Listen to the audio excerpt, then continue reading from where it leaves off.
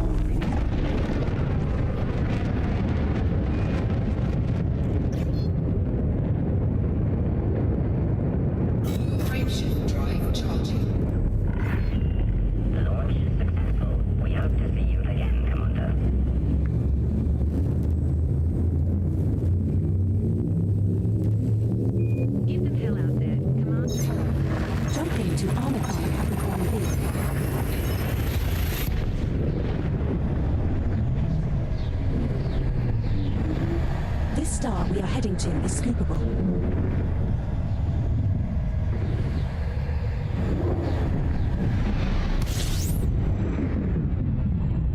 We have reached our target destination. Alright, there we go. What's going on, guys? Jurassic here today. We're back with Elite Dangerous. Now, the community event is a little bit far away from Capricorn B, so we're going to be starting out with the Type-11 to see how fast it actually fills up. Then we might be swapping over to the Clipper since it should have just a little bit more jump range compared to what this ship's able to do. We'll see. But first off, we're going to be starting in the BB1 section.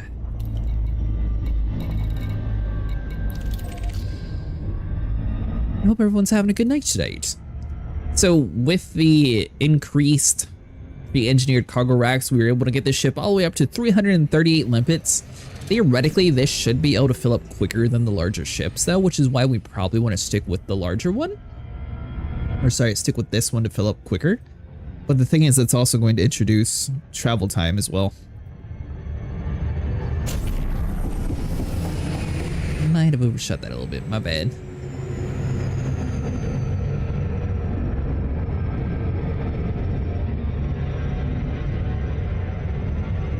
So our goal for tonight is try to get the max amount of platinum possible here.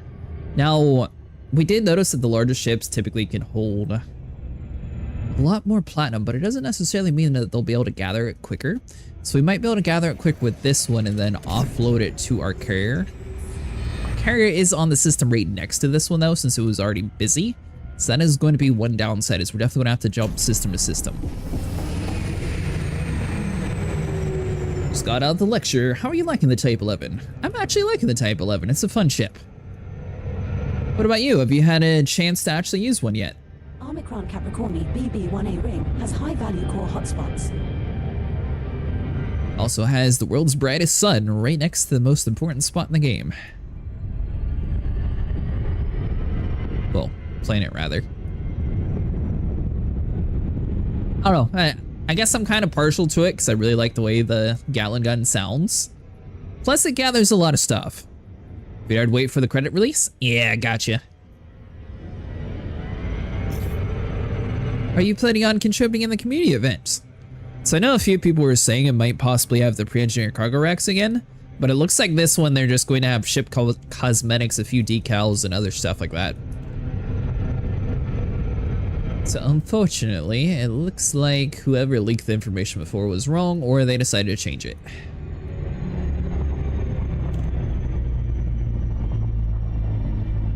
Let's see here, Monzonite.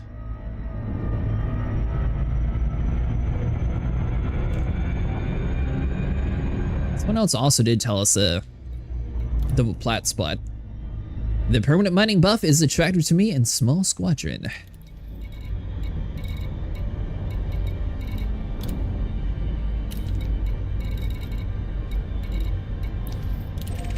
Thank you so much for reminding me about that. Hold on. You, this. Now, where was the thing at?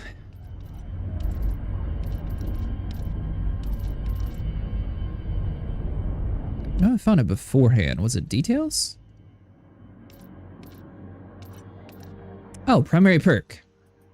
What do I have it on currently? Pilot Federation rank. That's junk. Hold on. Mining.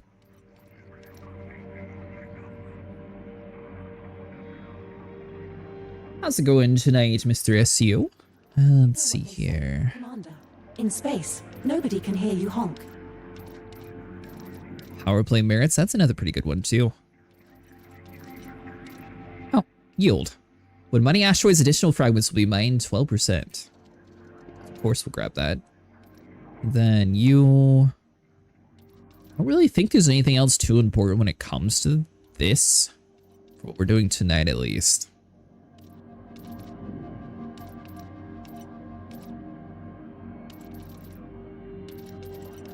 Yeah, whatever. Sure. Perfect.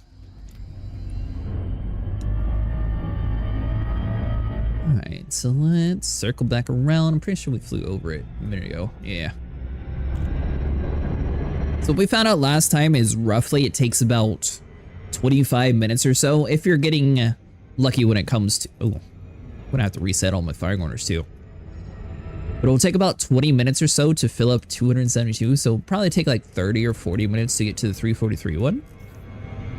But well, I mean, with the changes in the pre-engineered SEO drive, we're able to get this thing up to 25 jump range when it's full. So I mean, it's not horrible.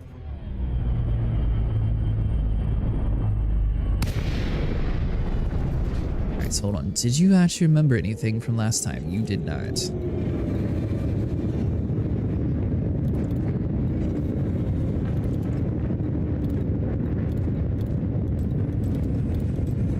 So let's get rid of all these groups.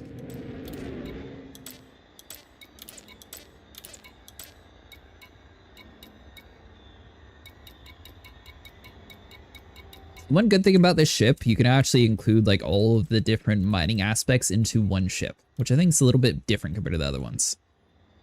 All right, so let's... We're not really going for cores tonight either, so I don't think we'll even need Group B. So Prospector, you...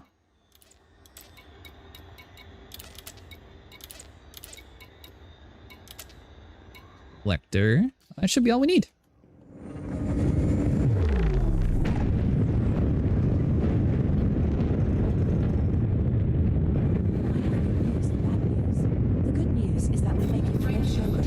Alright, let's jump a little bit closer. Millions of miles away from anywhere interesting. 3, 2, 1.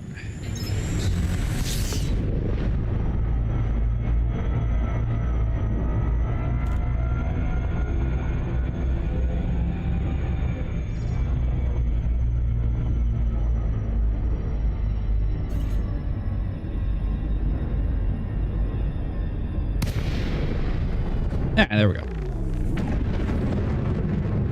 And let's get the planet centered. Perfect. So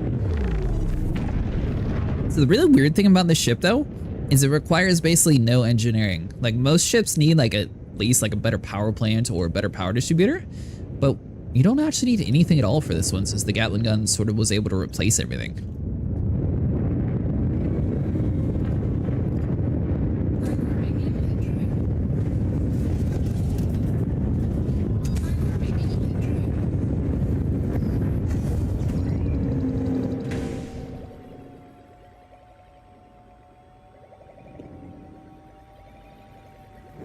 Is it going to shoot? There it goes. New ship. Let's go and turn the lights on as well. I think you can do better than Which they use the hangar space for the 20-pin foundry. Well, that'd been cool. A lot of people were saying it would be cool for like core mining as well. That way, you know, you had like a little bit better handling in a smaller ship. Already in love with the looks of it and the new buffs that make it much cooler. Oh, the gun sounds amazing too. Once we actually find platinum, you'll be able to hear it. I know a lot of people were saying it's also going to be like their new deep space tritium mining ship in case they ever run out of tritium out there.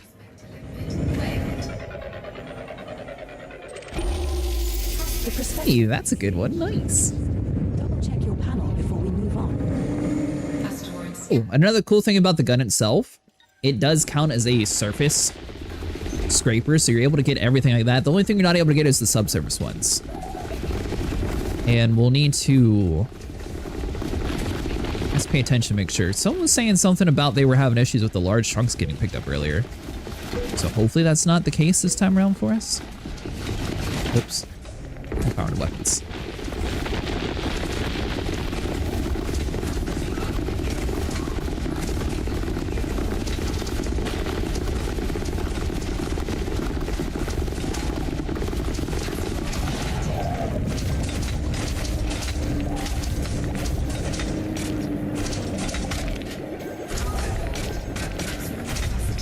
Cargo's full. Just trying to aim at like some of the bigger ones just to make sure it's actually grabbing them.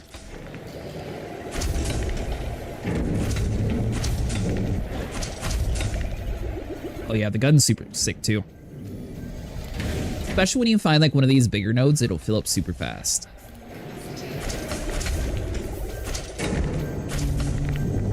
No, it's grabbing the big chunks. All right, we're good.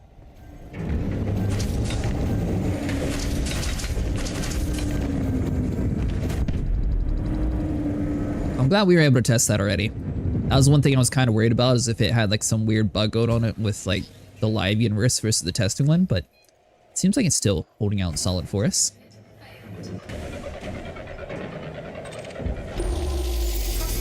Nothing detected here. Move on, Commander. Some people were saying the amount of the amount of collector limits was kind of excessive, but I think since the gun makes the fragments like so unpredictable for where they're actually going to be ending up at, it kind of makes sense having the bigger collector limit count, since they sort of have to go everywhere anyways. Same with the speed. Although apparently collector limit speeds were nerfed a while ago. But I think it's mainly just because this one's so random when the chunks come out. Some people were saying that they might eventually put this on the bigger ships, but can you see any? I don't know. I feel like if this was on a big ship with like 2 or 3 of these Gatling guns, it would be way overpowered compared to everything else. It would make the rest of the laser mining like completely worthless. So I don't know how they would actually handle that, or if this was even like the bigger version of itself. That'd be really hard to balance. Then it would basically just like make the rest of the mining lasers irrelevant.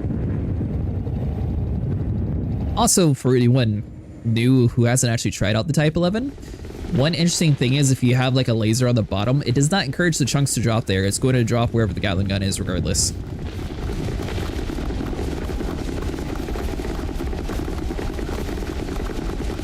So it's actually better just to leave this ship by itself with the Gatling gun instead of having multiple lasers.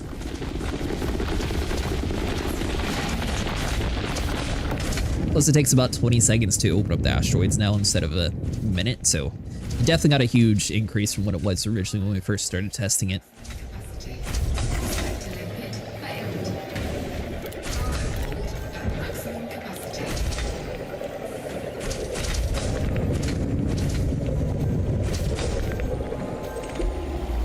No cause for 16%. We'll grab anything over 20. any surface or subsurface deposits.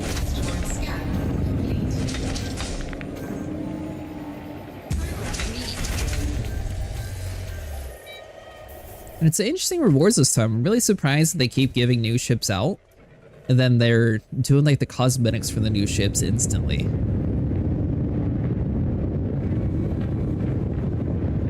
The gun does destroy limits. They will change this. Or, sorry, will they change this? I don't think they're planning on changing that now. I think it's mainly due to the fact that it's also counted as a abrasion blaster, so it's able to get the surface deposits. Now, Commander. I noticed if you strafe left and right, or if you sort of like go in a circle while you're shooting, you're less likely to hit your limpet, so you won't have that issue. Also, you can destroy the bigger chunks as well while shooting, so yeah, that's another way to encourage you to not accidentally shoot the same spot.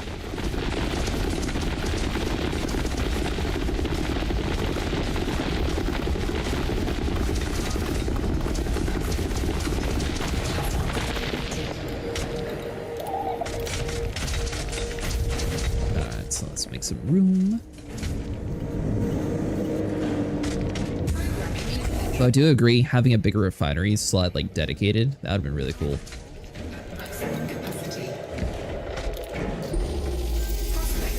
Nothing. Keep looking.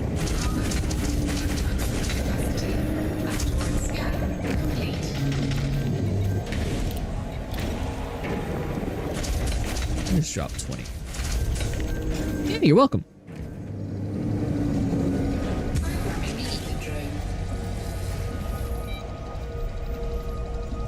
All right, Prospector, launch.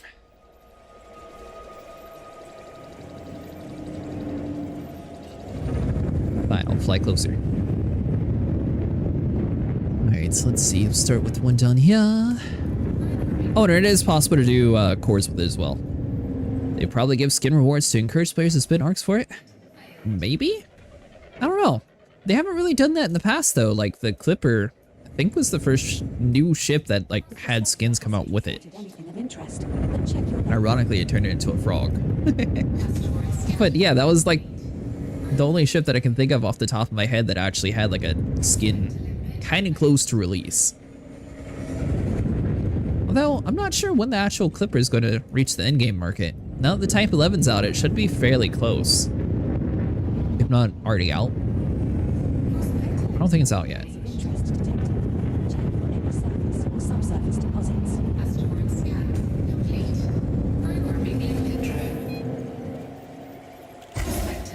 Finally updated to Windows 11. So...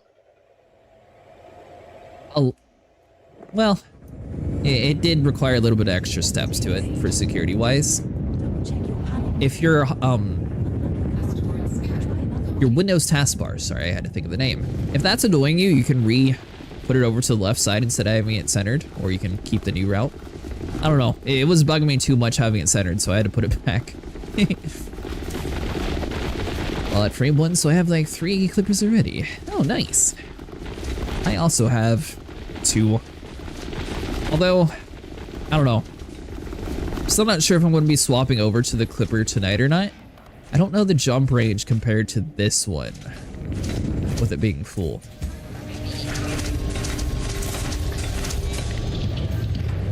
Though with that said, I can always just offload it to my carrier. Do you think the next ship they will release? I don't know. So far we had the Corsair, which was a combat ship. We had the Type-11, a mining ship. We had a Clipper, which was like the all-around storage cargo ship. Engaging encouragement mode. Come on, Commander. So probably circle back around to having... Oh, is that big chunk useless? Probably have like a large combat ship next is what I would assume. So we still don't have anything to really take on the Conda or the Corvette yet. What do you think? Or what are you hoping for? Prospector says no. Now that's trying to give like a realistic expectation. If it's something I think would be really cool, then I would say like maybe add in like new modes for like Guardians and Thargoids, and maybe have like a, I don't know, a Guardian SRV that's only able to go on worlds that we originally couldn't go on or something like that. That'd be cool. Got mad at Fortnite because became a maniac. Tried to install it and ended up breaking my Windows 10 install. Went through 3 days of troubleshooting until I found a Reddit post. And now it's working. Going through the process of installing everything back into my C drive.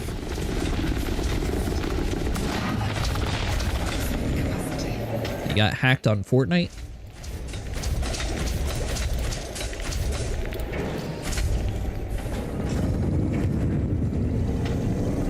Or how'd you end up messing with stuff on your computer for it to break?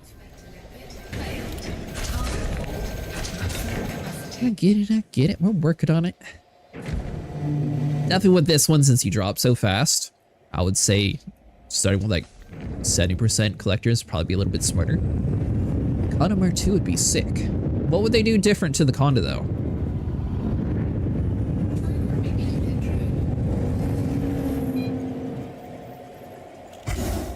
I don't know. The only thing about those ships is they're like best in slot already. So it'd be hard to like make a Mark II and have it be better. Though they did it with the Python, and the Python moved from like a really good mining ship to a really good combat ship. Asteroid scan complete. So if they didn't make a Mark II condo, what would you actually want changed in it? Or what would you want it to mainly do? Got mad and didn't want to play anything that I saw a game where they're coming unsupported for Windows 10, so I decided to brute force it. Ah. Complete. Hey, thanks so much for following. Yeah, the whole like Microsoft doing away with Windows 10, that's going to be interesting soon as well. Unless you like pay for like hidden security updates or something. Curious if they're going to keep up that same mentality, and if that's going to like push more people to go to like Linux, or how they're going to be able to counteract that. Asteroid scan complete. Programming limpet drone. Select limpet failed. No cause for Nada. check for any surface or subsurface deposits. Asteroid scan complete. Programming limpet drone. Because my other solution tonight is going to be to just head back to my fleet carrier, which is in the system next nearby, and transfer it. If I can figure out how to actually transfer the cargo from my ship to the Unless it has fleet carrier. deposits. The game was Monster Hunter Worlds. I know it works well, but with my luck, it'll break the day Windows 10 is ending, and it'll be out of luck. Yeah, I've still yet to actually play that game. Select limpet failed. I was really big into Dauntless when it first came out, which was basically a free-to-play Monster Hunter. And then a whole new like BitChain company bought that game, and then apparently it like completely died off to the point that the game no longer exists. I have no clue what they actually did to the game, but apparently it was awful.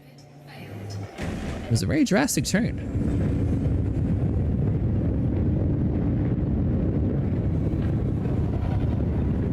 Come on, Platinum. 37, good enough.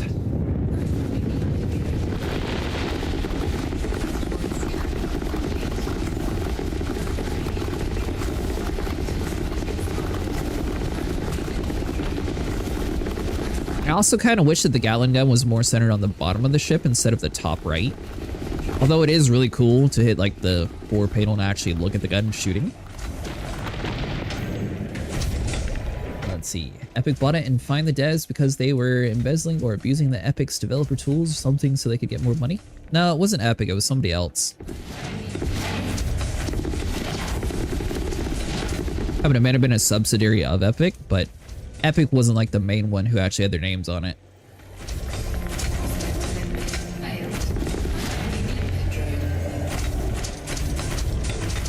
From what I remember, at least.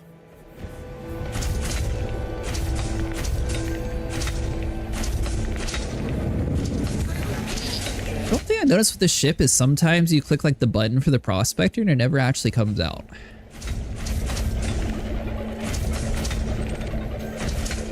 So far, I really like it. It fills up super quickly, and I don't know. I don't think it's too overpowered considering the fact that it's like one of the few mining-only ships in the game. And since it's so restricted in other areas, I feel like it kind of has to have that capability. If not, it would be worthless. 63. I mean, in the end, Epic owned it and then slowly sunset it until they shut it down, and they may have been the second one to own it. I don't think Epic actually owned it though, did they? So I thought it just got sold to one other person.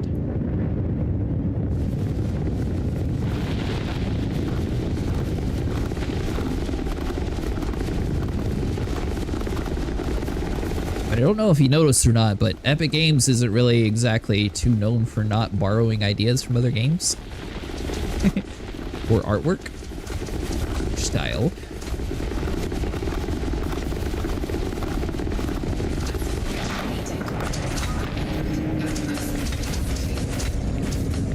I don't think that would really bother them too much. Yeah, it was part of their first party titles around the same time they came out with the Battle Breakers.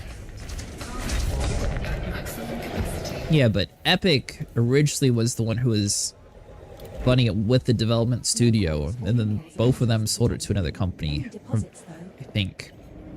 Asteroid scan complete. Oops, refinery full.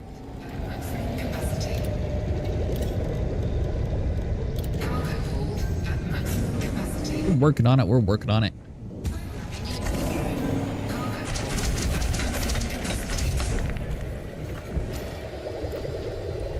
Yep, full again.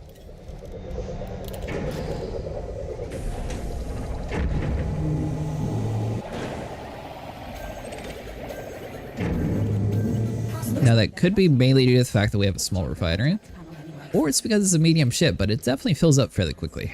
Complete. Cargo hold at maximum capacity. I don't even know what Battle Breakers is. I never even heard of that one.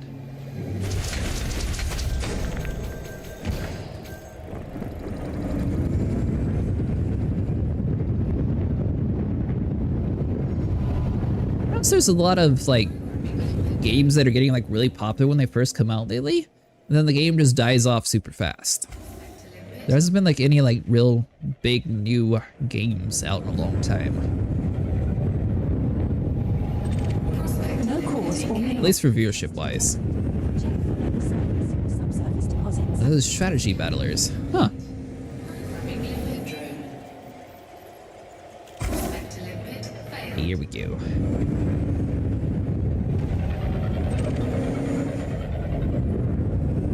Well, since we are running towards the very end of September, I was thinking about adding in like maybe some Dead by Daylight, but definitely Prey and a couple other like sci-fi horror games for October.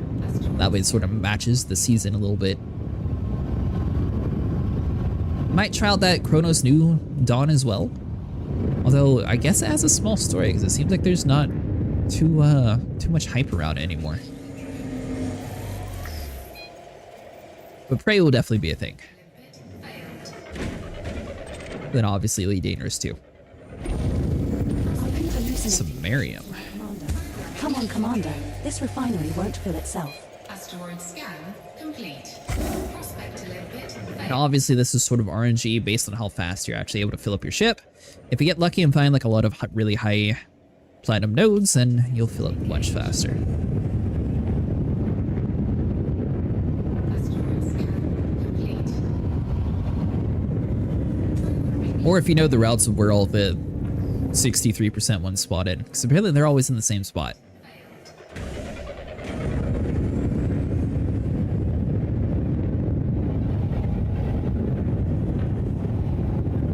Come on, Mr. Prospector.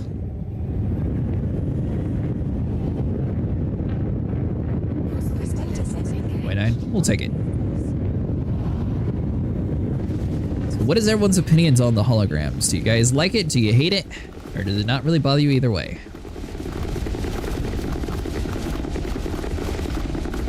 I personally don't really care either way, because it is sort of like a construction ship, and that does sort of seem like a construction-ish kind of vibe. I'm curious if other, like, more combat ships will get to that same point eventually. Hey Luna, how you doing tonight?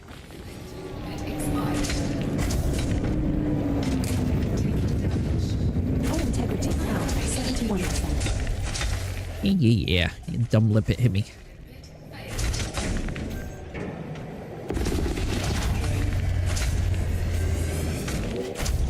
Just spot the standard and not big into mining.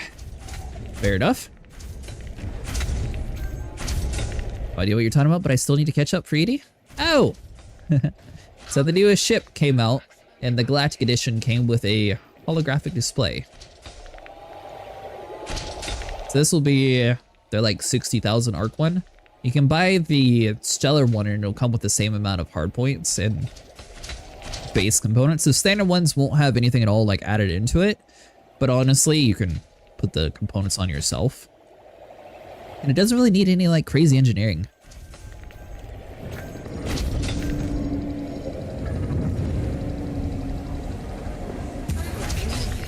Yeah, it looks different compared to all the other ships in the game.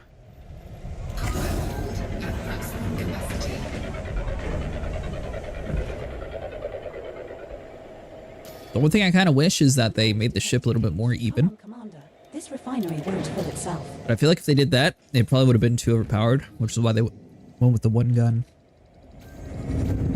30%, we'll take it.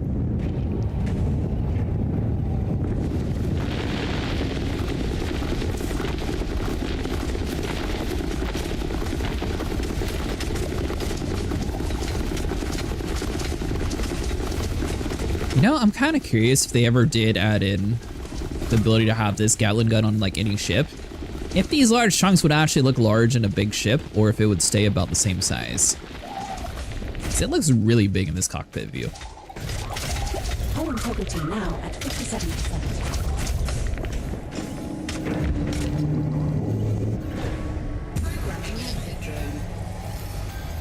Again? No.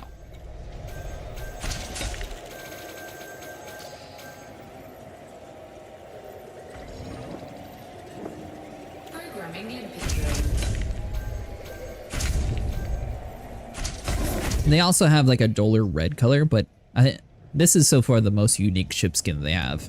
And I think for the community event, we get like a green skin or something for it.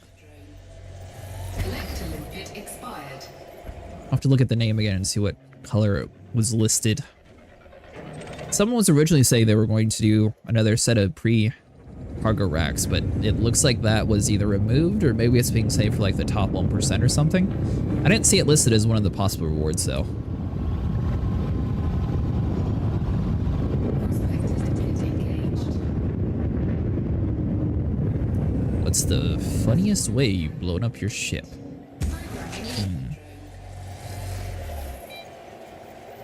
Collector limpet failed.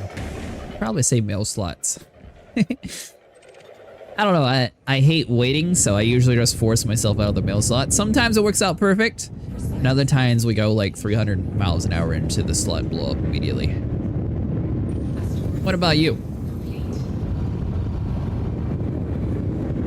Programming limpet drone. 'Cause I never rely on the auto dock anymore. Failed. Getting smacked by the station antennas. You know, I don't know if that's ever happened to me. It's gotten really close though. I don't know if I've ever actually like fully been hit by it. Moves into a space station while trying to dock in style. Yeah, there you go. Check your panel before we move on. As long as you don't have cargo, then it doesn't really matter. If you have a lot of cargo, then it really stinks. I'd say the worst time I died though was when I first started playing. I was playing with two friends from Star Citizen on here, and they were like first helping me like get started. They helped me finally get a Type-9, and then we end up staying like super late anyways, usually do like long streams. And I was kind of curious to see, like, they kept talking about, are you inside the actual hotspot? And I didn't know what they meant at the time. And they finally told me how to get to it, so I left the area and, you know, scanned the ring to come back in. Well, doing so once you already had platinum means that pirates will come attack you. I didn't know that at the time. And I was in this real big, nice, slow turtle ship. And, well, the pirates won that day. And I lost like 6 hours worth of mining. It was real tragic. I like a little bit of both, honestly, or all three. I think exploration is the coolest one though, because you can actually have like your name added to the game, where when you're mining and trading and all that stuff, it doesn't really change anything necessarily in the universe. Teleported out of SC into them, so I didn't have a chance to dodge.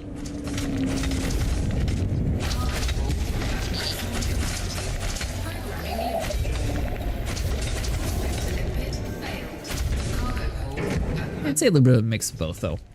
Combat definitely pays the least out of all the different jobs available though. So if you're going for profit, I would recommend anything but combat. Don't you die, collectors. Get out there!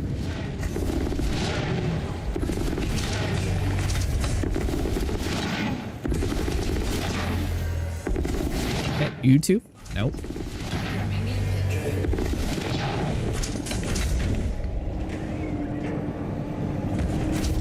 Are they just dying? Are they that dumb?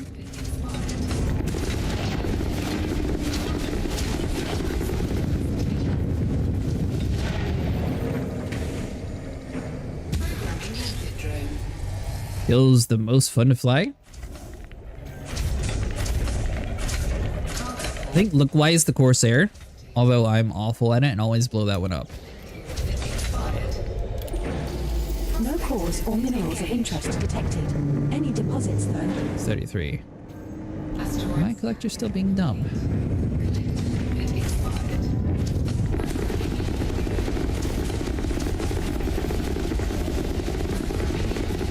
Don't know if maybe we got a little bit too far away, but add him over this way just in case. What about you? What's your favorite ship to fly? Though I do like flying big ships too. I think the cutter was my the cutter was my favorite for the longest time for cargo hauling. Now obviously got replaced by the King Clipper.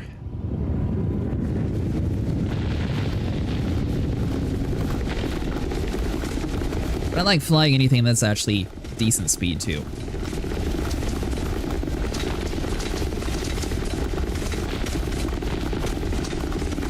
Well, the Mandalay is pretty fun to fly.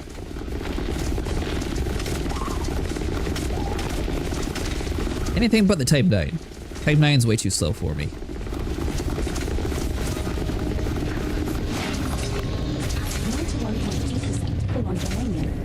There is basically a space limousine.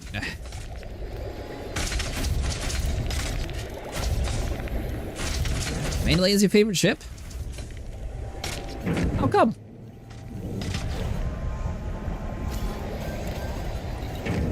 Is it your favorite ship just because it's the best at exploring, or is there an actual, like, another reason behind it being your favorite?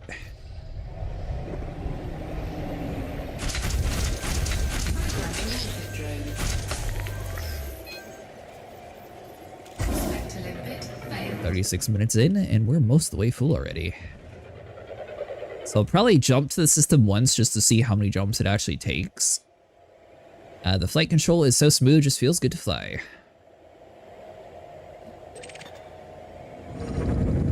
Yeah.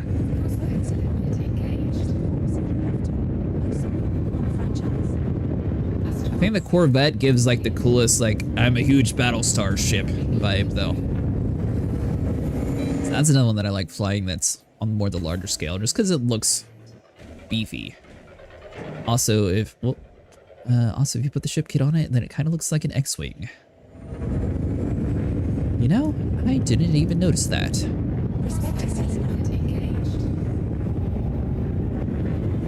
Get at a silly customization to a ship. What it would be?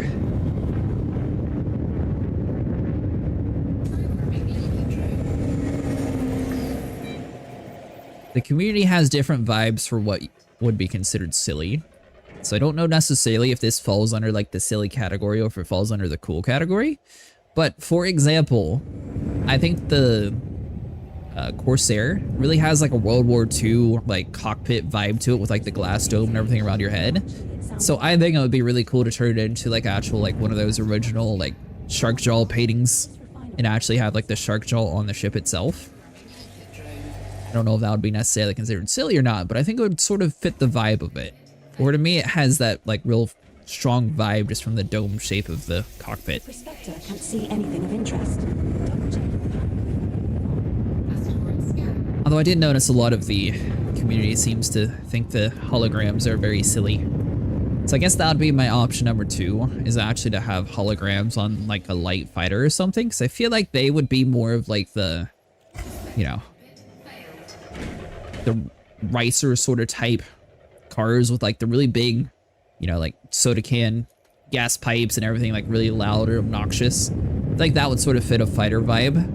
Just basically acts as like a neon kit or something. Some stuff for streamers. Would you like to check that out? Sure. Classic flying saucer would be a fighter would be funny. Oh, you meant like an actual like mini fighter, like winter deploy.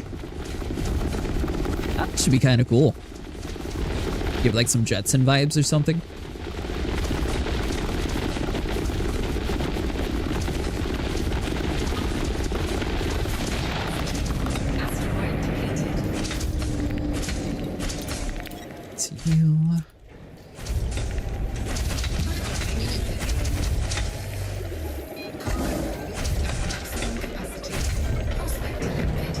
Was saying that term, it's offensive apparently.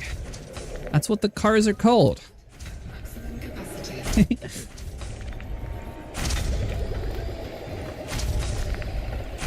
Yeah, that's like saying muscle cars are offensive to people without muscles.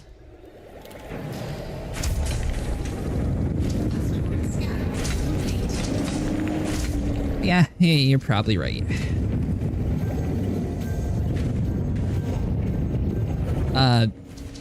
Could be Acid Jurassic.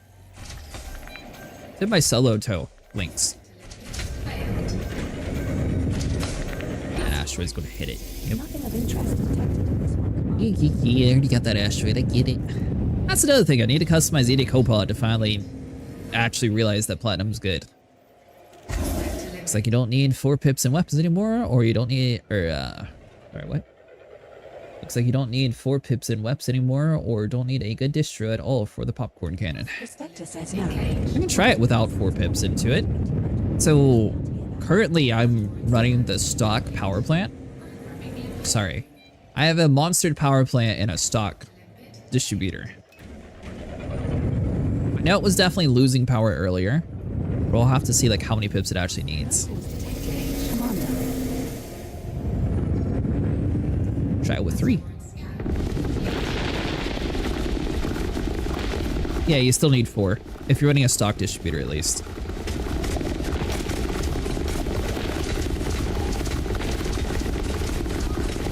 Go from a 7A to a 5A distro to save power and weight. Ooh. That's a good point. I mean, honestly, this thing doesn't really... Stupid large chunks everywhere. The thing doesn't really use too much power, so it probably could have quite a bit of things drop down.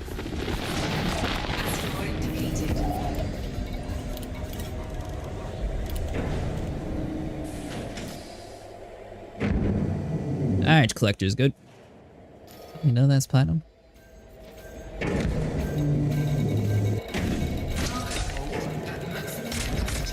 Alright, yeah, there's a lot of platinum.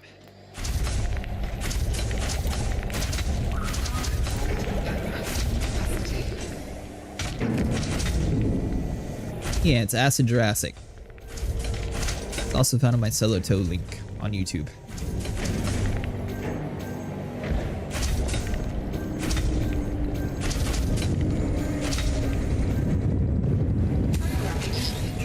How you doing tonight, broski? You know, I didn't even think about dropping my power plant down. Or sorry, my power distributor, but that might not be a bad idea. I think on GTA 5, they have a term for literally that type of car. Tuner, I think. Oh, maybe. Ooh, 63, perfect.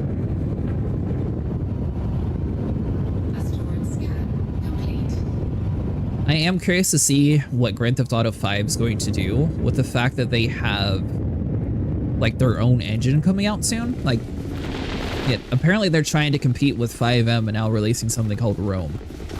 The money is we need the biggest distributor with weapon focused engineering, but now that it doesn't seem to be important now. Nah, this thing, like literally I'm using a stock distributor.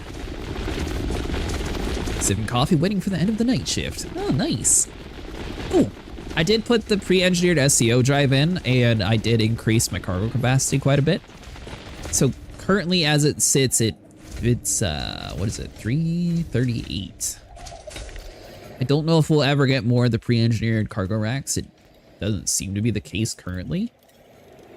But if we ever did, then you should be able to increase it a little bit more from there. But it looks like currently the max will be 338.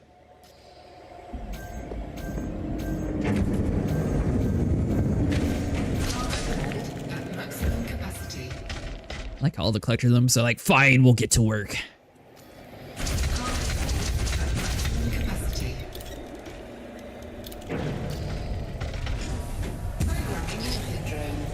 Pretty well, we got it.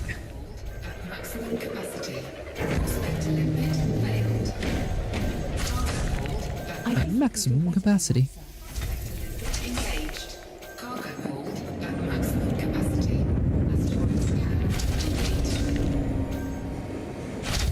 How's the ship so far?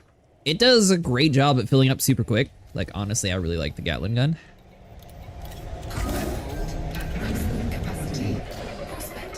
We'll say some people weren't exactly the biggest fans since it didn't have the most storage in it. EVE Online made a new MMO, EVE Frontier. You gonna take a look at it at all? I might. Is this one free to play? I took a look at, what was it? Vanguard? though an asteroid where you could mine sausages would... Limits are out, I'm full. Nice. Complete. That took us 45 minutes to get 338.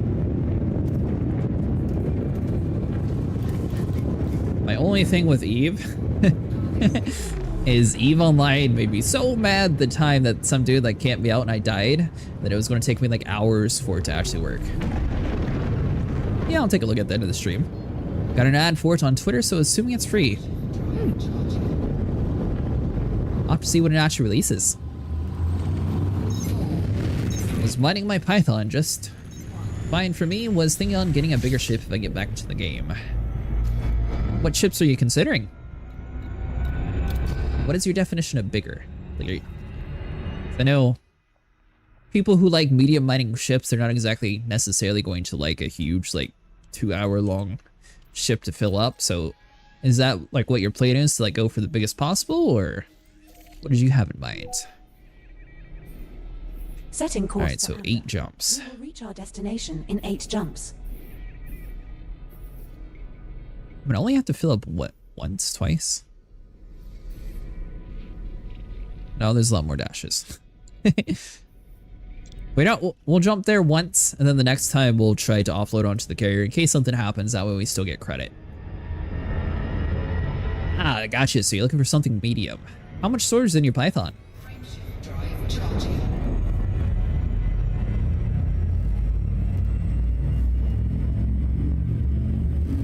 Maybe we'll get a weaker version of the popcorn cannon later for other ships so we can fill our flippers and cutters quicker.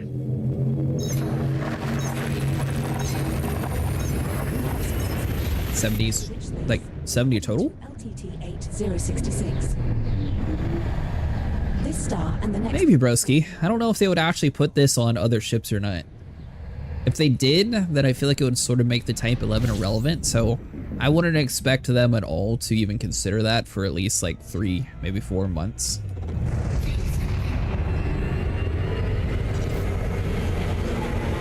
Now, what they could do, yeah, next year could be a possibility. It'd be kind of interesting, but another thing that they might be able to do, yeah, I'll check it out at the end of the stream, is they could put like the weaker variant of the Gatling guns on the bigger ships. Because the thing is, being a slot 3, unless they restricted to only allowing 1 per ship, which I guess that is a possibility. They have other modules that can also only do 1 per ship. But having it so you can have like 3 or 4 of those Gatling guns, that's going to make it really overpowered.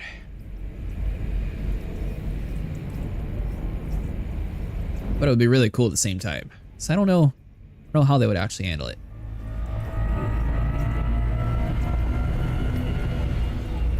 Yeah, I gotcha.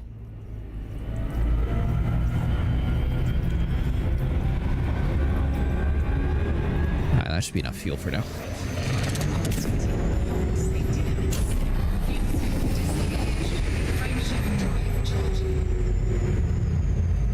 Although a year from now, I don't know if they would actually keep like the same cycle. Like, would they have a bigger, beefier version of the Type-11 coming out?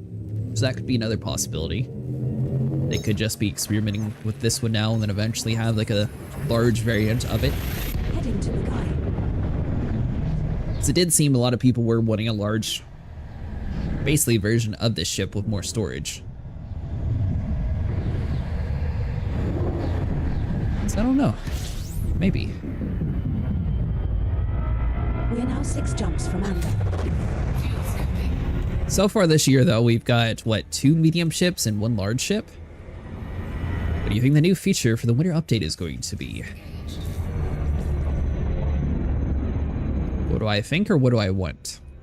Frameshift drive charging. I have some pretty crazy ideas, but I don't think any of them would actually be a thing.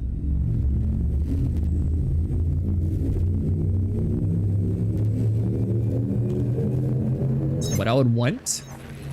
Alright, so I know that this is going to be kind of controversial since the ground stuff and Odyssey seems to be sort of like a touchy subject with a decent amount of the community. As is the subsequent. But for me personally, I think it would be super cool and awesome if they, I wouldn't necessarily say reintroduce the Thargoid War, but maybe introduced it to the fact to where we're like going into their home territory and like taking on like their motherships and stuff. But on top of that, There is a potential for we could have it more like an actual raid, so like a MMO style, so where you could have 4 people on the ground having to infiltrate and like, I don't know, destroy a nest or destroy like something that's keeping the Thargoids from like reproducing inside. And then you have the 4 other commanders in the air like fighting them inside the sky and have like a huge like raid style event. Or, and personally like it'd be like a permanent addition, but I feel like that would be a really cool thing to like add. That way it encourages people to not only do more stuff for the ground combat, but it also has commanders actually having a purpose to play together more. So I think that'd be really cool. I don't think it would ever happen though. Actually, I was thinking more of like a Gears of War 5 style whenever they like infiltrated the hive, but I don't think they would ever actually do that. So what do I think would happen?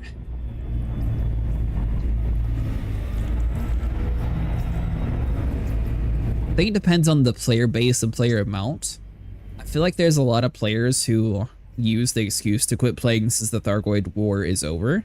So I feel like having like some sort of war where like maybe we find like a hidden fragment of the Guardian tech and we accidentally like turn them online and we have like a whole nother war against someone else, or maybe we like work with the Guardians and they like teach us more technology or something like along those lines.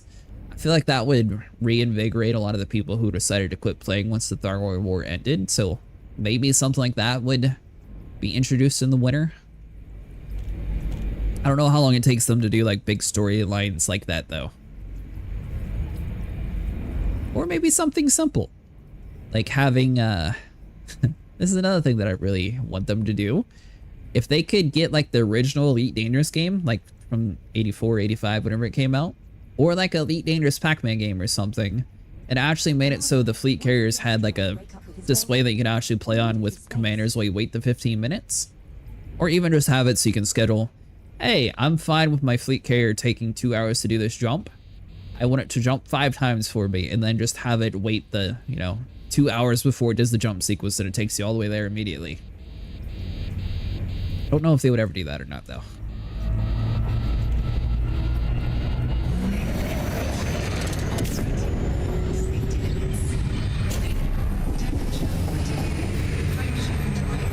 What about you?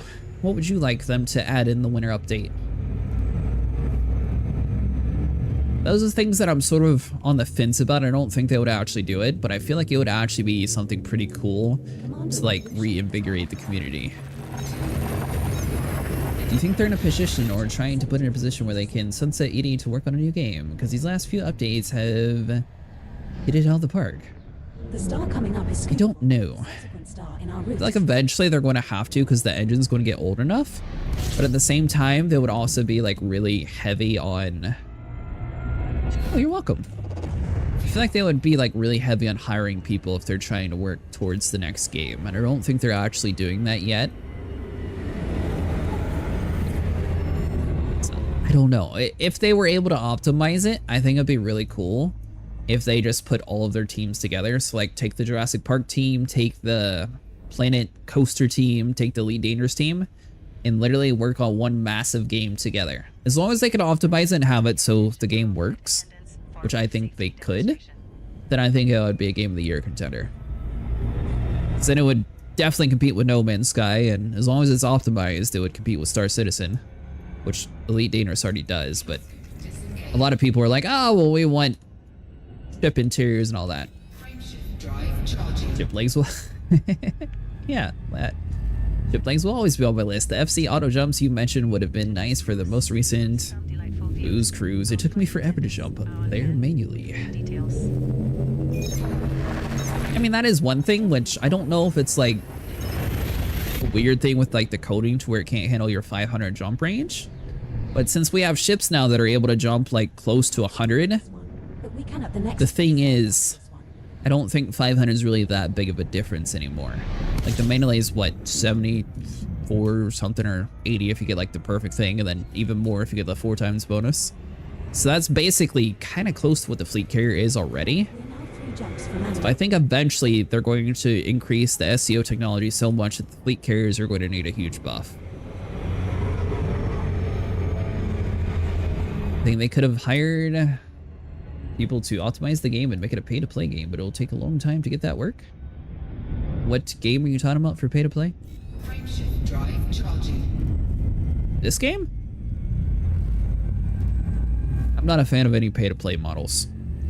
I personally really respect the model that they're going for in Elite Dangerous. You can decide to opt into supporting them and give them some money before the ship comes out, but it'll come out in like 4 months. Oh! Gotcha. You meant peer-to-peer. It already is peer-to-peer though, isn't it?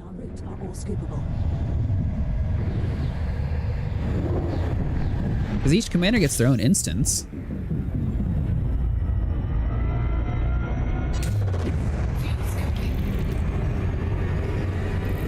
Alright, so after we fly there manually one time, we're just going to offload the rest onto the fleet carrier. But technically we took this full journey, so we'll get credit. Then the rest, if something weird happens with it, we know that we're still good. But apparently you can transfer your cargo to your fleet carrier without it having like anything weird happening. Still has us connect to their servers for the actual data. Oh. I don't know with their maintenance cycle though, if that peer-to-peer way would actually work. This one's scoopable, as is the subsequent star. They might be able to do something like that to like save on money, but I don't know.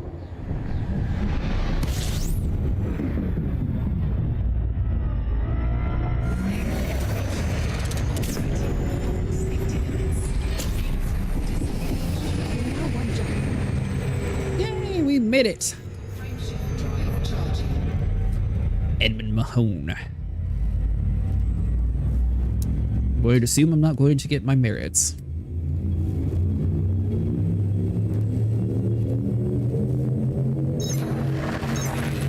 Also, the real question is, how much is this dude paying?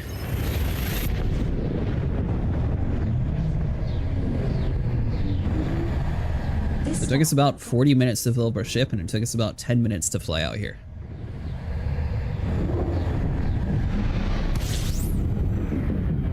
We will be regarded as hostile while in this system, so stay on alert.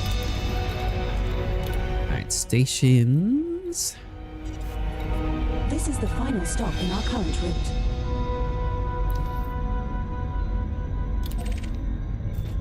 Did it actually list it? Sell to the Malsberg Vision. Hey, we guessed correctly. Nice.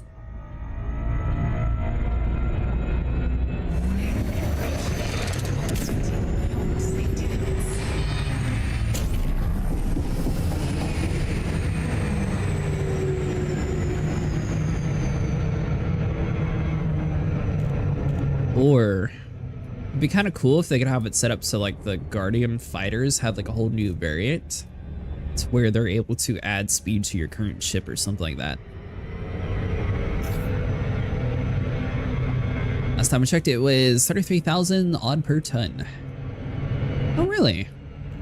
It's a little bit less than what you can actually usually find. Interesting. How you doing tonight, Mr. Grimm?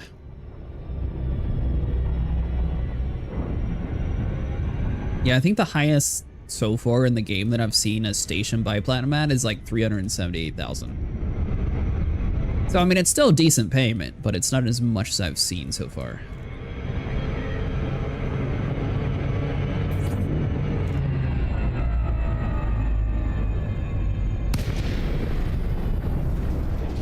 Has anyone here actually done the whole transfer your platinum to your fleet carrier and was able to successfully turn it in for the event?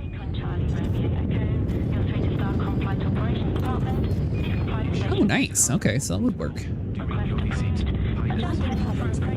Did you do the buy and sell method on the fleet carrier, or did you just actually store it? Nice and gentle this time, Commander. Or will you just boost your way in? Just do not do the buy from market thing. Sometimes too.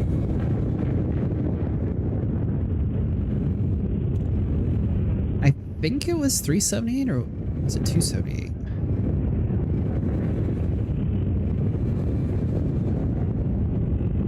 I don't know, now you have me question myself. It's in one of the videos I made. I'll have to look back and see. Watching on my break at work. Oh, how's work going for you?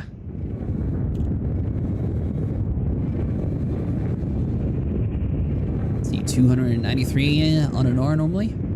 I'll have to look and see which system it was in. Attention, Commander. Throttle down to approach speed. Although I know sometimes the in-game market's kind of random, like occasionally some things will be buying way higher or a weird amount anyways. So it could just be one of those days. Is 18 right below me? No.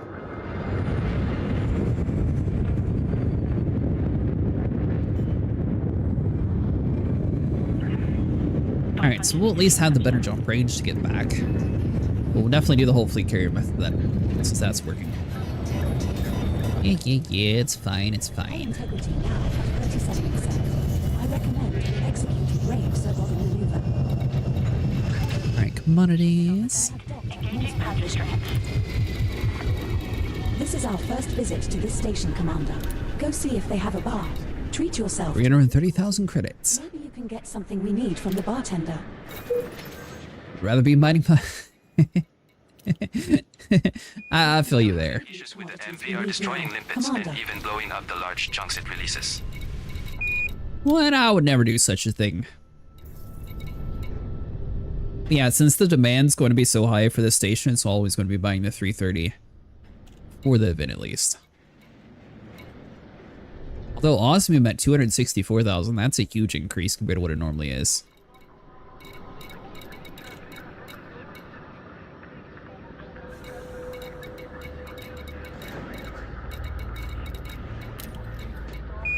Better plant mining CG and Bay, Winters versus Grom with the 8 times multiplayer, meaning 440k per ton. Yeah, this one doesn't really seem like it's a huge amount. Of course, it's gonna destroy S***T. See, people are unhappy. Unfortunately required. Eagle, so chunks go below you. Landing coupler retracted. Regulate your speed inside the docking bay. Position yourself at an angle, so the fragments spray out away from the shots. It helps. How much did I make on that hole? About a quarter speed to the left as you're shooting.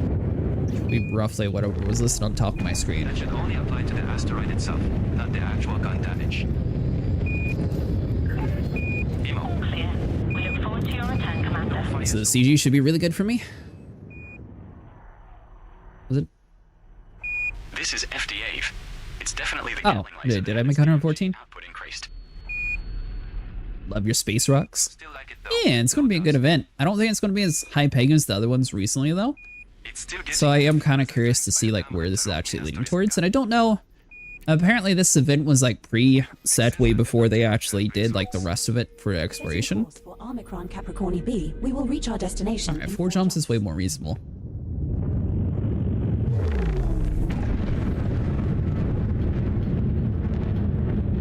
true. Just a pet peeve. I can live with it. Because we had what? The cargo hauling event that paid a ton.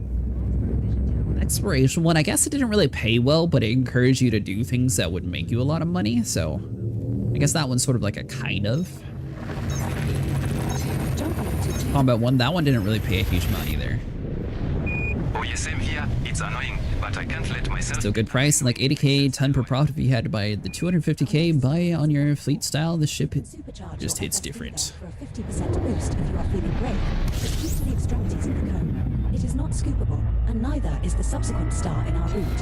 What are you going to be doing different? You talking about just with the Gatling gun instead of needing all the extra lasers?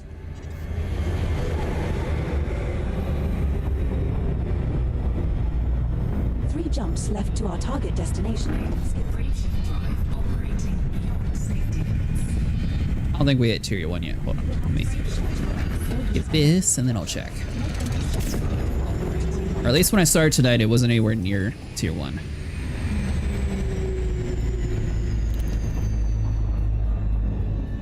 Yep, nowhere near it.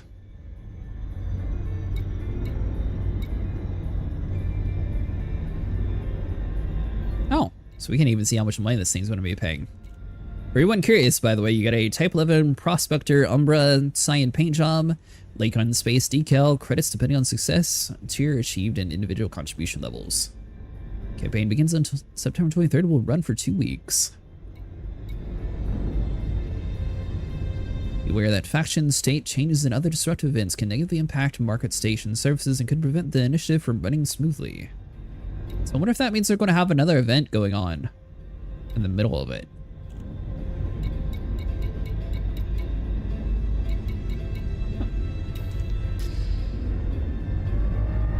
I was really turbo money in the past with Python and 12 collectors running. I think this will definitely be able to outpace your Python.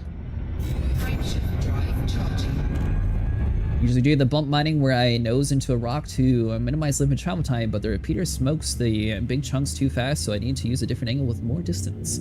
I noticed that too, plus it seems like the bigger chunks actually can damage your hull, so I usually average like 50% health compared to normal.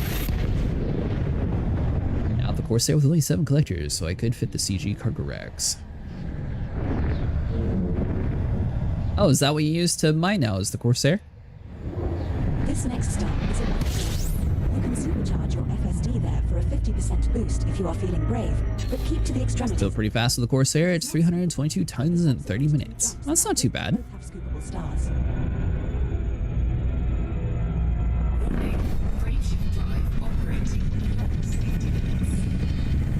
You will have to supercharge your Here we go. I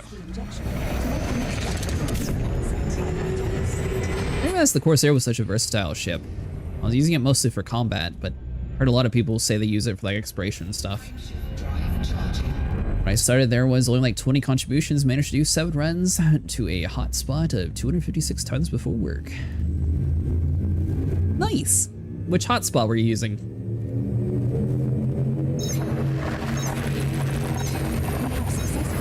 Then over to the Python, one optional is a bigger class and it's 100 meters per second faster. Fastest mining run ever was a 21:45 for a 512 cutter with a refiner full, but it was a good run with about 966%. Yeah, that's the only thing about mining is sort of a little bit of luck whenever it comes to fighting like the bigger nodes.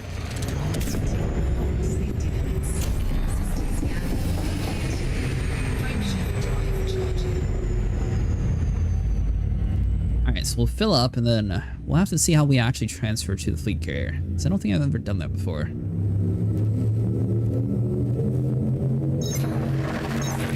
Then we can just, from now on, just move the big part or whatever with the clipper. Gotta make the rock god sacrifice.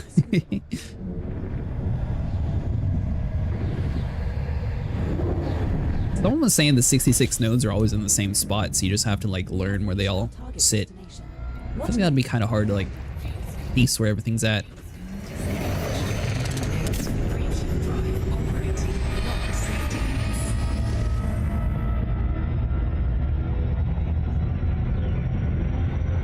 There are Google Docs that you can use. Yeah, my thing is it always looks the same.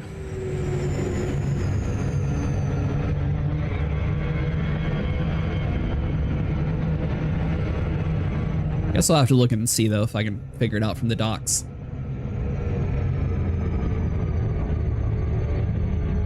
It was 4 jumps there and 5 jumps back to the station.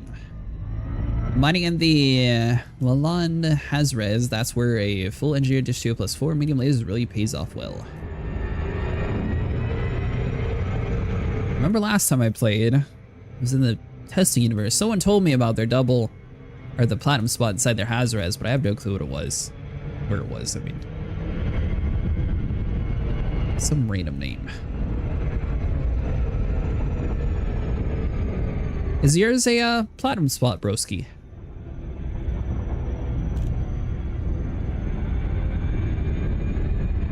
Usually starts from the center of the hotspot and use the planet as a reference. I don't like the map mining because it takes the fun out of it and made me slower. Yeah, I feel like that would be the same thing for me. Pirate scan is just to boost to the other side, like the 20 km radius, and leave me alone. Attention to our flight attendants for a brief safety demonstration.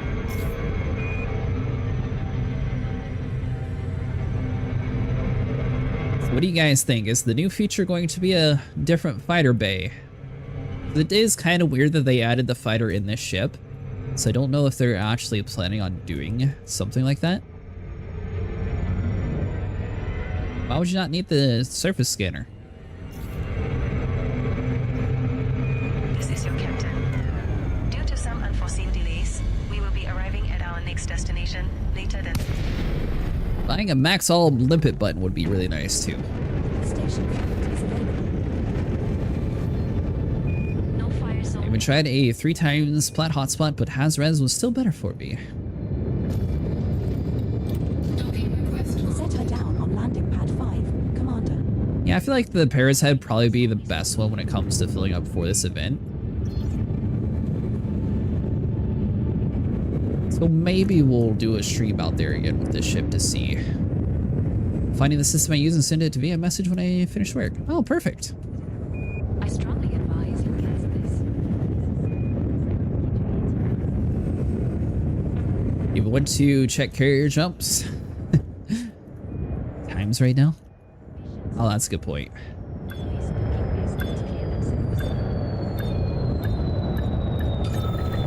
Docking successful.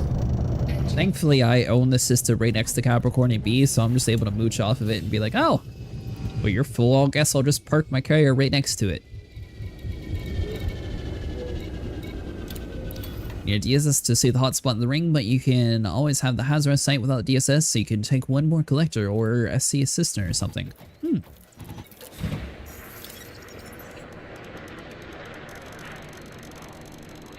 Alright, Mr. Limpets, we need all of you.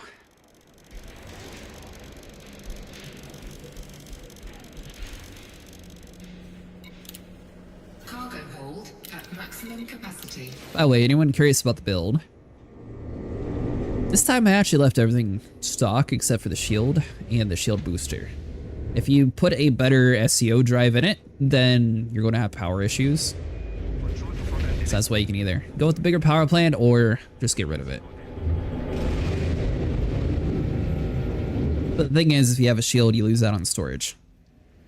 But this is literally what the stock build comes with. So we even have some defense, even though I don't have any of these actually mapped. And then technically the subsurface missiles is really cool. Seismic charters, that's just for cores, and then the rest of this is just going to be to protect yourself. Although I don't know how well this thing could actually defend itself.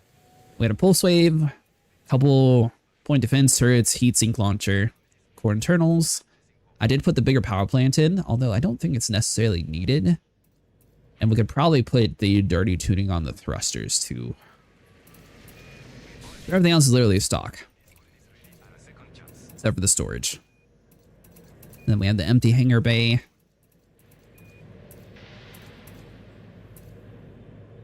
I feel like you could probably get rid of the fuel scoop too. Although slot 2 is not really going to do too much. I bet you'll throw at least 150 minutes away later. Probably. I see you did the same thing I did and bought an abrasion blaster too when the repeater is an abrasion blaster as well. Actually this model came with it. Anything that has like the little, the bag, that's just all the pre-installed units.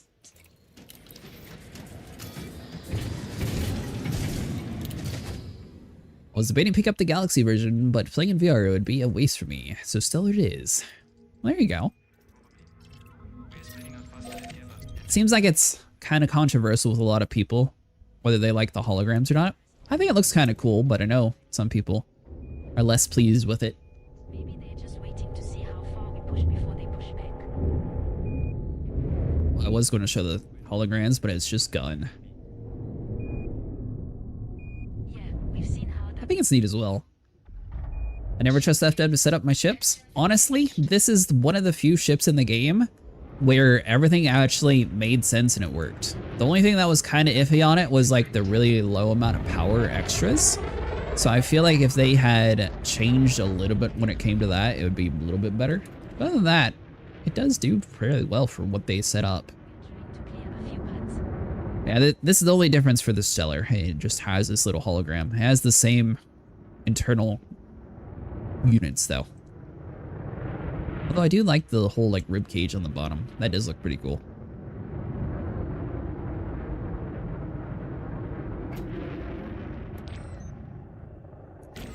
No fire zone exited. Not worth the extra 30k. Yeah, I do think if they had like the Galaxy Edition, it'd probably be a little bit better if they had like more components on it. Although I'm sure it took them a long time to get the holograms. I fear if enough commanders buy the 60k arc version, it'll raise the price for the standard version of the next ship to 20,000 arcs. Don't know. Maybe. Or they'll just keep up with the hologram display, since it would sell well. I don't know. The standard versions have been pretty bare bones though. So I feel like they would have to actually put like more smart components on them if they were going to do that route. High value core hotspots.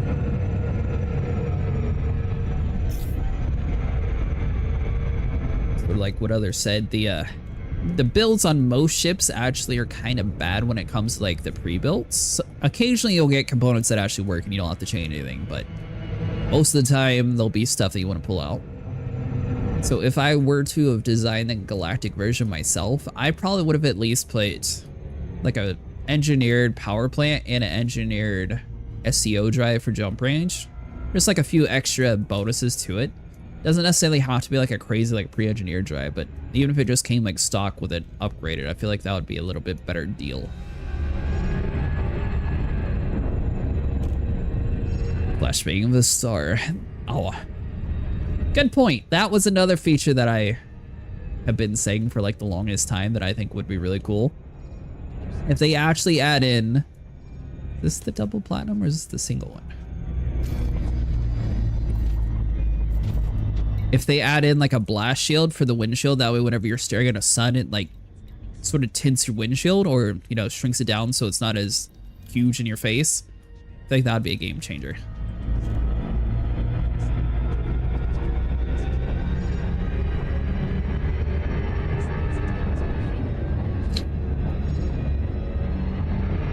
Here we go.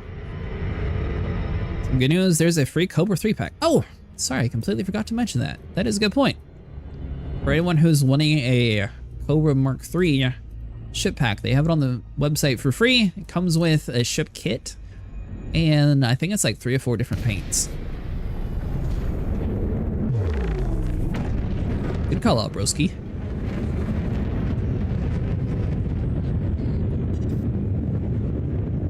I don't know how many people still use the Cobra Mark III, but it's cool for the new commanders.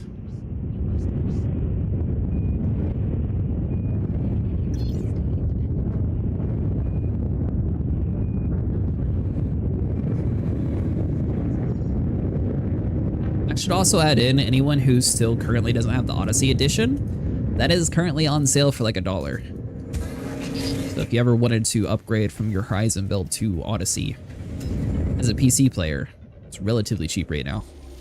Prospector says no. Engaged.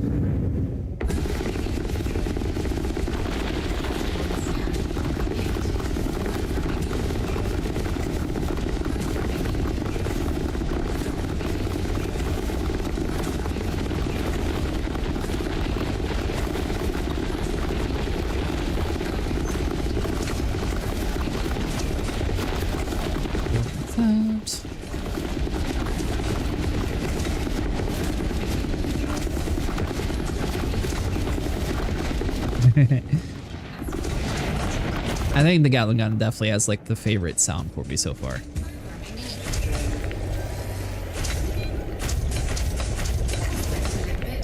I feel like if they were going to increase the price on ships though, to go back to what Sol was saying earlier, I feel like it probably would have been with the Clipper, since that's such an overpowered ship in most categories, where this one's just set up for mining itself.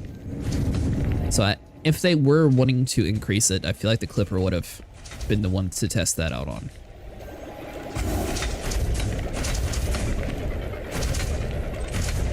Or since people keep begging for it, the Condor Mark II.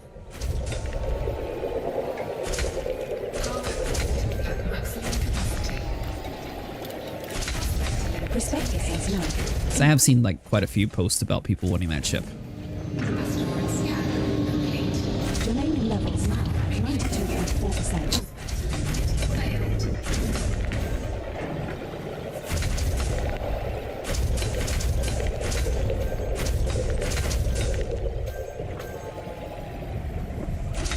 Come on, Mr. Limpet. Nada. Move on, Commander. Asteroid scan complete. Prospect limpet failed. So what were you guys thinking though? Was this ship meeting your expectations? Was it a little bit of a disappointment? Or are you happy with it? Asteroid scan complete. Programming limpet And there's definitely some things that could have been changed on it, but I think it's a pretty good overall ship. Didn't watch anything on it. Nice. Well, I'm glad you're liking it. I like it too.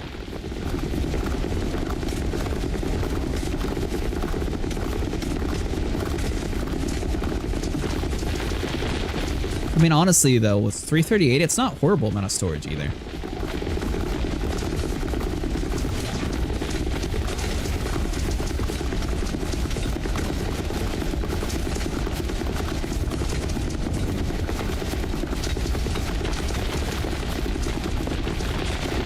Ah, that's why.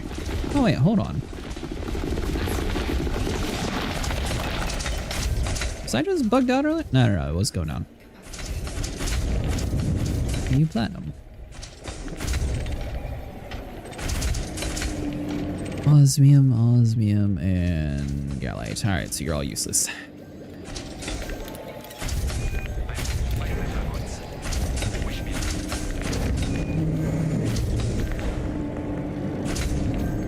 It's kind of how I feel about it too. Like, I don't think beforehand it was awful.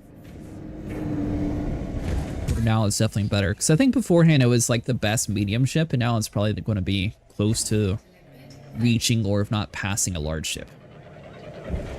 Need to find a thruster engineer combination to get this thing down to a sweet spot for their prospector shooting.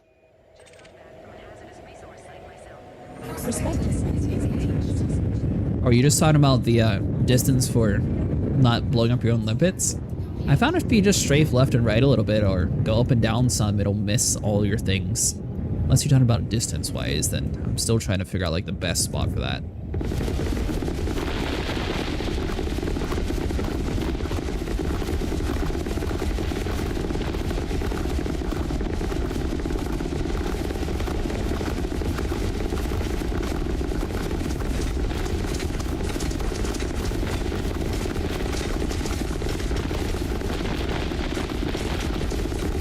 This for launch the prospector, the ship chews them up. Oh, yeah. I don't know what it is, but for some reason the prospector doesn't seem to always come out for me either.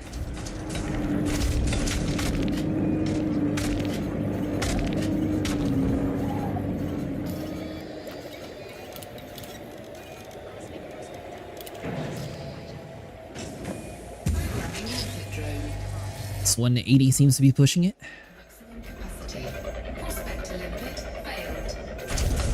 Full again? Get to work, prospectors. We don't have all day. No cause detected.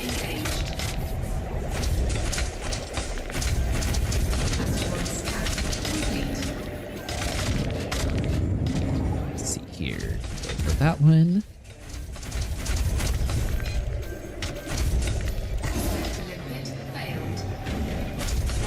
It definitely fills up way past the normal laser mining though. Just a matter of finding like the good 60% nodes. Those are the ones that you're going to have to drop quite a bit of lipids. Prospector is laughing its ass off at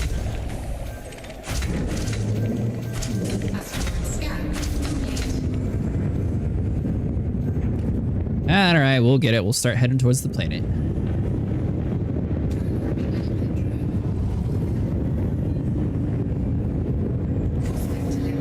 There it goes.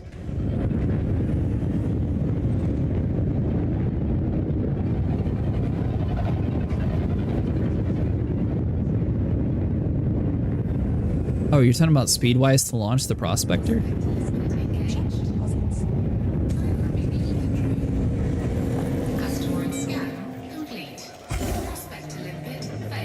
Oh, gotcha, okay.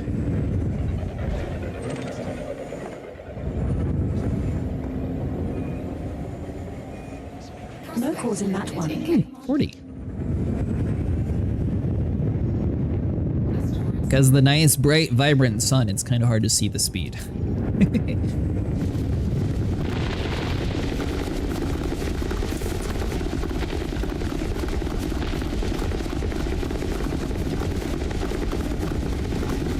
movie is the key to fast mining. I felt like the limpets, even though they're faster, it still takes a minute for them to actually like gather all the chunks from the Gatling gun. I haven't found like a good way to actually have them in a, you know, single spot like the normal route.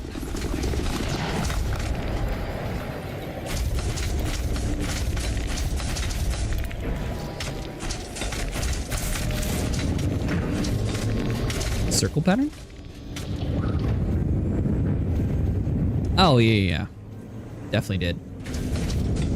Are you aiming for anything or just the asteroid? Just the asteroid. You can get like the surface deposits though.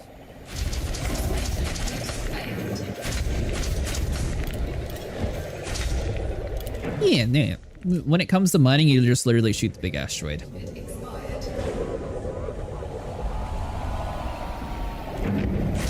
No cores or minerals of interest detected. Check for any surface or subsurface deposits. Asteroid scan complete. I believe so. It's a lot more efficient when it comes to like power management. Where they would collect things in about 2 seconds, now it's like 5 or 6 before they even grab it. They actually increased the speed on them quite a bit too.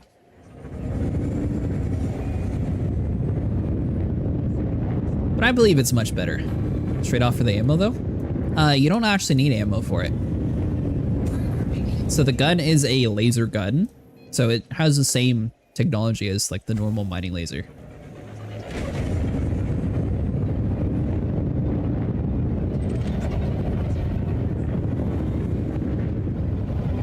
It's literally set up the exact same.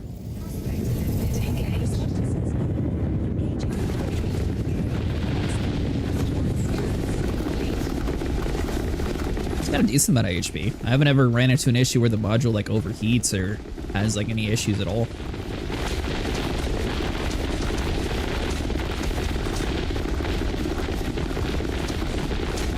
And in fact, this gun is so efficient that if you have all 4 pips into weapons, you can literally just like rubber band it if you wanted to.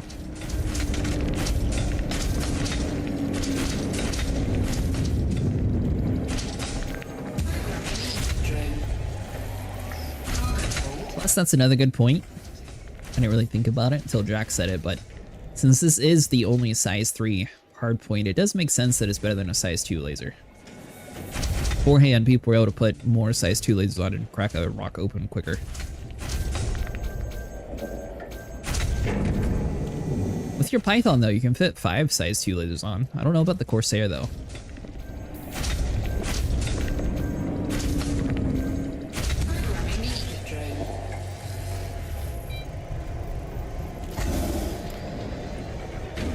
$329, alright. Maybe we dumped a little bit too much out that time.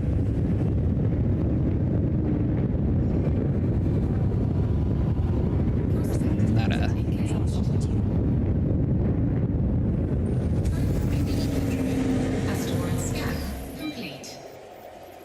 Prospector limpet failed.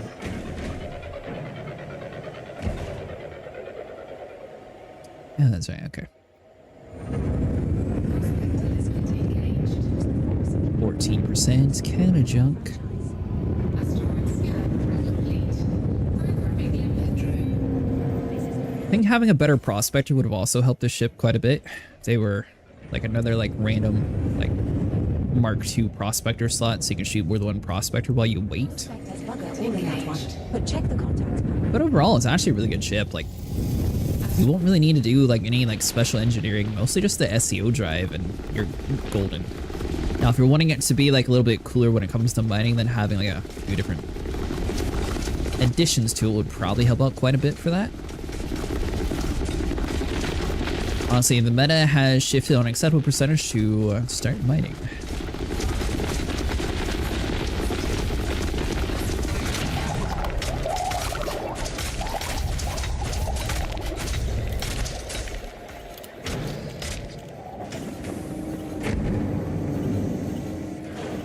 Oh, you meant 12% rocks are worth mining?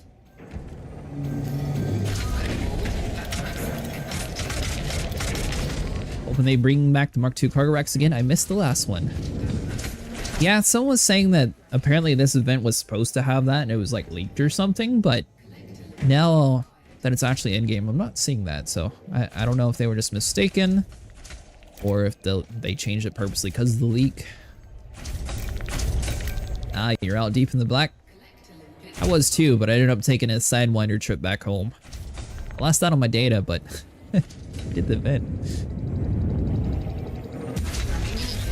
The worst part was the event that gave you the pre-engineered cargo racks. That was literally like, I think it was 4 hours, maybe 5 hours worth of moving cargo back and forth. I made 1 billion credits. So it was like one of the best paying events that they've ever done too. Like, I was making more than even just fighting Thargoids, which is, I didn't think was possible.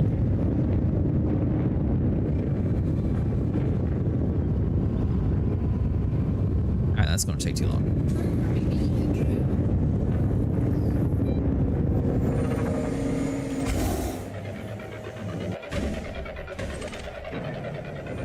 Speaking of that, I think we are planning on doing Thargoids on Thursday, and then Friday we might try to do like some Guardian sites or something. If anyone wants to join us, you're more than welcome to. Unless it has a subset. I have a tropical storm coming here tomorrow, so Tuesday and Wednesday's stream is sort of up for debate depending on if power holds out. It should, but I think they're calling for like 4 to 10 inches of rain.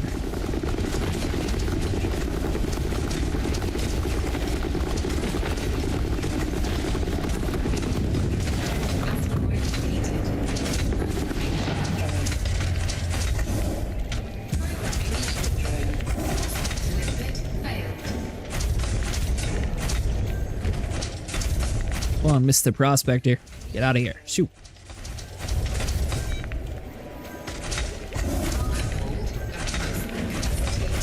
I feel like being able to manually control the Olympus would be kind of fun too. Prospector setting up. Invite 6%.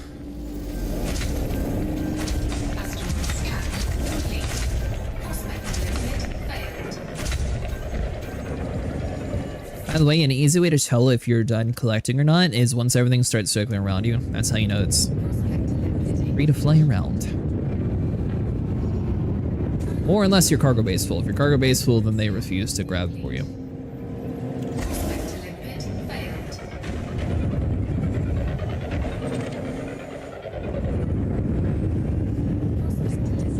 %. Asteroid scan complete. Prospector limit failed. So I got the music now, but I'm still trying to like figure out the coding for it. I somewhat got it working before I started streaming today, but it was still having issues, so I decided to opt out of it. But I'm hoping to eventually get to the point to where when we're mining, we'll have music start as soon as we get like the first group of it, and then have the music change once we get to like the 50 and 90%, and then just have it turn off whenever we're back to 0. Should theoretically be possible, but like I said, I was having some issues with the coding, so I decided to opt out for it tonight. 41%. Alright, so that's useless. Asteroid scan complete. Prospector limit failed. Give it something good. Nothing. Asteroid scan complete. Prospector limit failed. Well, I guess technically we could be looking for service deposits as well. 48%, we'll take it.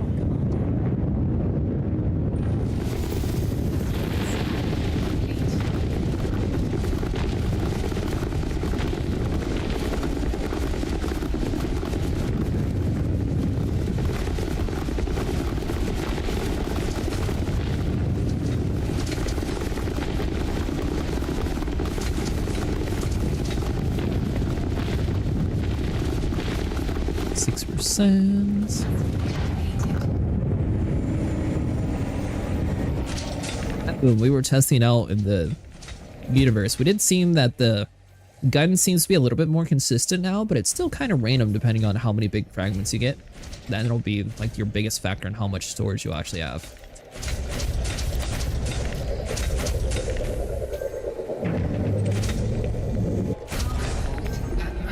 I think you can do better than that, so try again. Maybe. We're good.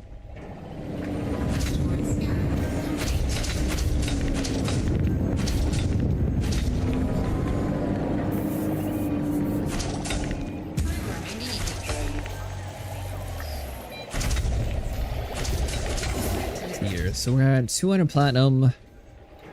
We're halfway full so far. We only have 1 osmium, so we're actually doing pretty good with that too tonight. I don't know if the platinum nodes just seem to have like a, or sorry, if the Gatling gun just has a better odds of getting what we're looking for. Usually we end up with like 4 or 5 osmium and the rest would be platinum, but it seems like this one's sticking mostly pure platinum. No cause in that one. Commander. Asteroid scan complete.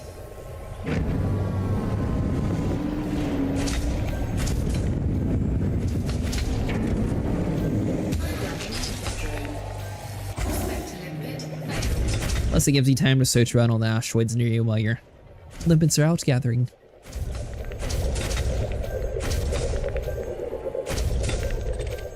Oh yeah, and earlier today we finally turned in all of our data from our exploration trips for anyone who has been around for that, and we got about 2 billion credits, and it definitely counted towards our reputation. Asteroid scan complete. Well, if you said 12% is good enough, we'll grab the 12% one.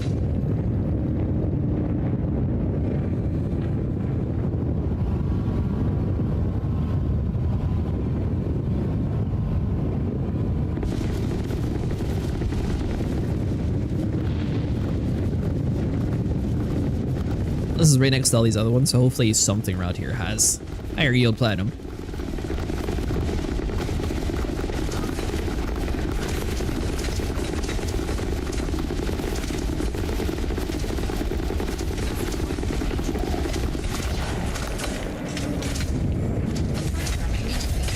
Alright, so we got that. Germanium levels now at 93.6%. Taking damage. Huh, that's interesting. I thought I was full on all my engineering stuff. Yeah, so it's really weird. I had originally planned to like have a trip out to like engineer this thing's power plant, its power distributor, and like I had a whole bunch of plans for engineering. But since it doesn't really seem like it needs it, I haven't actually engineered anything yet. So I don't know what all I'd actually put on this suit.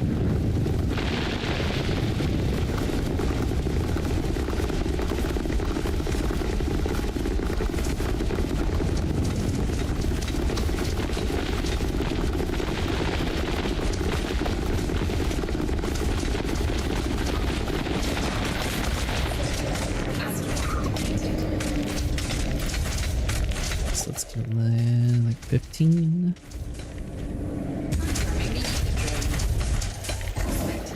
Shipped out a few ships, didn't even feel like doing the engineering loop.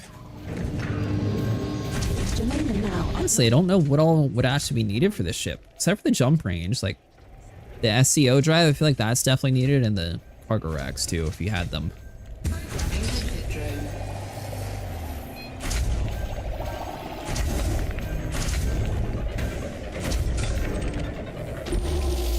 No cause detected. 45.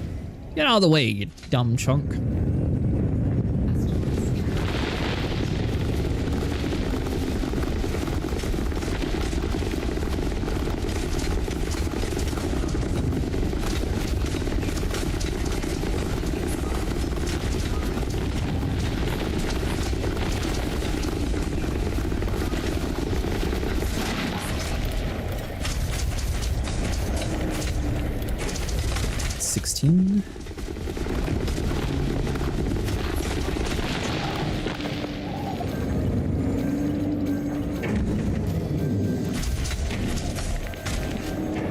Those are just taking a minute.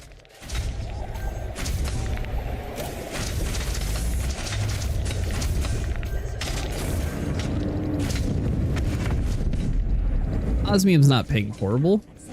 but we're still going to prioritize platinum over it.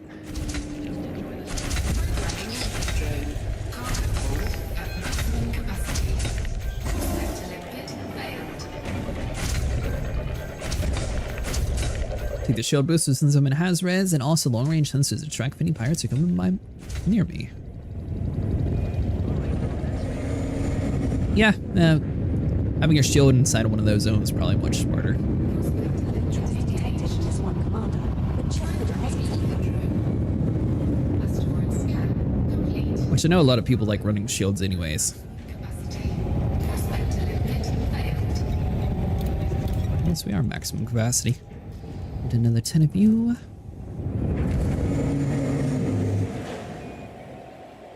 Programming leader drone.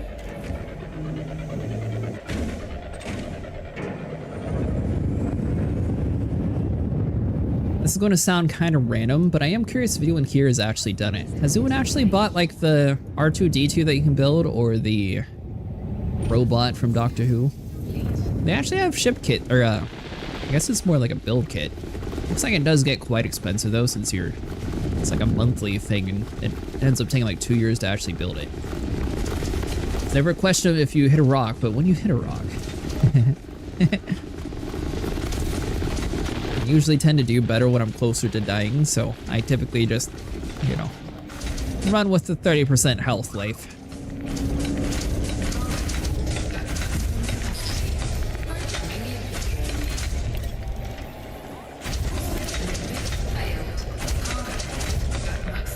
Kind of weird, but I feel like the gun definitely makes it so you drop more limits than laser mining. I don't know if it's just because it's a medium ship and I'm still getting used to it, but it feels like I'm dropping a lot more than normal.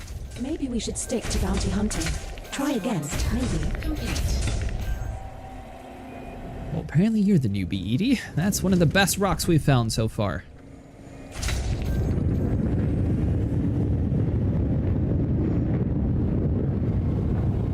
$45 collectors, so we are almost full again.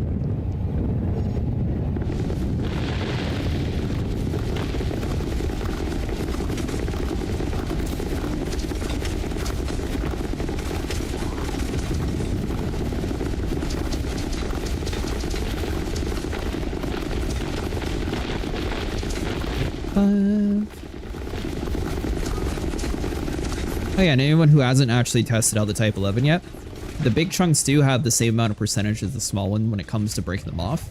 So you're not going to make them go by quicker by having more big chunks. So you have higher yield, and you also get some more out of them.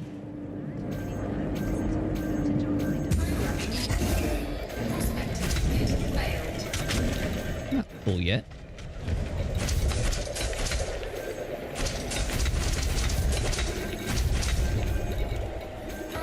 I guess eventually I might need to go run on and get actual technology again. We got quite a bit of Guardian parts though. Capacity.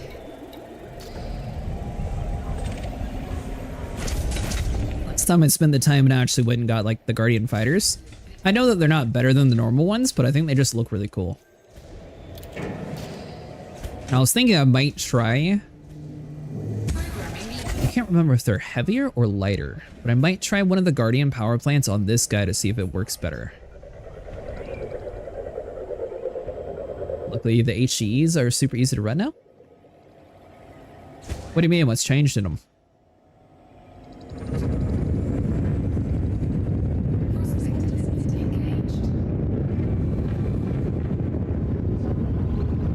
%, so I mean that's not exactly the best one.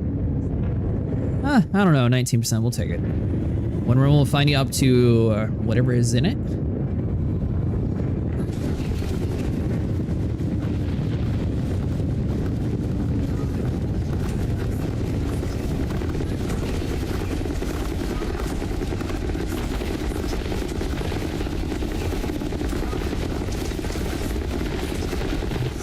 And then we'll drop like 10.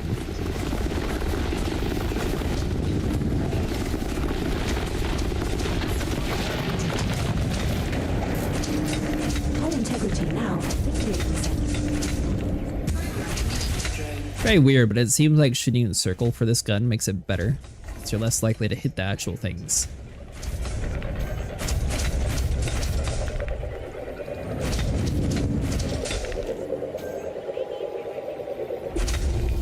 Looks like there's Nada.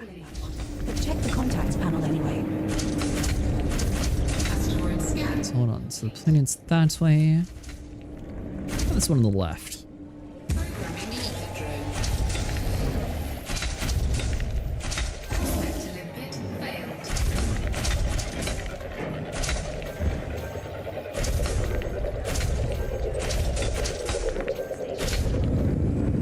Overall, though, I think it's a pretty good ship. Unless it has a subsurface Let's see here. Asteroid scan complete. Programming limpet drone. Prospect to limpet failed. That I had to ditch both auto dock and SC assist for my Type-11 build. Yeah, I was really surprised that the Type-11 didn't even come with an auto dock. The standard one did, but like the premium models, nah. Which I feel like you'd probably eventually get rid of it anyways. But I'm surprised it didn't actually come with one.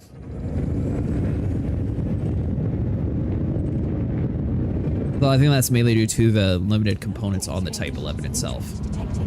Check for any surface or subsurface deposits. Asteroid scan complete. Prospect to limpet failed. But you on Little Prospector, I think I shot you a little bad, so we'll see if you actually hit. But we only have 4, so it's gonna be kind of lucky if we actually get one that works. Prospect lenses engaged. Percent. We don't really have too much of a choice, so we'll just grab it. Good, so I can run 2 prospectors. I don't want to use the multi-prospector as the frags get. I need all the collectors I can get. Oh, so you're running more than 1 prospector on yours.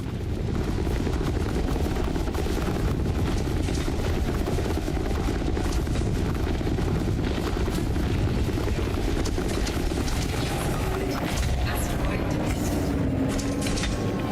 detected. Fair enough. We'll say this is definitely the smallest prospector I've ever used in this game. I mean, it seems to work though. It's definitely a little bit slower. Which is kind of weird because I feel like if it had the ability to shoot like more than 1 prospector, it would make a little bit more sense since it takes a minute or 2 to actually gather the things for you. Programming limpet drone.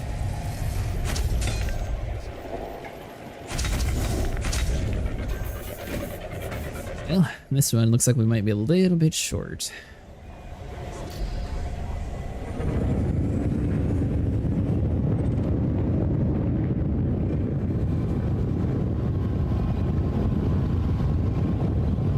Doesn't look promising. Check the deposits. Alright, you are going to be the deciding factor. Are you going to fill us out, or are you going to make us wasted? Prospect to limpet failed.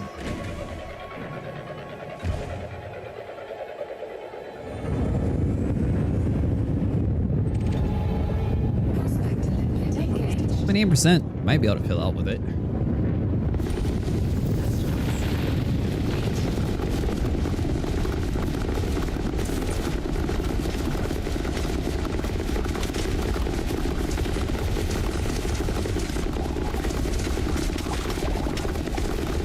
Or we'll get osmium.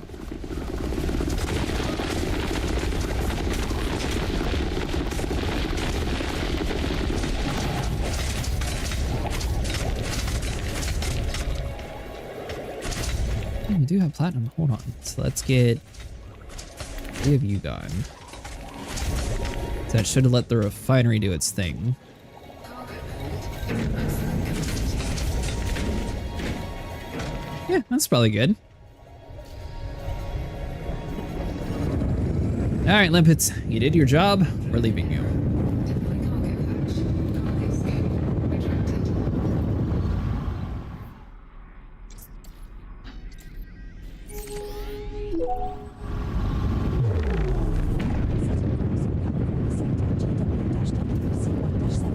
It's not even a hop, skip, jump away. It's just a single jump. Pips into that.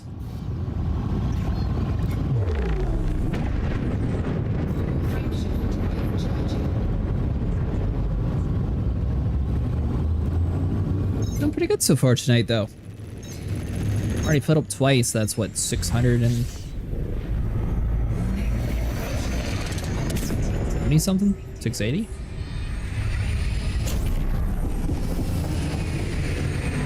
Yeah, it'll be close to 680. It'll only be too short. 278. Frameshift drive charging.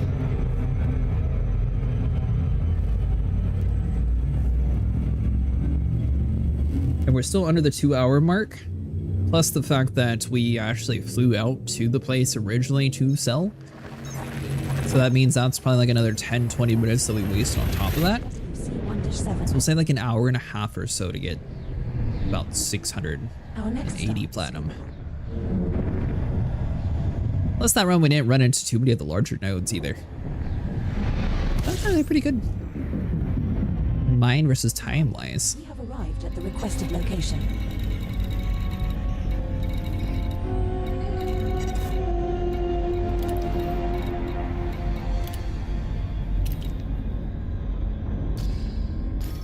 The wrong one.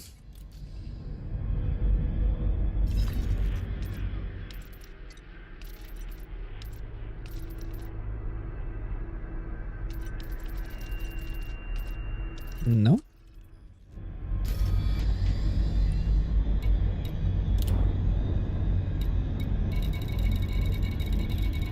You guys ever run into an issue where your fleet carrier's gone? C1117.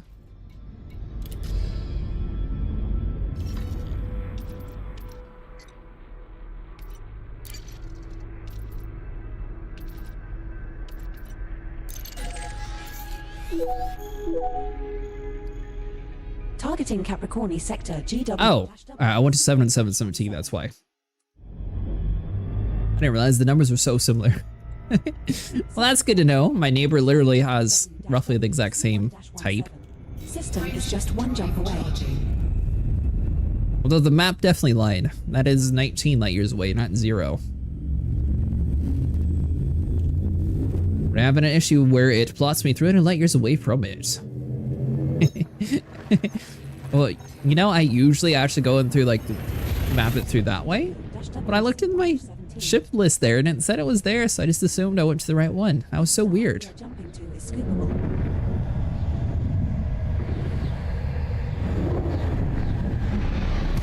And I've noticed it for like an hour or so now. But it seems like whenever we're jumping, once the HUD display is actually turned off, this ship appears to have a radiator on its dashboard. Destination. What next, Commander? I don't think most people turn their HUD off when they're flying though, so Have biological signals whose type has not been. probably wouldn't be too noticeable. But I never noticed how much of a radiator it looked like.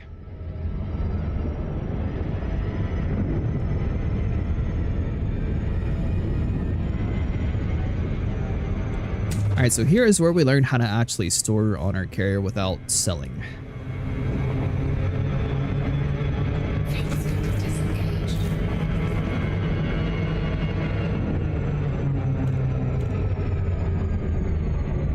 Perfect. How do you actually do it, Jack? Because I've never actually done it this way. Inventory transfer top right? Well, that does sound pretty easy.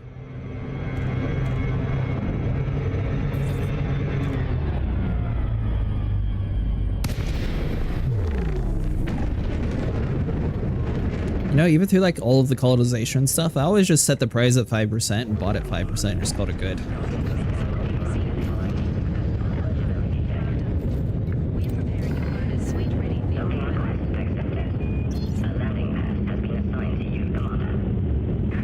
Please proceed to landing pad 12, Commander. Welcome home. Welcoming party to docking bay 12. There's a transfer all button at the bottom of the window. You're telling me that has a transfer all, but they don't have a buy all yet?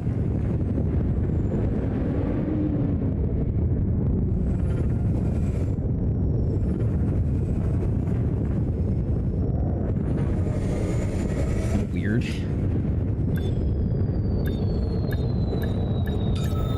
I use the buy all feature a lot, especially colonization, limpets.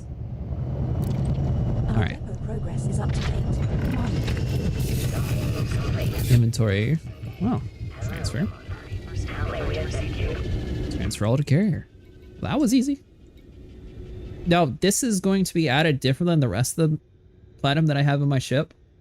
Or is it going to mess up since I have platinum stored on here already?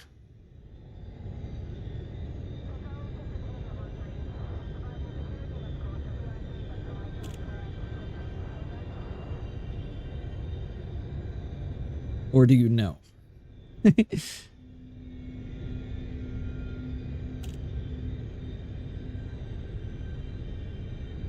Huh.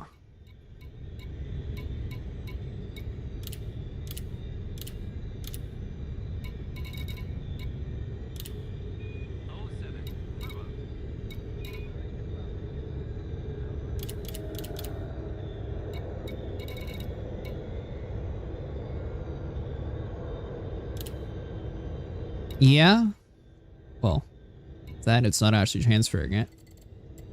4. Confirm items to transfer. Yes. The comm system is glitching. Did you touch anything? Do I have to have like a buy order for it? That way it fits? It's probably No? explaining me again. That is so weird.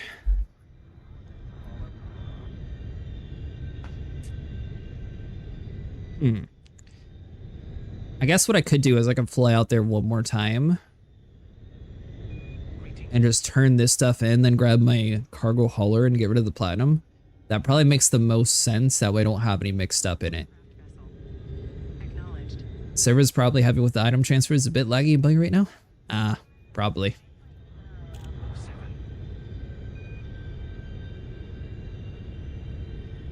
I mean, I was only trying to put 4 in. Maybe 2? Cargo hold at maximum capacity. Alright, well apparently 2 worked. Jurassic Kingdom Control. Cargo hold at maximum capacity. Thanks for everything. Acknowledged. Space Lane's cargo vessel. Your business Cargo hold at maximum capacity. No, it didn't work at all. So, I guess the weirdest thing though, inside of my carrier, is it going to have that as a buyable commodity, I'm wondering, or if it goes into a whole separate inventory. Type-9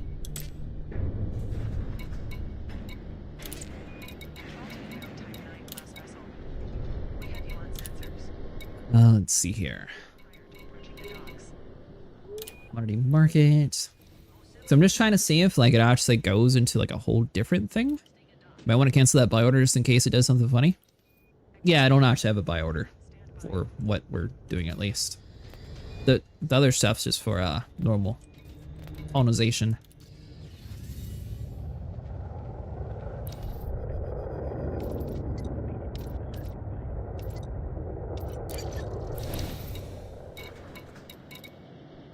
But I am curious, like, is it going to list the osmium here, or if it'll go to a different spot?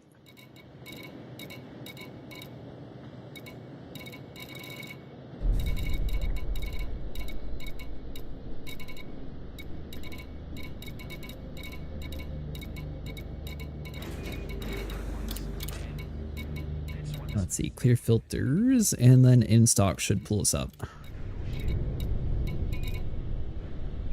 are we supposed to crack that open? It'll take a whole week just to get its shields down, and by then its turrets will have shredded us. Our days of hitting lone haulers might be numbered. We are going to have to get a lot smarter about choosing our targets. You two are pathetic. Traders are going to use the ship Okay, so it doesn't have the buy and sell. like a Coriolis on holiday. Ever seen a Type-9 turn and fight back? No, they run. You just gotta be smart about taking one on. Oh, I'm dumb. Hold on. So instead of having to worry about this, we just have to swap to a ship that actually has storage and jump range, sell it, and then come back to this, and then we'll figure it out from there.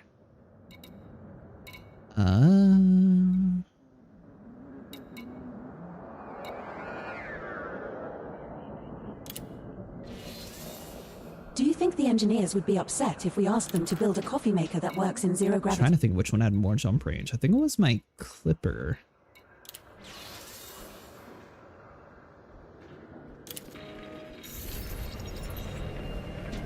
Because this should just transfer the cargo over. Panther Clipper Mark II.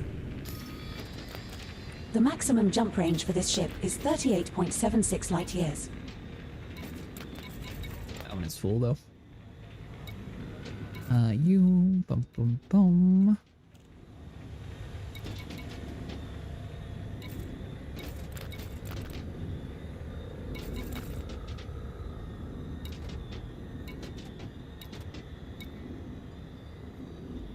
Alright, so currently 30 light year.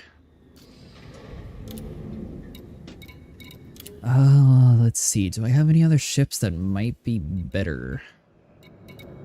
I know the Mandalay is way better, but it doesn't have any storage.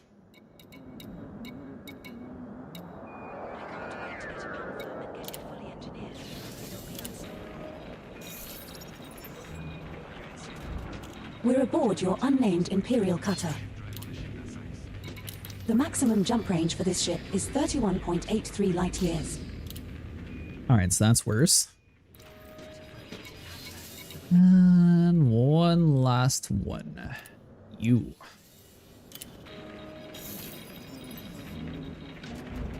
We're aboard your unnamed Panther Clipper Mark II. Jump range? Maximum jump range for this ship is 21.35 light years. Alright, so anything but this one.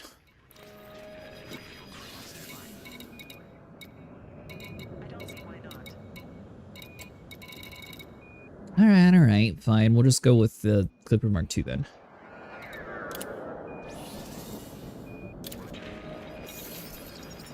I was hoping we'd be able to have a little bit easier time. Ooh, fuel scoop. Do we have one installed? The maximum jump range for this ship is 38.76 light years.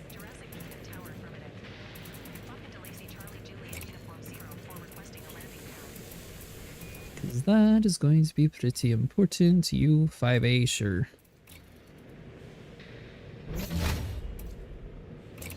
Alright, there we go. So we'll head back over to the destination, we'll offload this, put more cargo racks on this ship, and then we should be able to offload the rest of my platinum. Much closer system. Setting course for Anda. We will reach our destination in 6 jumps. Sorry about that, guys. I didn't really think of the fact that I had platinum inside of my ship at the time. I feel like it's probably best to get rid of it, just in case like there's no mixing at all going on. Though I am kind of curious if the game would allow us to sell our commodities there, so I might fill up afterwards just to see if we could sell it to that station. If we could, then that means you can just buy and sell platinum.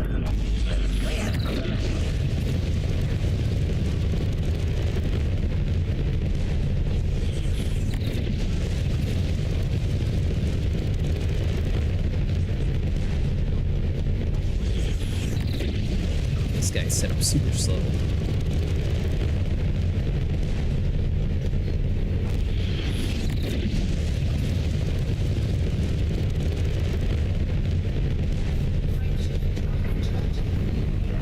Another thing I might do one of these nights is try to go for like pure pre-engineered SEO drives, just that way I can get more size 5 ones, because that seems to be like the most common one in all ships. Now jumping to port 41 to 0.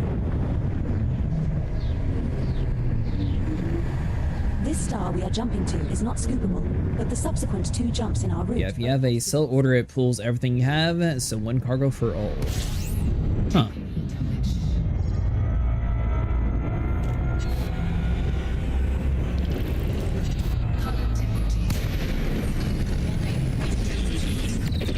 I am not used to this thing's handling.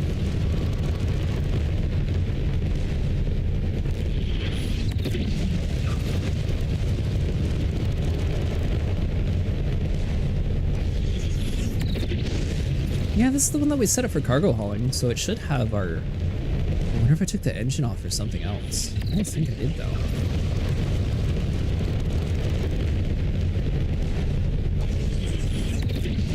Either way, it's only 6 jumps to get there. It'll be much less to get back. And then we won't have to worry about having maxed out storage.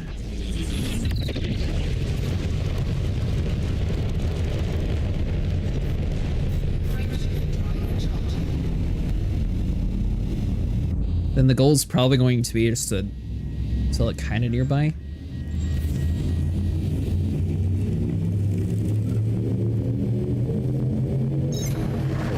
Three, two, one.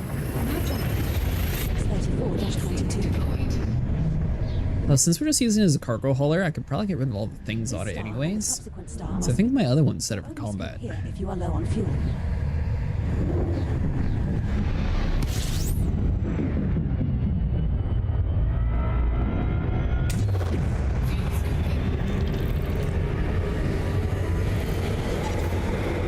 Plus this guy can fill up much quicker too.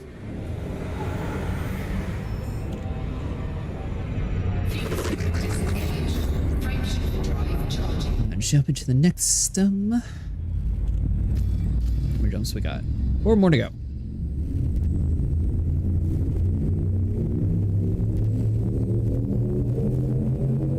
Four, 3, 2, 1. Heading to Omicron Aquili. Our next star is scoopable, but the subsequent 2 stars in our Oh, you know what? The other one was set up for mining. That's what it was. This one was the cargo hauling variant. The other one was for mining.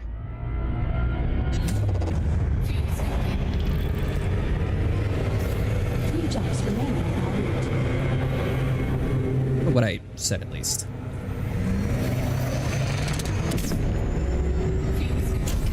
I forgot, this thing's got a bigger fuel tank too, so it probably can hold out enough to get all the way over there anyways. I didn't think about that part.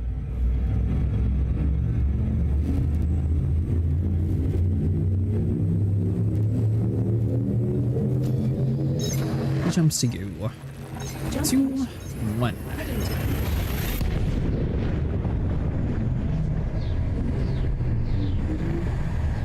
This star and the next in our route are unscoopable. Light dwarf, so we're probably going to have to grab this speed boost here.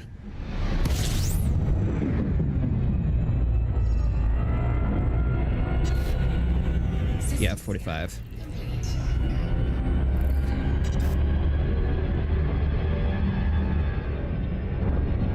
You will have to supercharge here, or use FSD protection. Make the next jump on 45.4 seconds.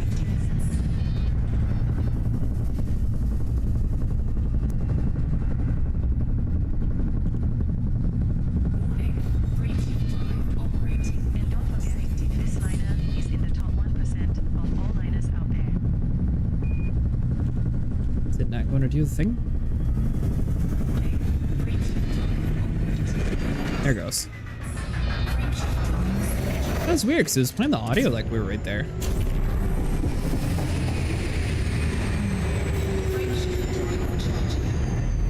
Nice. Alright, so we'll definitely have to hit one of those on the way back. Panther is the only ship that can match the Beluga for flat out range. What's the jump range on a Beluga? I don't think I ever actually bought one of those. Jumping to GD. No, I used to be able to get like 50 or 60 in my cutter. Oh, you know what? I don't have my my Guardian FSD booster in this dude either.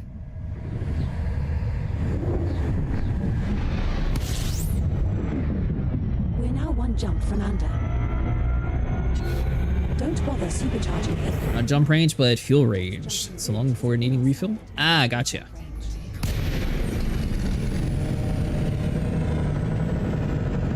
9 light years. I can just jump normally there, can I? Hold on. Yeah.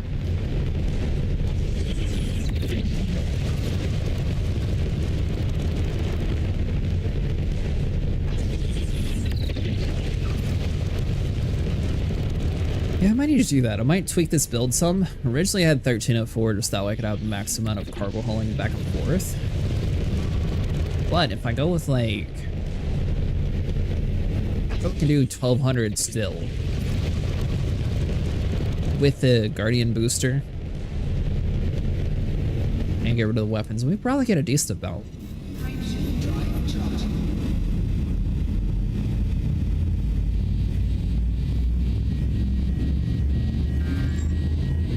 I think I took my SCO drive and put it on the new ship too. 3, 2, 1.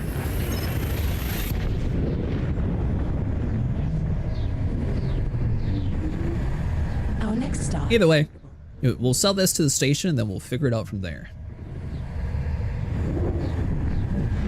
So obviously, You will be regarded as hostile. you can tell the difference apparently for the community event, but I'm wondering, would it still be buying at the platinum for the 330 price? The requested location.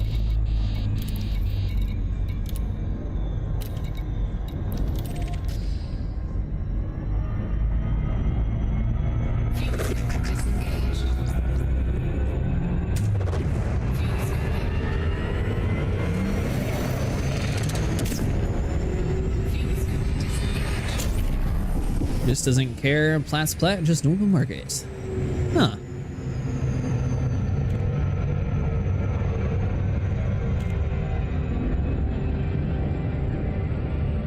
See what they actually have here for options.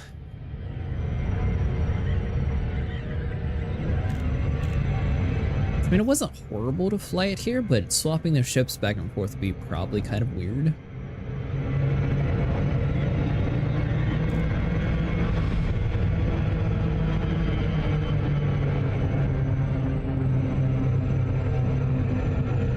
But I doubt they would sell a Guardian booster here.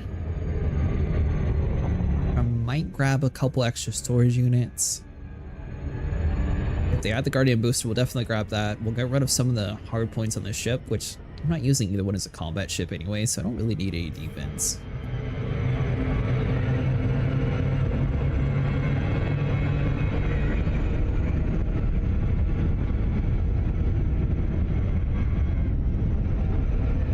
Oh, speaking of that, have you actually colonized anywhere, Jack? Colonized one system so far, but another viewer was saying that they colonized a system and they were getting like 2 million a week or something. How well does yours actually pay out? Or anyone in chat? I'm curious to see like how well everyone else's payouts actually are. Commander, I've discovered a planet made entirely of cheese. Unfortunately, it's too Gouda to be true.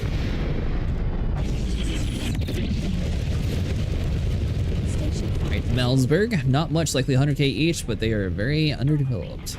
Huh. That pays about like 230. I wouldn't say it's necessarily underdeveloped, but I got like 7 out of the 10 for like the baseline. So it's not like fully done yet. When entering the slot with green lights to your right. Nice and gentle this time, Commander. Or will you just boost your way in and smash it down on the pad like you sometimes do? Probably boost my way in. At 2. That's gonna be fun, isn't it? Working on kicking a faction out of one and getting my power faction to the other.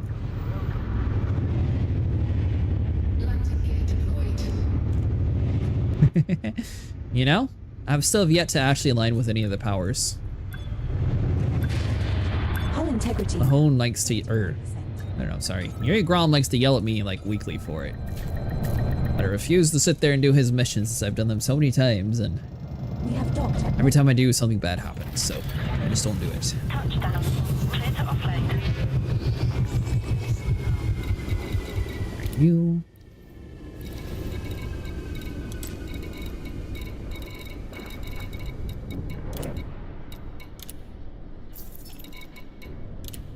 Get rid of that, get rid of you.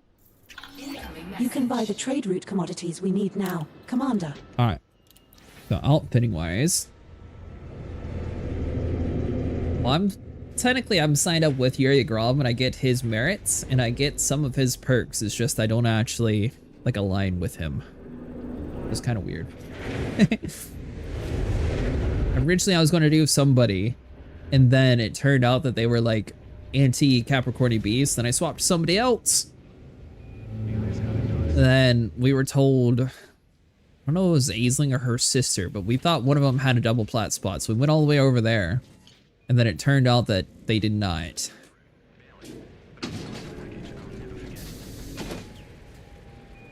Let's get rid of all these. Give me that jump range.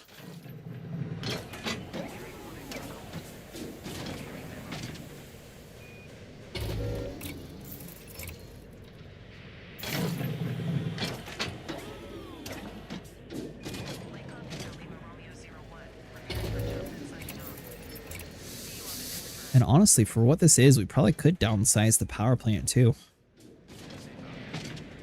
Still want it big enough to be able to boost though.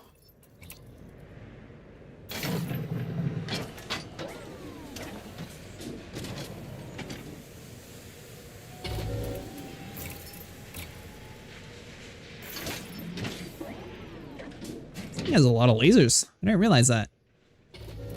So even if they had the large available, you'd have 2 of them technically on this ship.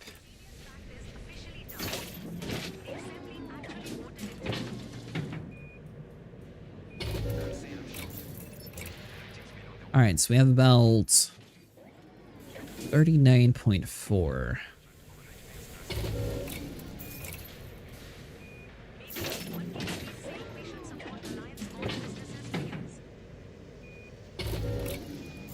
Optional internals, let's buy... You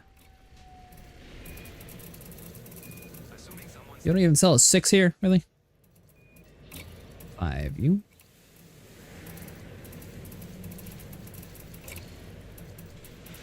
Alright, so you don't sell anything that we actually need then.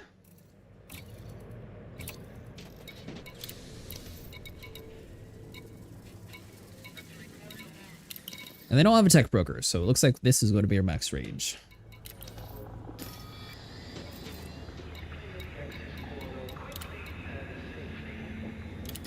So let's head back to our fleet carrier, and we'll see from there. Oh! That's why my thing's just bugged out, so it shows 0 light years the whole time. Huh. Well, that makes sense why it was lying to us earlier. How about we play a game of Guess the Planet based on its astronomical data? Targeting Capricorni sector GW-W C1-17. You tell me this thing has the same jump range when it's empty? Capricorni sector GW-W C1-17. We will reach our destination in 5 jumps. Alright, well. All she wants is peace and prosperity, and the galaxy is one of her followers. I will kill as many people as I need to achieve it. I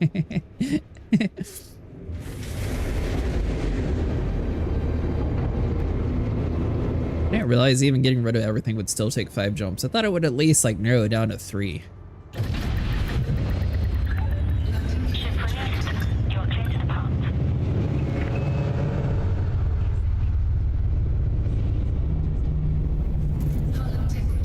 Yeah, it's fine.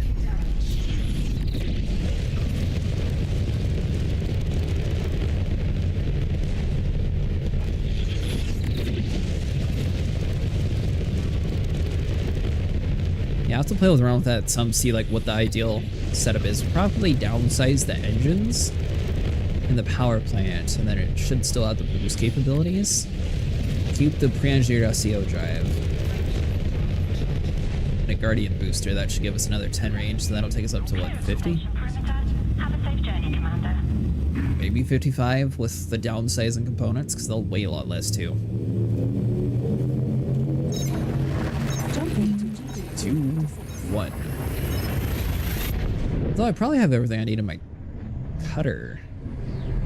I might just be able to salvage everything off of that. So that was another thing that I was saying was cool. It'd be kind of nostalgic, but imagine if you had the ability to like shrink ships that you no longer wanted. So like they're filling up your inventory, you don't want to see them, you never use them since you have better ships now. But being able to turn them into like bobbleheads, that way you could at least have like a little semblance of your ships on your ship. You're like, oh, I remember this dude. 45.38 light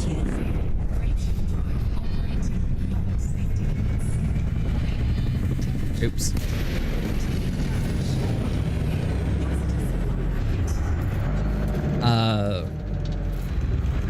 Don't worry, because I'm about to blow up, so. Could the Clipper help you get your fleet carrier quicker? If you go like real solid into the mining, it could get you a decent amount of money.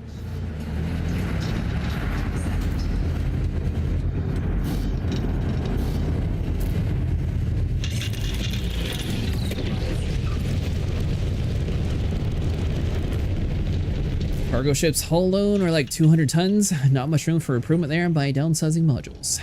Yeah, I mean, the cutter, I was able to push it up to like 50 or 60, so I mean, it wasn't horrible.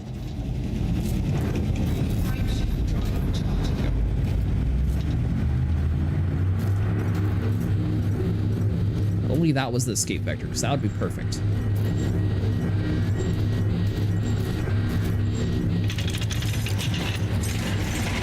You might lose cargo capacity if you downsize the thrusters. No, that won't affect your cargo racks.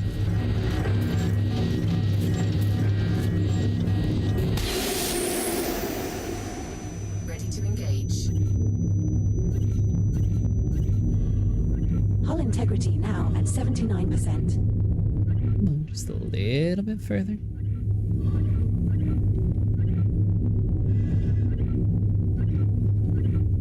Come on, you piece of junk. There we go. Cabin pressure alert.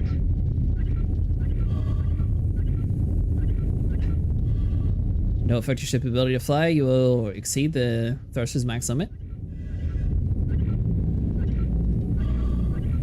I thought the game automatically calculates that for whatever you're putting thrusters in, though.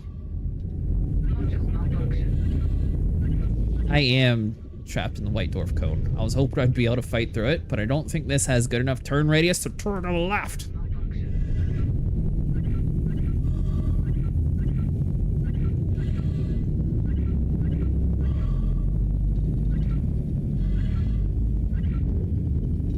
You know, I've only ever survived like 2 of these when I've gotten this stuck.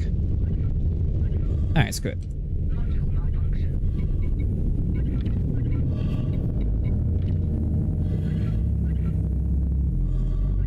Try high wake, not low wake. What are you talking about? Cabin pressure alert. Yeah, I do think that a big cargo hauling ship could help you get the money for a fleet carrier. I don't know if you'd be able to do it just with this event alone though, because I mean, it's paying a decent amount, but it's not like a huge, like, 9%. you would need to put a lot of hours in to get $1 billion for this one compared to other ones that have happened in the past. It's possible though. I don't think it'll get you up to the squad carrier price. Warning. Hazardous environment. Frameshift drive charging. Nah, I'll just blow up. 3, 2, 1. Self-destruct sequence initiated.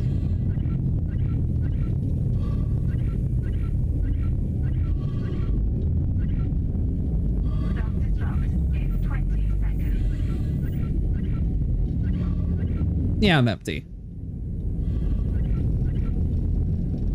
Self-destruct in 10 seconds. Self-destruct. It's like the world's slowest self-destruct too. 4, 3, 2, 2, 1. Well, that sucked. That's the 23rd ship you've trashed. We got a cool explosion at least. If it's any consolation, you went a whole 169 days this time without blowing us up. Not too bad. I don't know if that's actually true facts or not, but not too bad. Total paid 768,000 credits. I suppose I can afford that. Yeah, that wasn't anything negative. I was just trying to fight the white dwarf so we didn't have to waste time. We're docked at Morsberg Vision in Ander. Piece of junk We're system. aboard your unnamed Panther Clipper Mark II. Alright. But back to where we were originally trying to go to. The maximum jump range for this ship is 39.54 light years. Ooh, I wonder if that's going to fix my, That still seems a little broken.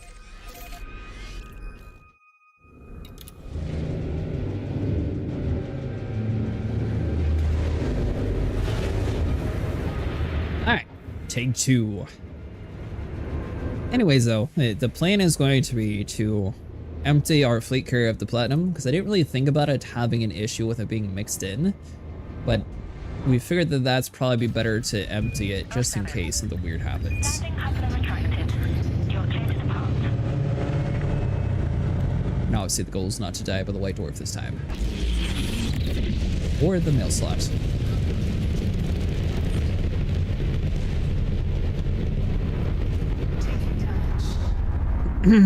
Or the mail slot.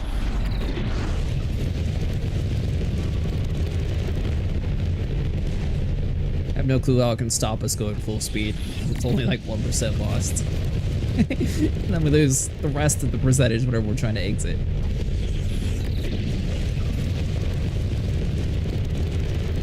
Ah, there we go.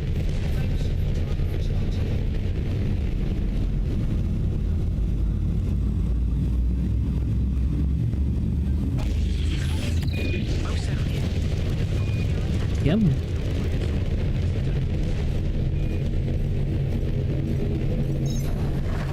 3, 2, 1.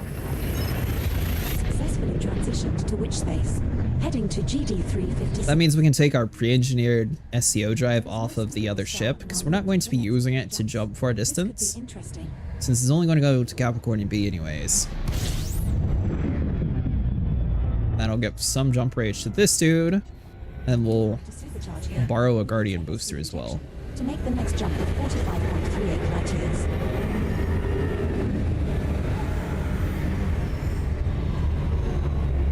Warning. Temperature critical.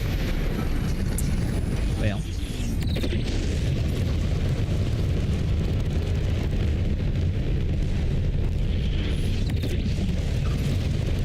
Alright, so we get it towards the end of the tail there, we'll get our boost, and we'll get out of this system that apparently is haunted for me. GD356. For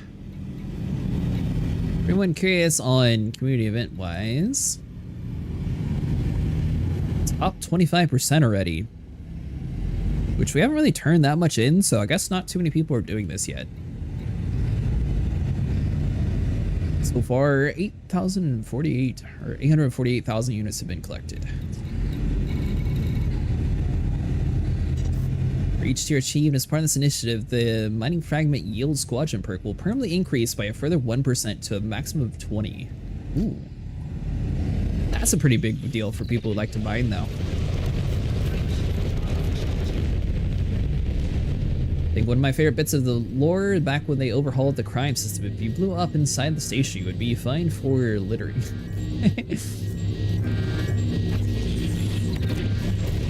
But you'd be dead, so how do you get a ticket?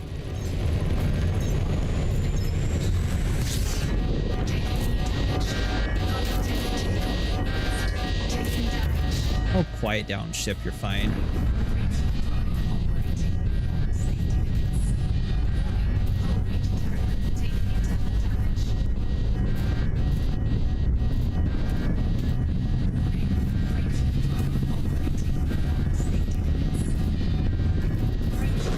Perfect! That's what we meant to do last time. Flipper boost sounds like a sparrow sitting on your bridge.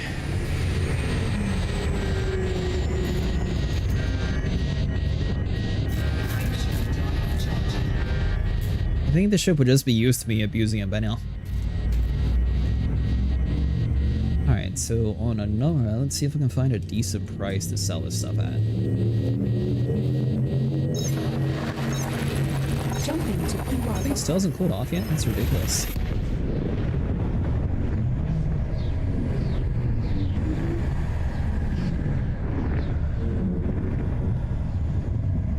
This star we are heading to is a white dwarf. Its total ground drive is time supercharging from one of these. Keep to the extremities of the cone only. It is not scoopable, and neither is the subsequent star in our route. I feel like it's not scoopable is kind of a lie, since you have to scoop it to get the jump boost. C1-17. You will have to supercharge here, or use FSD injection, to make the next jump of 54.7 light years.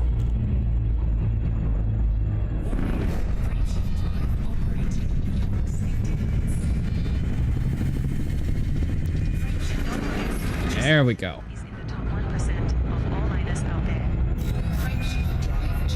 Why, much better. Alright, so you rise.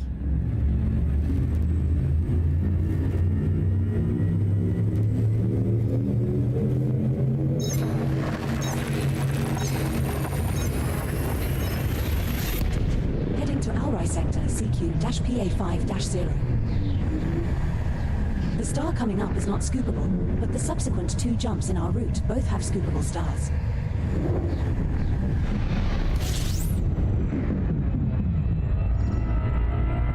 Maybe that is the best area to sell currently. has unidentified biosides. Commander.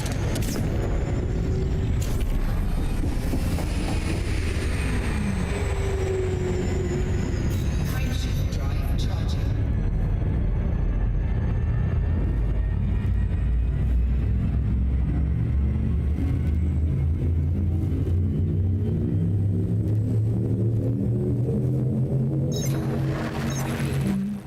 Jump protocol to ultra-power sector. 20-3. There's a fleet carrier buying it at 308,000 per unit, and then there's a station buying it for 302. Or I could take it back to where we just came from.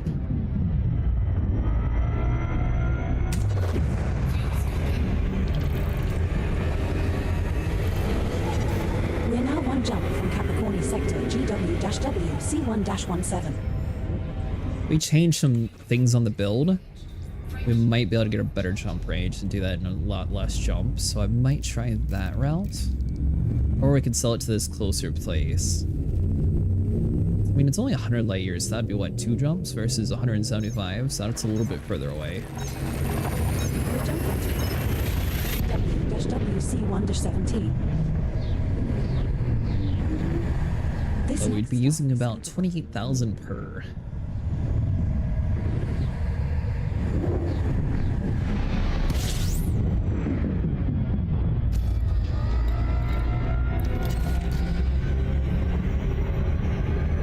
We have reached our target destination. What's your Flipper's boost range? About moving your carrier closer to the There are CG? 5 bodies in this system which have biological There's another signals whose option. type has not been confirmed, Commander. Perhaps we should explore further.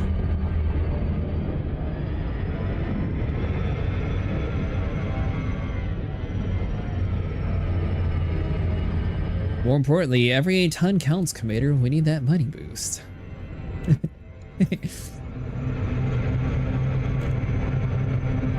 Actually, that is a good point, because I am kind of curious if it would still count towards our reputation. I don't think it would.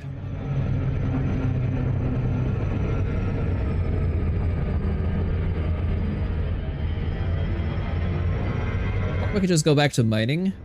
Then I could worry about offloading it later. We'll just keep swapping back whenever we get full.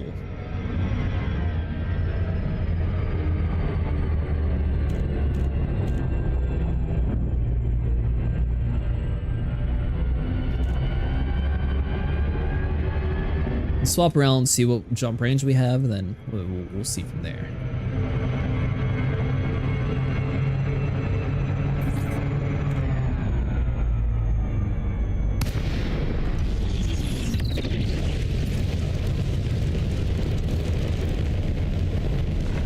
Hey, Mustang. No, I just meant like actual community event, if it actually counts towards it or not. I don't think it will, but it'd be kind of cool if it did. Please proceed to landing pad 5. I didn't think about offloading my carrier before this event. Sort of regret that decision.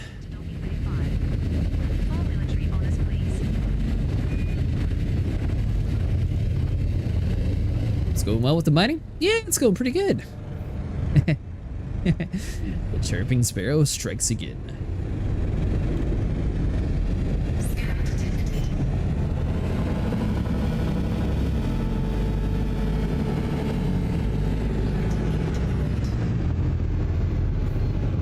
Thank you for your cooperation, Commander.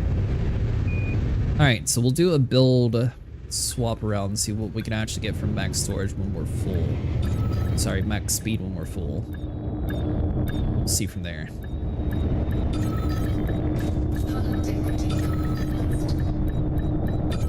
Taking damage.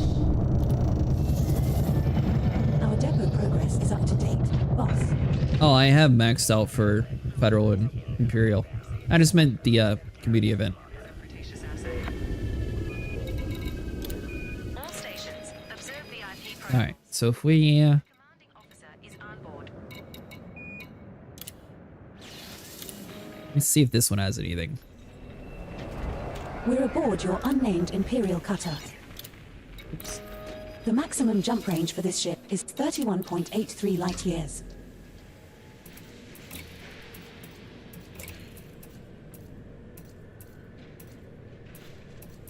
Never mind, I stripped you down already. Oh, but I left my Guardian booster. Have you heard of the Orca boost sound? It makes the fasten your seatbelt bing in the cockpit. I have not.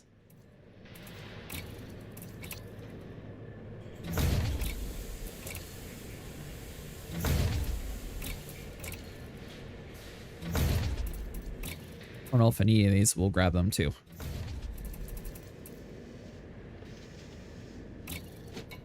Alright, so we got that. What other... Maybe my Phantom has some parts? Blue used to have it as well, but they took it out and made me sad. I wonder why they changed it. The maximum jump range for this ship is 39.2 light years. That is quite a big of a difference. I'm gonna try it. What? You're hauling furniture? I've been stuck moving industrial drills and mining gear. Well, am I only allowed to store certain... No, I can store that. Huh. Weird.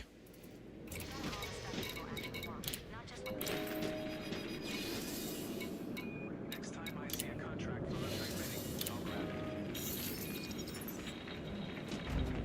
We're aboard your unnamed Panther Clipper Mark II. Alright, so with that Maximum jump range for said... this ship is 39.54 light years.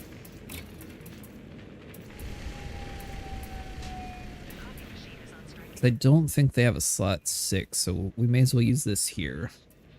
Last time it started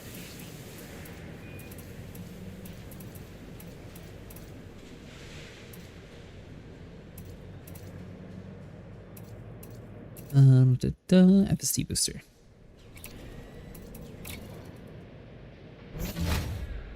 Alright, so that gets it to 33 when it's full. the comm system is glitching. Dual Belugas, though, they are such fun ships. I have a regular cruise one and a Valiant one named the 99. I don't know. Hold on. We had a slot 6 earlier.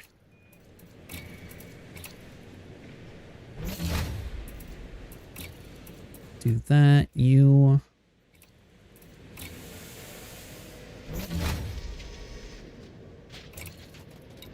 Alright. So we got all that. Now, do we have any of the other ones that we can take off?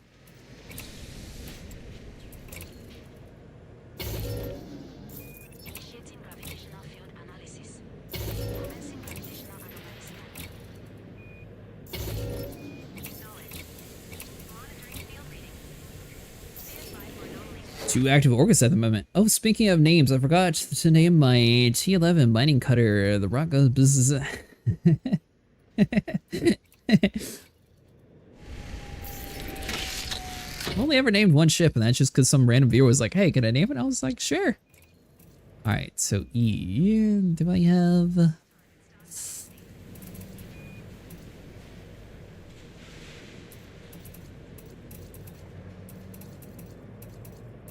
So if we engineered a smaller one, we might be able to do it. Although the 6, what are you? That's not really what we need. But it is less, so hold on. 80 tons. What's the 7 one? End of the serious fact marks a big shift for the Alliance. For 1. What about you?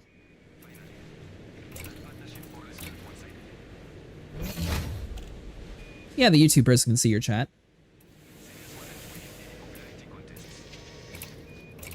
Alright, so that's already lightweight. You... Do I have a 5D? I have a 5C, but that's not going to be any less weight, so we'll keep that. Power distributor, we can also downsize you. Do I have one?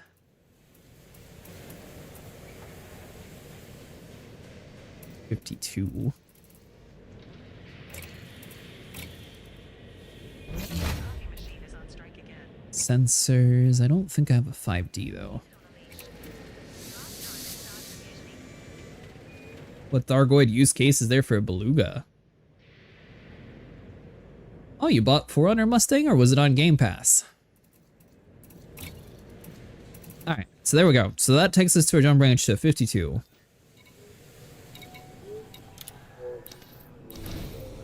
With the cargo capacity of 1142.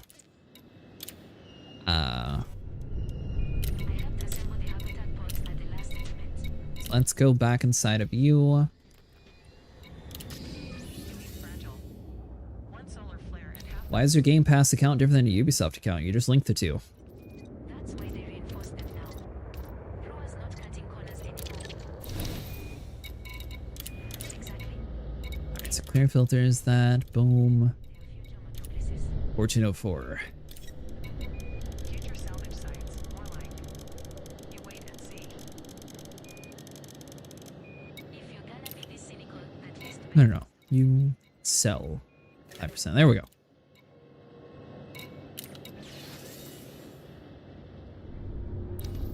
You should be able to just move it over though. I'm pretty sure.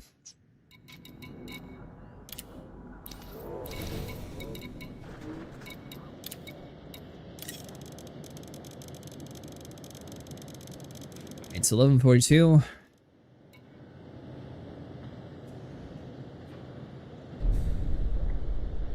So I either do this jump twice, and I just focus on the community event, or I focus on the community event and just come over here and swap ships. Both of which is going to require me to jump the same distance. So is this going to... Jurassic Kingdom Tower. More dynamic. we'll hold off till later. Hold on. Core Dynamics November Papa Yankee 10 standby. I just spilled tree grubs all over the floor.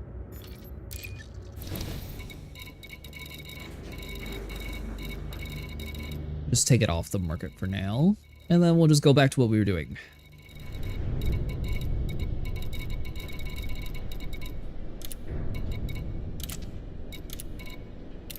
Alright, so with that said, what does our mining cutter actually get us? You know, I've yet to actually insta-give a Cyclops.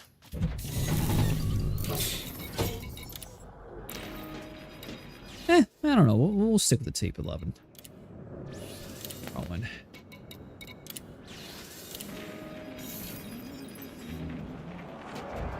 We're aboard your unnamed unknown. Well, we'll worry about that later.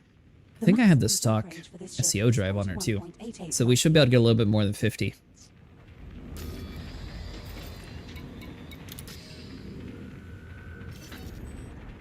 Alright, so let's go back over to Capricorn. Verifying alignment with navigation system. All I know is the insta-kill Cyclops is to have a Guardian Shard. I Setting don't know if we ever actually got me shards, Mustang. I think we ended up going with the, Commander. you said about the modern ones. We got the Gauss cannons. I don't know if we ever actually did the shards. If the Panther is as big as the specs say, it's going to completely change the trade game. Think of the profits from a single haul. Alright, so you, limpets. I gotta fly over there anyway, so I may as well just get the 338 at a time. Or maybe it will finally make long-range trading profitable again. If the Yeah, we have a boonie. Cargo hold at maximum capacity.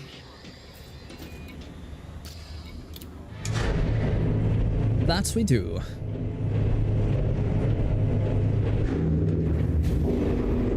Mod shards, mod gauze, and mod plasmas. The hardpoint layout of the blue guy's perfect. It just encircles the ship so you have perfect coverage as you ram.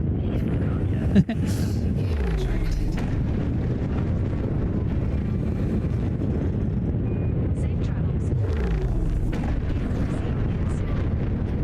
Yeah, I mean, I'd have to look through my list. I don't think I have the gauze cannons though. Or sorry, the shards.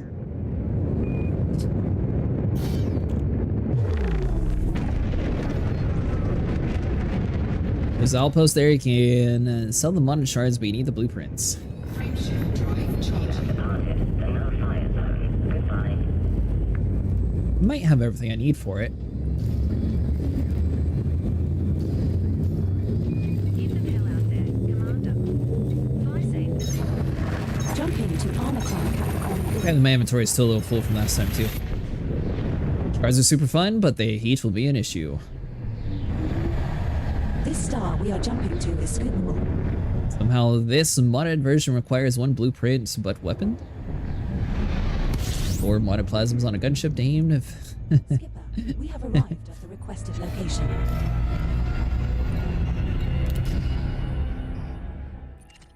So if you need 6 modern shards, you need 6 different blueprints.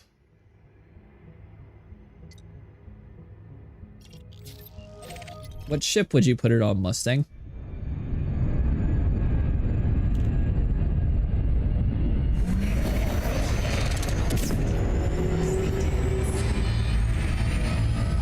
Corvette. Oh, you actually listed the ship that I own. I could do that.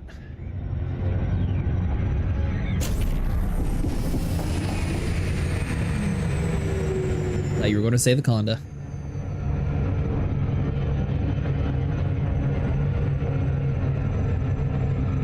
Yeah, I have to look and see what I actually have. I think I just might need to go to grab a few of the different blueprints. We might have some still.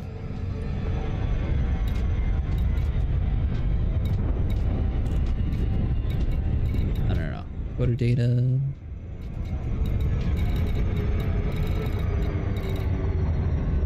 So I got the conduits, the Sentinel weapon, parts, Guardian tech components, wreckage. I think I have any of the blueprints though.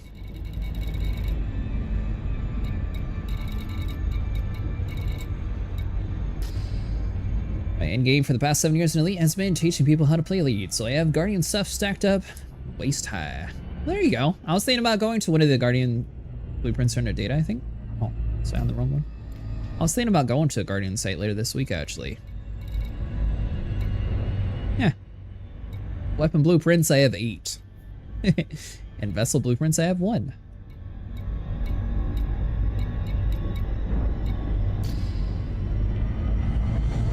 I suppose I do have quite a bit for it. I do have 8.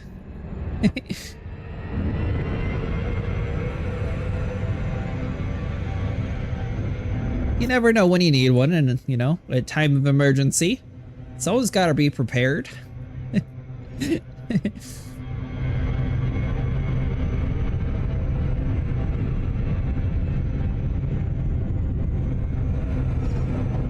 Does a Corvette have like 7 hard points? Probably.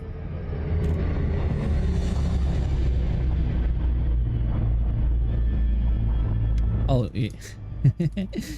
Then, well, he's attempting to ask you, broski. Although Mustang, the @ doesn't really work for the restream bot, because you're just asking a bot. Or tagging a bot, rather. Attention all passengers. We have reached the That's how YouTube sees the chat, or technically everywhere. Restream has like a really cool multi-plugin thing to where each different chat gets relayed to the other areas. I have mediums, class 2, and 1 class 1 shard.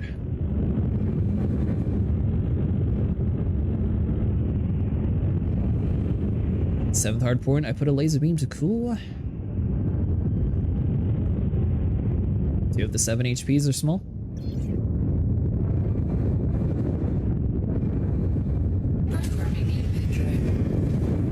You still on Marvel Rivals tonight, Mustang?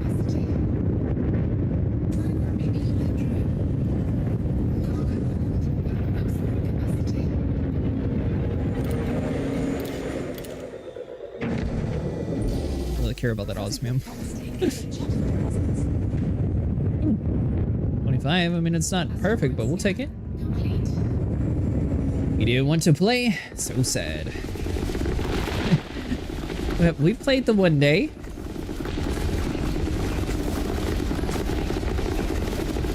I remember when you used to play this game with me.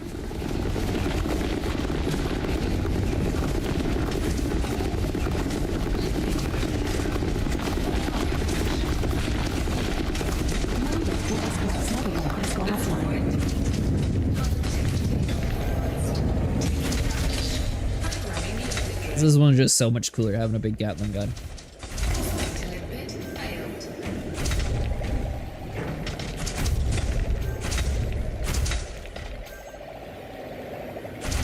Kind of want to try something a little bit crazy now that I'm thinking of it. It's probably an extremely idiotic and stupid idea. But I'm kind of wondering, lasers usually do like decent when it comes to the scouts. So I wonder how the Type-11 would do with the Gatling gun. That'd be kind of funny to shoot the Gatling gun and just like take out a whole armada of them.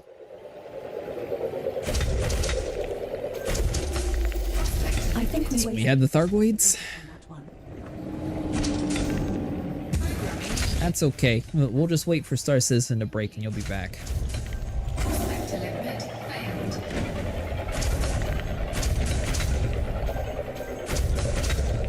But do you know that the first T-11 Hydra kill was done 1 hour after its launch?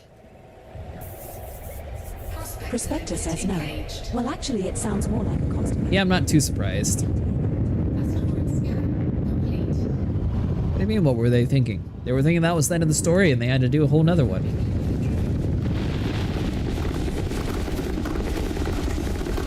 But did he use the Gatling gun or did he use the mining lasers? That's a good point. They are pretty slow. Even when aiming at an asteroid that's sitting still, it's not the fastest shooting.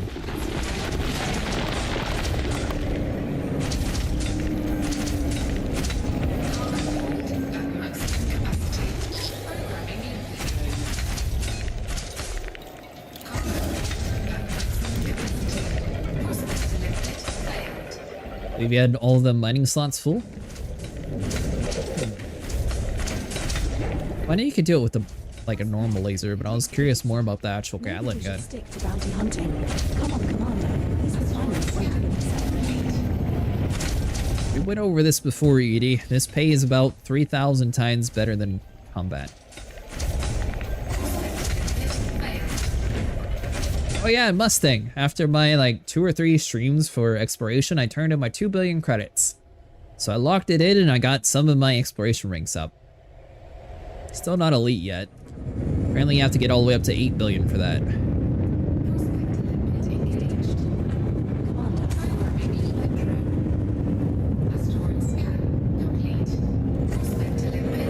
I'm close to having the next to elite rank. I just need another 1 billion credits.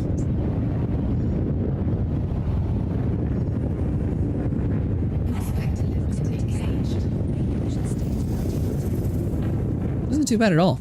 Maybe about 1 billion a stream. So I think it was 2 streams.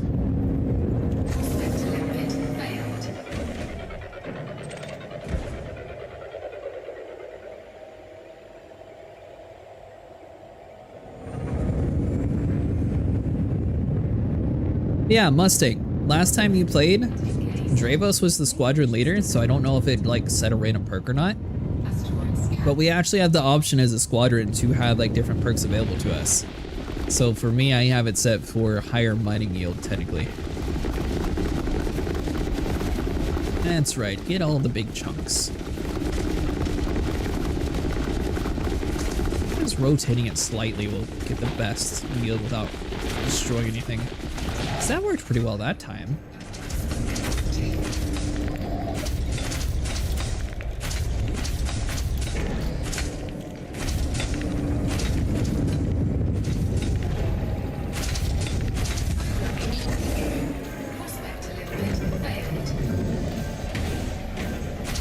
Now we're not full yet, we're good. 41 platinum.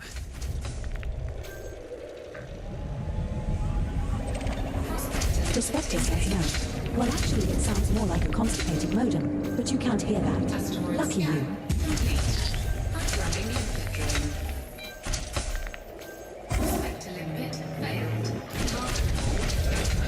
The actual verbiage for this event, does it actually specify mining?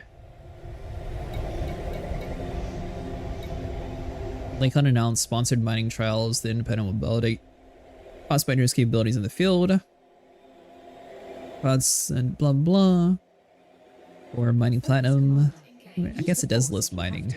Oh, sorry. Wrong franchise. Goods sold with part of the initiative of a 6 times price multiplier.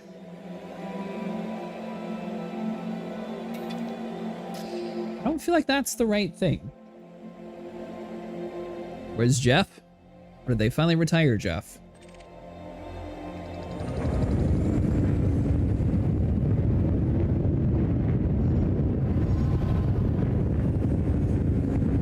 Thousand tap dancers?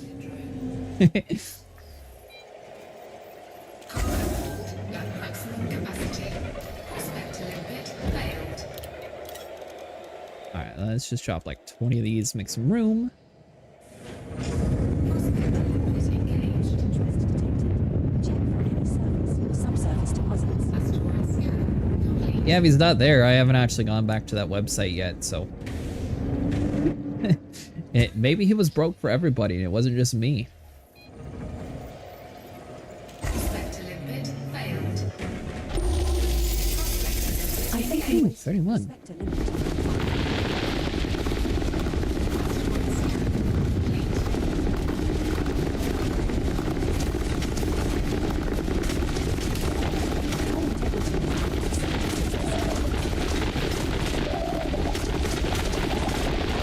I don't know if the spinning would be best. Would you describe the sound of the MVR?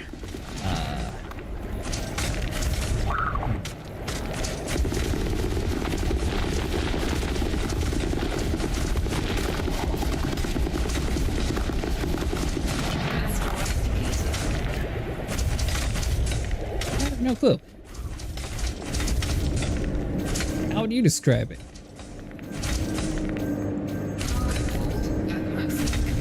Kind of sounds like one of those like bullet type Pokemon that shoot like a whole bunch of like the grass at people. Prospector limpet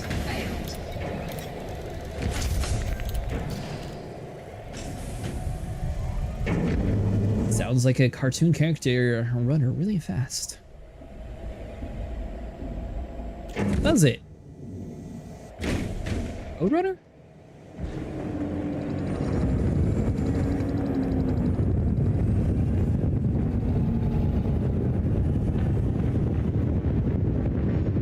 Where on Earth? How did I lose a whole planet? Oh, there it is.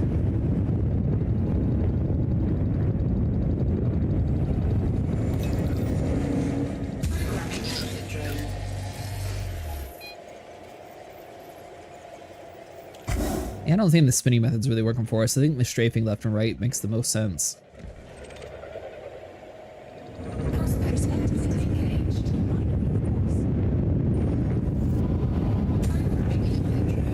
Asteroid scan complete. Prospector limpet failed.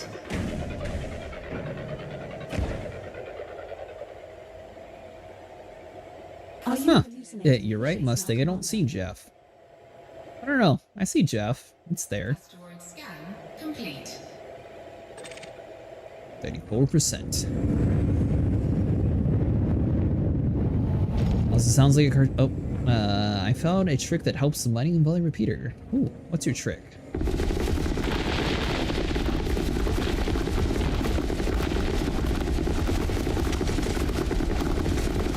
Seems like so far either strafing or having like a slight angle when you're doing it works the best. Thanks so much for following. Stu didn't play for a year. The Thargoid War ended. There's now pre-SCO drives. There's a new Type-11 mining ship, so this guy has a giant Gatling gun that creates big chunks. Let's see.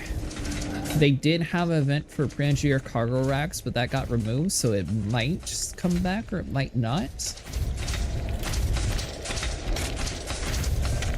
Oh, and they released the Clipper Mark II, so that's like the new best cargo hauling ship. It's not available in-game yet, but it should be sometime soon since the Type-11 just came out. Prospector limpet failed. How's your mining session going? I finally got some results. Mining, I went to the Paris Head like you had suggested. Oh, nice. The 1K distance for the community goals, not so nice. Yeah, that might be kind of far. If you shoot the asteroid on the left side, the material will shoot off to the left and you will avoid hitting your limpets with the repeater. Huh. I don't see anything. Interesting. Asteroid scan. Like with the mining where you shoot the bottom of the rock. Well, the mining lasers, you didn't have to shoot the bottom of the rock. You just had to have two different firing orders. So, like the normal way of using your lasers, like on a Python, for example, the Python's third slot has the laser on the bottom. So if you shoot that one last, it'll actually have all the chunks coming off at the bottom. Or fragments, whatever you want to call them. I know people get mad at me mixing up fragments and chunks, but...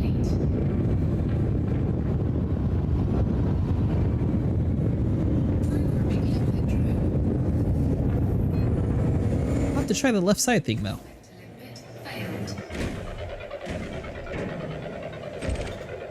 Well, how much platinum are you able to find out there, Silent Killers? You having a good time in Parrot's Head? It definitely has a little bit higher chance of spawning in more of the bigger nodes there. I'm just in Capricorn B though, since it's next to the bubble. And that's where I logged off at last time.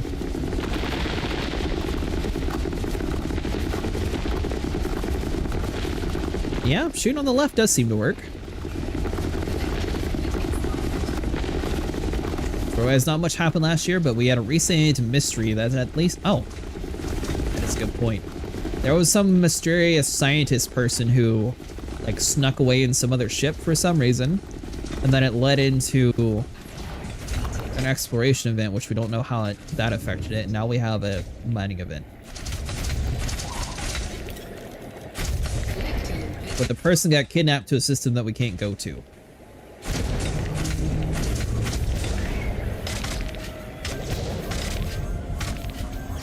Recent mystery, that's at least a big Halloween event.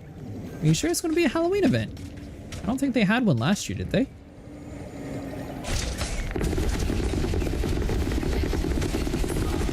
Hey demons, how you doing today?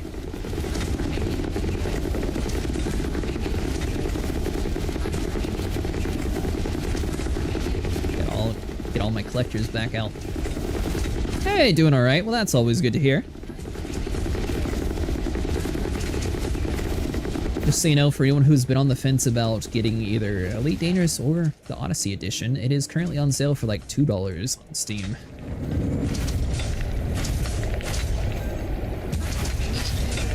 I'm gonna say thank you for the EDA Copilot VA vid. Oh, you're welcome. Glad it helped you.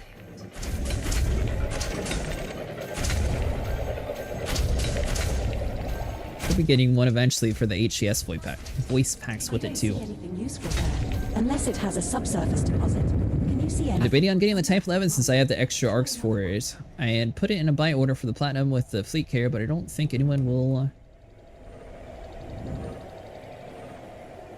be selling to me. I checked afterwards and the other people were buying Plat for 250k compared to my 67k, but mining went okay. I would have liked to see a bigger guild with how much I was out there. When you were putting it on your fleet carrier, you were using the inventory and store method, right? Or were you actually putting a sell order?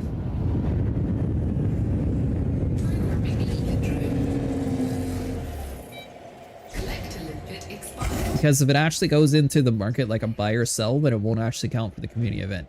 Unless you're just trying to sell it somewhere else.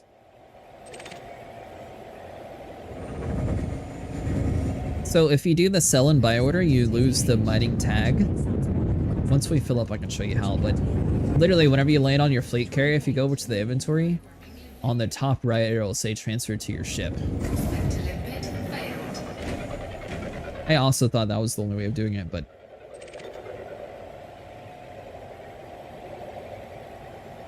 How do you find good asteroids?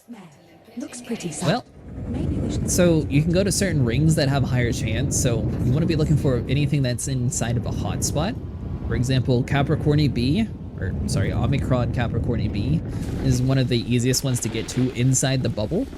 And just use your detailed surface scanner to find out where it is, and then you want to land inside the hotspot zone. From there, it's kind of RNG when it comes to your prospector. You just want to keep on prospecting every rock you see, and eventually you'll find good platinum nodes. Spy cosmetics existing ships to incentivize EFTA to develop the other stuff in the new ships.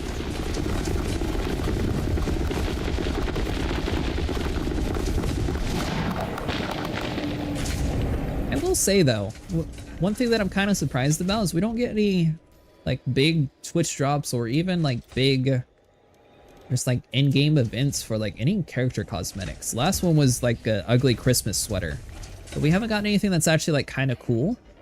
So I do hope that either the Halloween or this like mysterious scientist vessel thing, maybe we'll get like a vintage like NASA suit, which I know they sold one in the store, but it'd be cool if we got something like that as a reward. Looks like there's bugger all in that one. Hey, thanks so much for following. I appreciate it.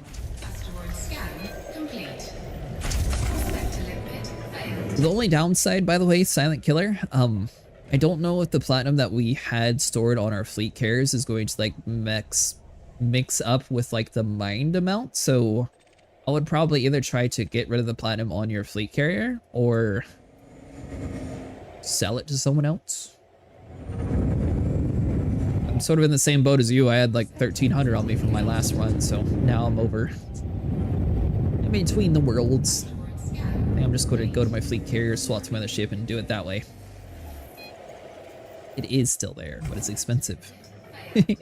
That's why I'm hoping that they eventually like have one, you know, to earn. No cause Okay, detected. so thanks for informing me. I'll cancel the buy order then. Hopefully I get the money back too. Oh, no. So anytime you put a buy order, if you cancel it, that'll save your jump range too. So whenever you have a fleet carrier and you set up your own like buy and sell orders, that's going to affect the commodities that you actually have stored on the side of your ship. So let's say you had a completely empty fleet carrier and you set an order to buy 20,000 tons worth of platinum. Your fleet carrier will treat itself like it has the 20,000 tons, even if it doesn't have any currently in the inventory. When you're setting up a jump range, you never want to have a buy order because of the fact that it's adding in extra mass to your actual ship itself, which will have more tritium usage. Still running around the first 3 Xmas sweaters from like 3 years ago.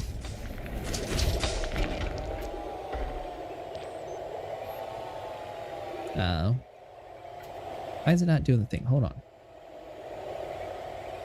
Well, I am too, but apparently I'm stuck in this view. There we go. Oh, maybe not in this suit. My other one has the Christmas sweater.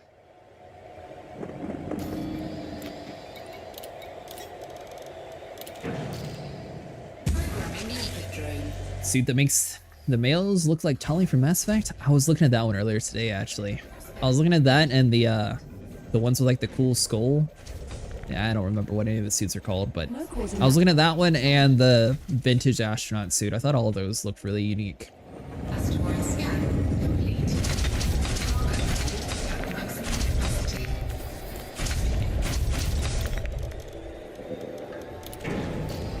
That sort of ties it back into like my raid idea, or to have like more on the ground stuff. Like I know not everyone's interested in the on ground boots, but I feel like that's sort of where they don't really have enough stuff to incentivize people to get like super creative when it comes to their characters. You don't really see your character too much in game, except for occasionally when you're doing like ground missions together or something with friends. So I think if they had more stuff, it would probably make people be more interested in it.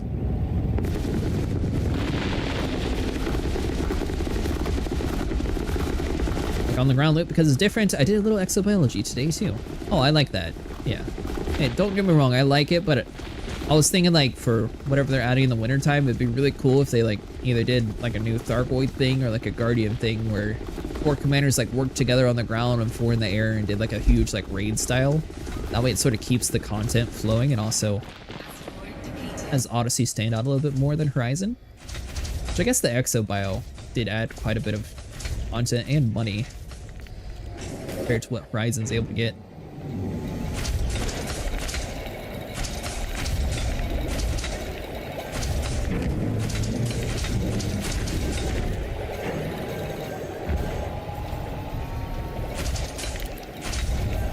Let's see. Haven't done any Thargoid stuff yet? So they kind of removed like the Thargoids that were like real easy to get to. Originally that was like right next to Souls, so it was super easy when I first got into it.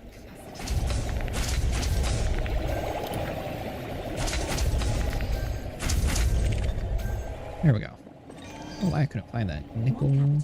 I think I spotted an alien spacecraft. Just kidding. It's just a piece of space junk. Bird commanders made billions during the war? Yeah. Yeah, that's how I ended up affording my fleet carrier. And now, you know, I just need 25 billion more to afford everything else.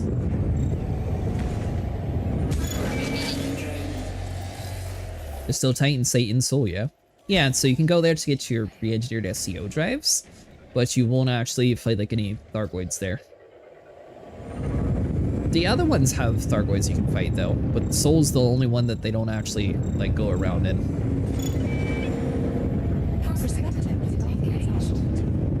Although, technically the other carcasses have them, but you're not going to be fighting the Thargoids as much as what you should. They're all kind of empty. Prospector says no.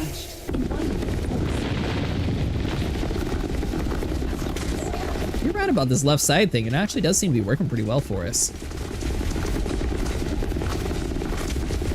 I guess that makes sense. The ship's designed really weird, so the gun's going to be on the right side, so when you shoot to the left, all the fragments go that way.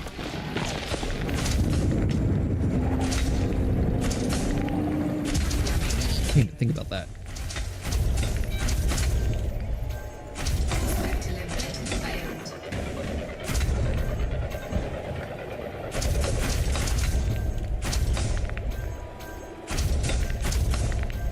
Are you hallucinating fishes now, Commander?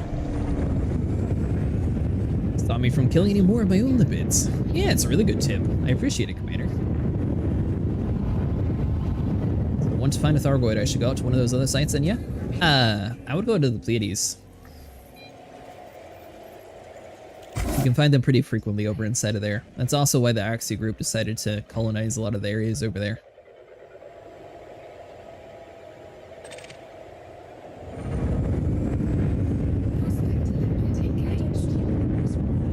So that's closest to their currently known, like, home. Come on, Commander. This refinery won't kill itself. Kind of. Prospector limpet failed. So the Pleiades will be over here.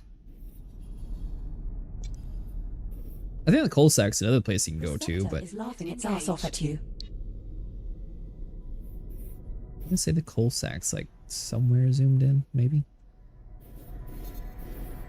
Maybe it's not as close as I thought. Definitely closer than Bernard's Loop.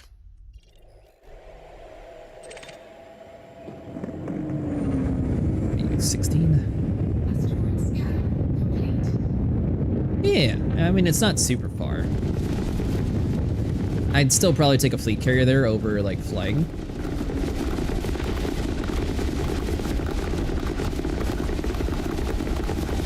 We'll probably be doing some Thargoid stuff later on in the week, though, if you're wanting to join us. Thinking like Thursday night, then maybe Friday we'll do like some Guardian sites or something for anyone needing it.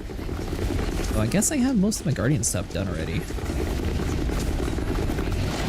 Oh, and still power plant and stuff I can unlock.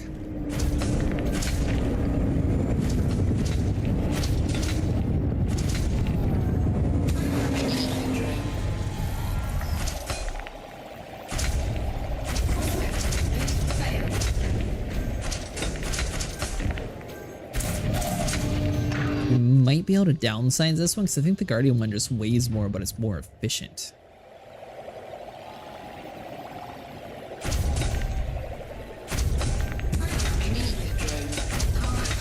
At maximum capacity. Get rid of that.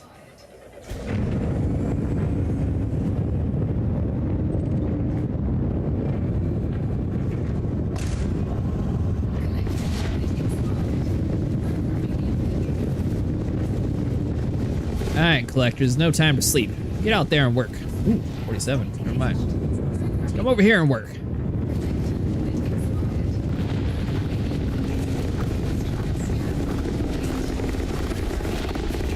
So a lot I haven't done. I did the Cutter and Corvette grind, but the Guardian stuff all relatively new to me as a returning player. So if you're going to be fighting Thargoids, I would probably recommend starting with the Guardian sites first, mainly due to the fact that a lot of the weapon tech is going to be helping out a ton.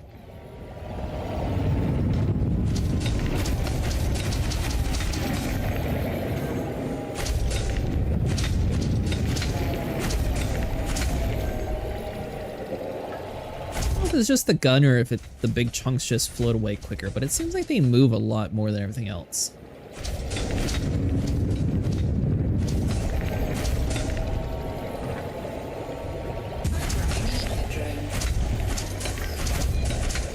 Commander Corvus Cyberwar is online.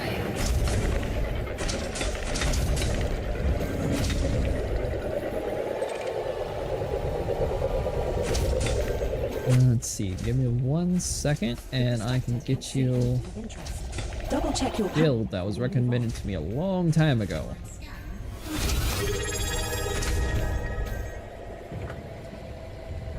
The frameshift giant thrusters. Yeah, it was this one. Thanks for subscribing. Copy clipboard, boom.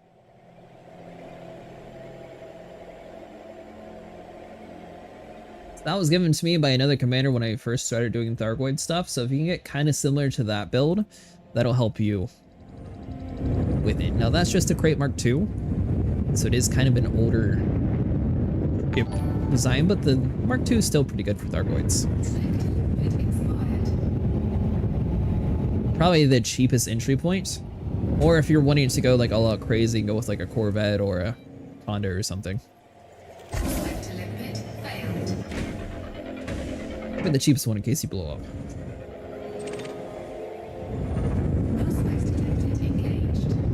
9%, you're not even worth being a rock.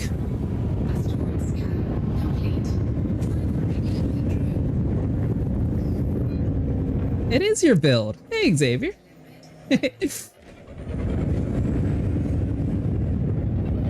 Yeah, so Thargoids ignore shields, so there's no point in bringing a shield with you.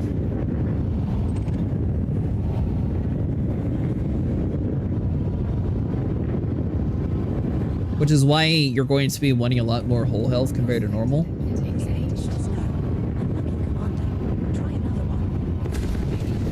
It is just like a little bit different. Basically everything they attack is with an energy beam type weapon, so it can shred through your health pretty quickly. Thanks so much.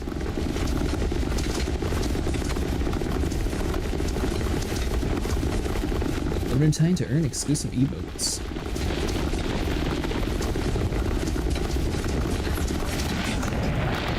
Have you got yourself a Type-11 yet, Xavier?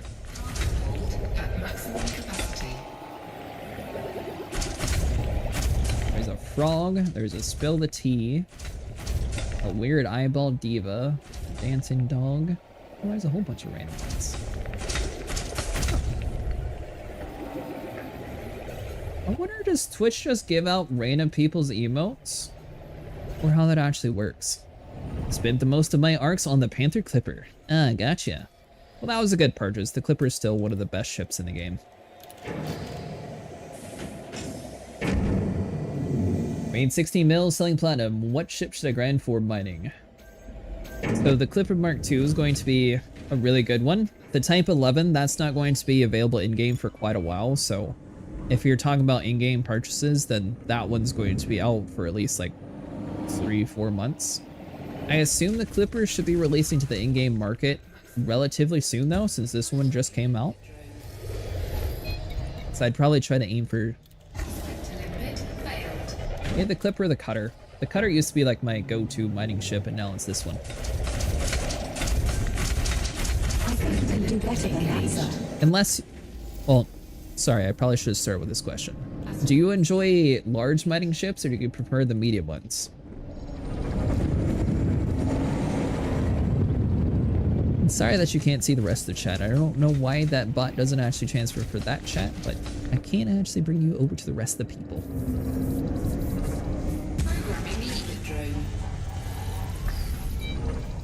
Oh, I got the remaining arcs I have at the moment.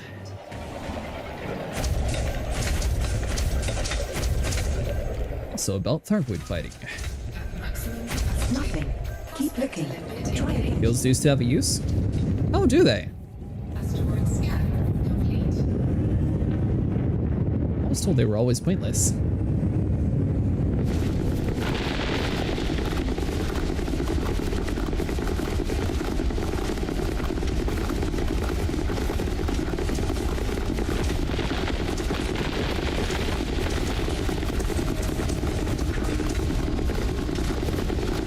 While Thargoids attacks pierce shields, the damage is reduced by a certain amount. Oh, gotcha.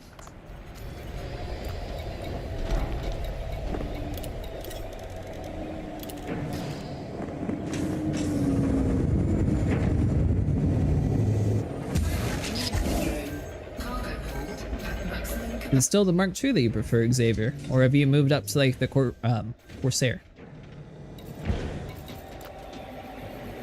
7, so we still got room. We're getting a lot more osmium this time than last time. Scepter is laughing its ass off at you. Engaging encouragement mode. Come on, boss. I know you. We still got plenty of chunks. We're good.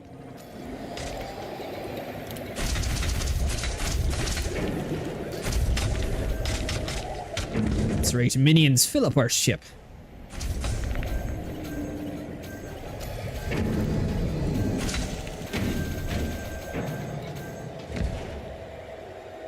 So we got 30 limpets. We are running a little bit low on that. I would still recommend the crate, but the Corsair is a very good alternative.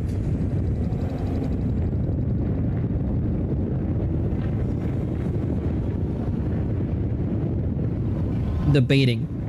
I haven't quite figured out yet if I want to try to outfit a Corsair for it, or if I should do a Crate Mark II for it. I'm thinking about Thursday night. I'm going to be trying to get back into Thargoid fighting since it's been a very long time.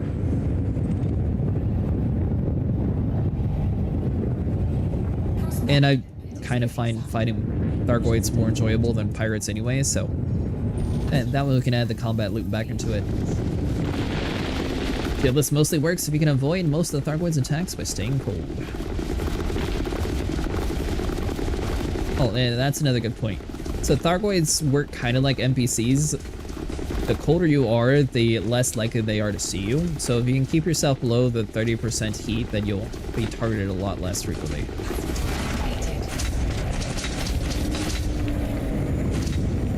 So even though the Mandalay does great for heat, it's just it doesn't really have that much full HP. We end up with.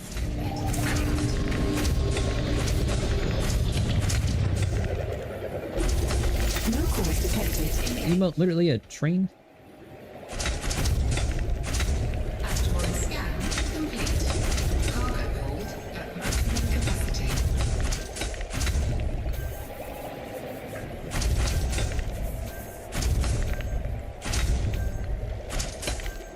Oh, I'm not.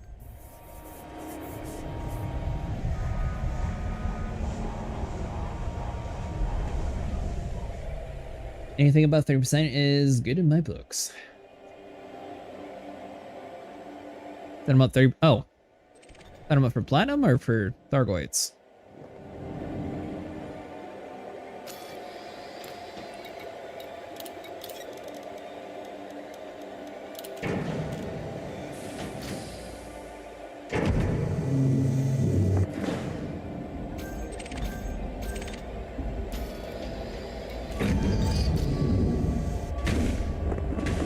Alright, well apparently none of those actually are what we need.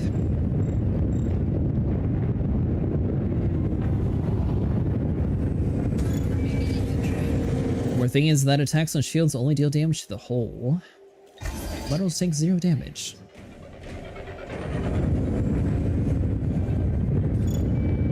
Oh yeah, there's also Guardian module reinforcements that'll help with the caustic damage. And same with the caustic launcher. Unfortunately, they never actually put a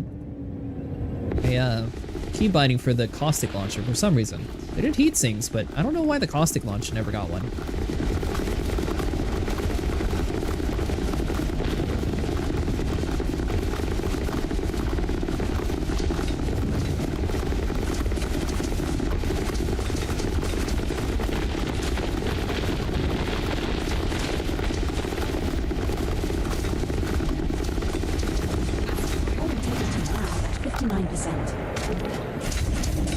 I was debating, and then I decided that I'd end up flying back to the same place anyways to sell what I already had, so... Now I came to the conclusion to just go to my carrier swap ship, sell, and come back.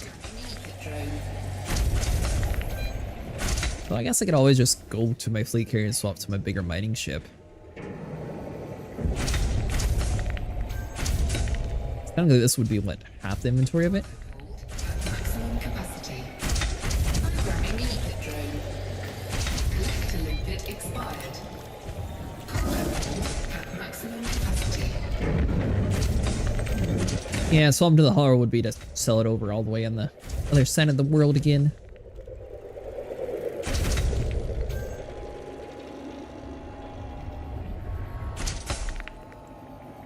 Type 8 have more. Oh, Type 9.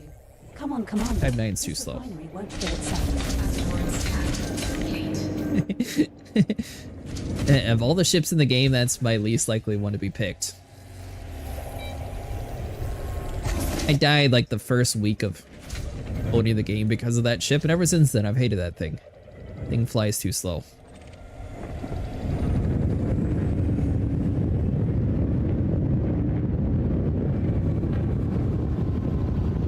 In Platinum Prospector. No causing that one. Take it. Commander. Love the Type 9 until I got the Panther.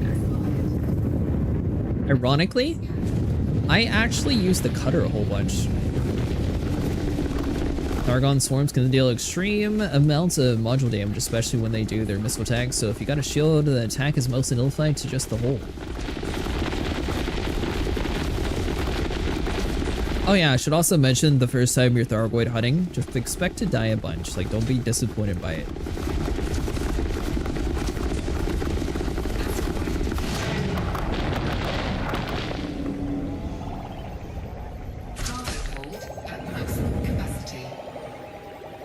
All the things in this game, you're telling me I have one single limpet?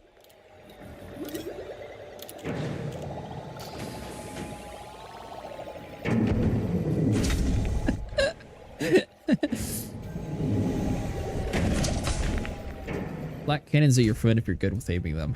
If you're not good with aiming them, they won't really help too much.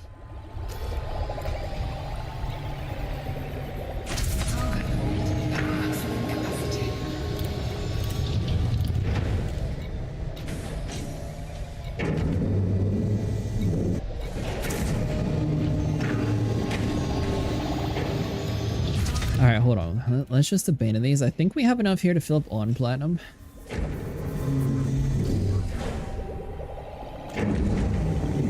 Oh yeah, if you're good at aiming it, then it's a different story.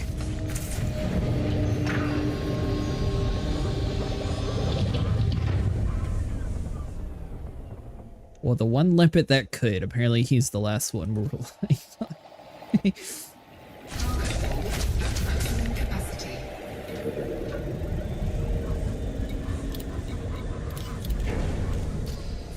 We want platinum limpet, not osmium.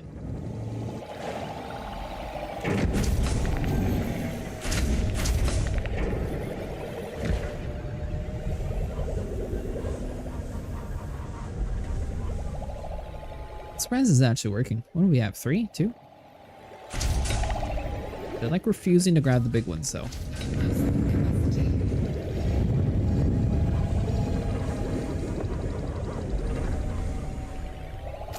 Mon Capitan, if we're going to be stuck in deep space much longer, can we at least start a book club or something? Alright, well, good news is it'll fill up the hopper at least.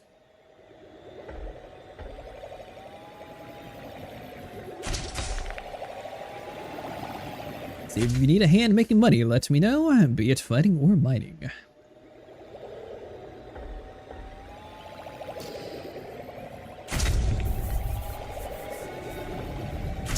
We're gonna say breaking even. I mean, it's not too hard once you get your first one killed. You'll get like 5-6 million, so even if you die like several times in a row, you'll still make more money for it.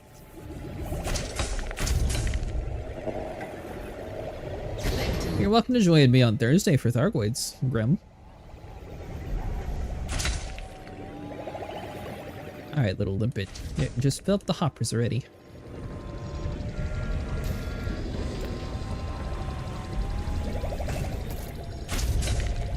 Worst part is swapping over to the other ship, the hopper's still gonna have stuff in it, so it's not even gonna help any.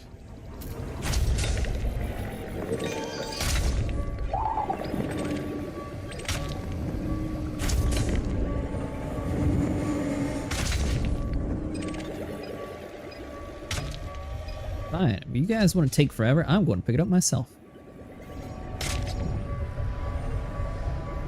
Maybe not. Osmium, dump you.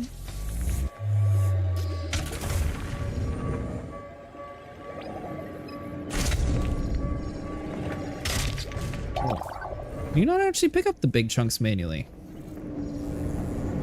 Taking a break from Elite now since there is so many games I want to play. What other games are you like playing lately?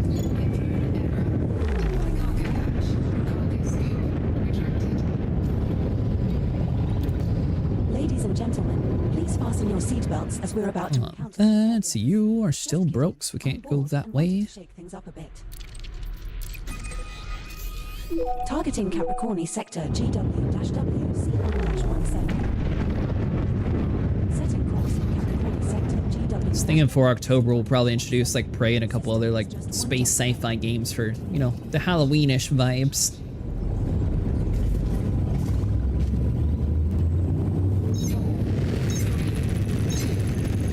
What?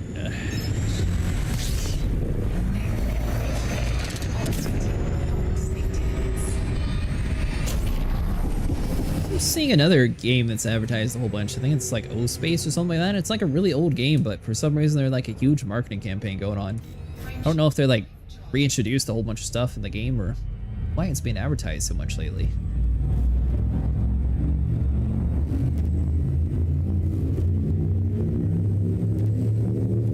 Yeah, the one with the most cargo space though would be the Type-9 or the Clipper. Or the Cutter if you have access. Playing a lot of Jump Space, Dark Tide, War Thunder, World of Warships, Destiny Rising, Helldivers 2, Fallout 76, just to name the ones I played this week. You know, honestly, I really love Jump Space.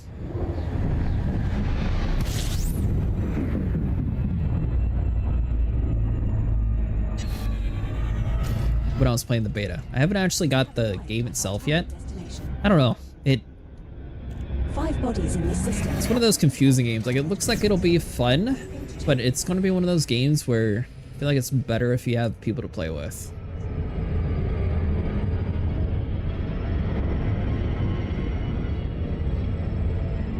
Hey, you've been playing Guild Wars 2. I started work back up recently, so I haven't had time for it. The Sins 2 is a good space game? They just released another update pretty recently too, right, Grim?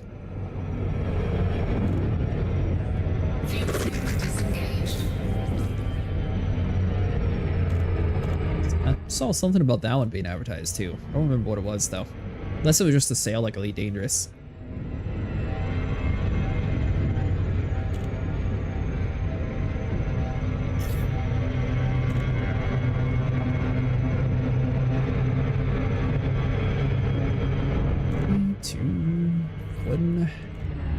Just farming the fractal events for Guild Wars and that legendary armor weapon starter kit. Nice.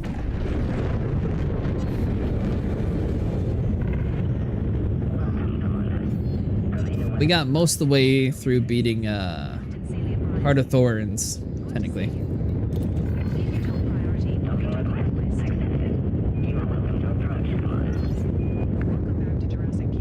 Oh, you're pretty sure that's what it was? Gotcha.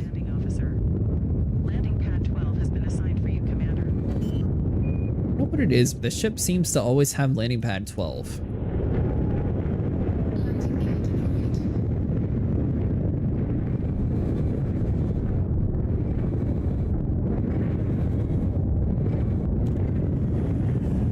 So here's where decision making comes in. We can take the cargo hauler and haul it over to the community event area. We can grab the other ship and just finish filling it up and then sell that when it's full.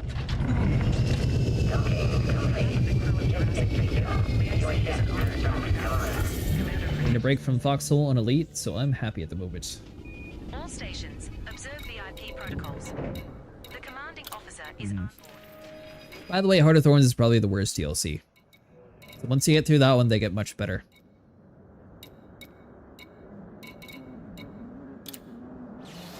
I mean, technically, the 338 or whatever that we had, this ship basically acts like it's nothing.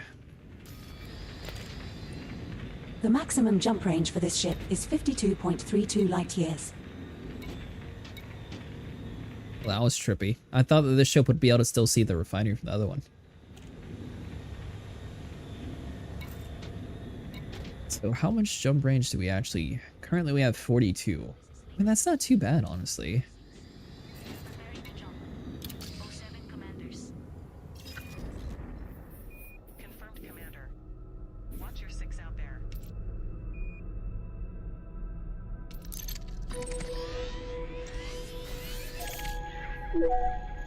Setting course for Amber. 4. We will reach our destination in 4 jumps. Well, I'm gonna guess the Guardian booster saved us 1 jump. You say the Type-11 will be your dedicated buddy now, or will you be stuck with the Clipper/Cutter? Honestly, I really like the gun on the Type-11, so that'll probably be my medium one. Now, when it comes to like sitting in one spot for several hours at a time, having a larger ship is a little bit better since you don't have to leave as often. Oh, there's only 2 medium pads on a carrier. I didn't realize that.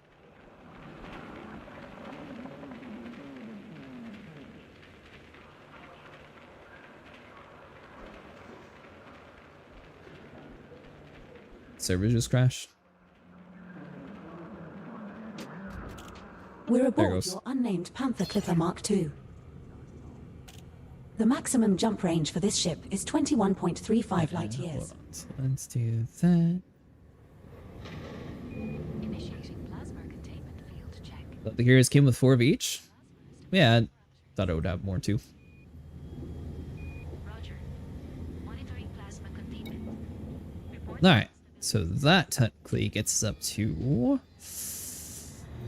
Yeah, we're not caring about the jump range. 832. I mean, we could go out more.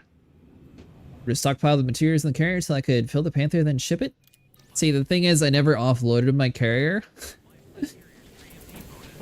I don't know if I can actually do that.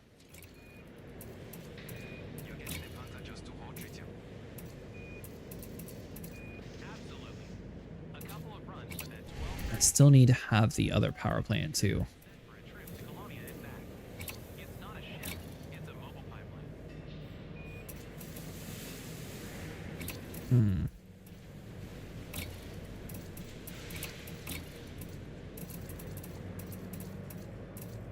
Or we could just go sell what we have, then restart it. I don't know, man, this will work. And carrier services.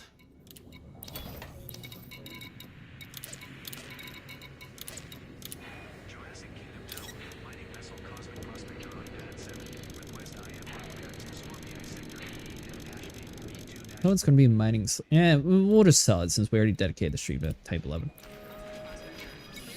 4 medium, 2, or sorry, 4 small, 2 medium, 8 large. I believe it could be wrong. I don't own one. You don't own a carrier yet. I highly recommend it. By the way, is everyone here inside of a Unnamed Panther Clipper Mark II. squad or whatever you call it?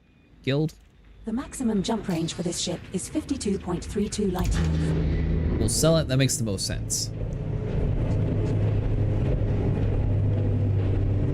Yeah, that's exactly right. Either way, it's money. So I think the Type-11 still might fill up quicker anyway, so it probably make more sense just to go sell what I got and then do the loot. Ready one with some friends, but we will see how long they stick to the game.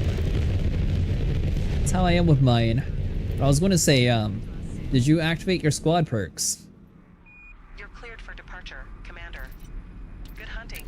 You haven't done it yet. The Fright event gives 2 free bank slots, 2 20 slots, and I think it was amazing for me as a new player. Oh, really? So when you're inside of your... Can I see it remotely?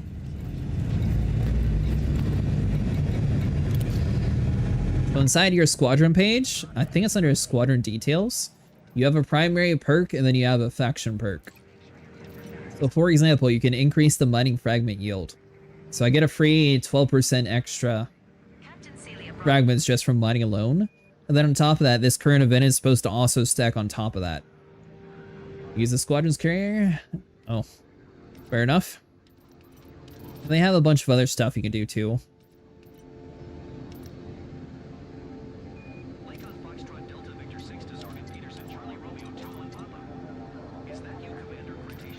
So I guess it takes 20 or probably 24 hours before you change stuff.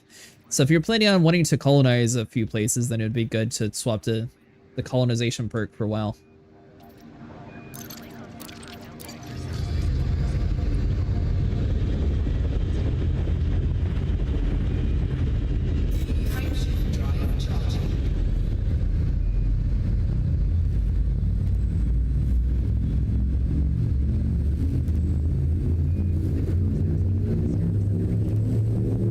Add mindset to Federation to swap it to mining while I do the CG. Yeah, there you go. 6-0. I think mine was also set to Federation, but I wasn't the squad leader for the longest time. Stars are not scoopable, so keep an eye on our fuel levels, boss. We're now 3 jumps from Amda.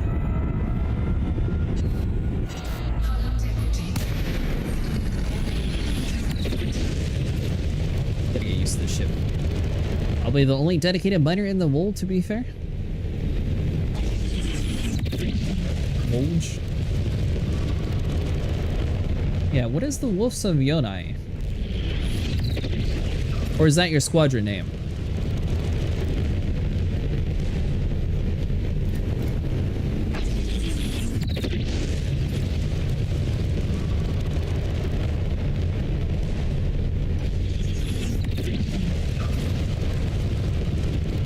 Currently, basically, I'm in a squadron by myself, but you're welcome to join if you want.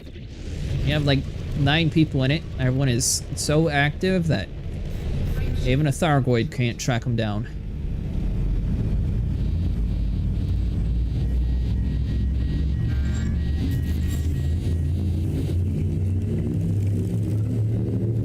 Oh yeah, and heat sinks help too with fighting Thargoids. Forgot to mention that. I have to help you someday in Guild Wars 2, Xavier, since you helped me quite a bit in this game. And the next in our route aren't scoopable. Ah, it's the squad you're in, gotcha.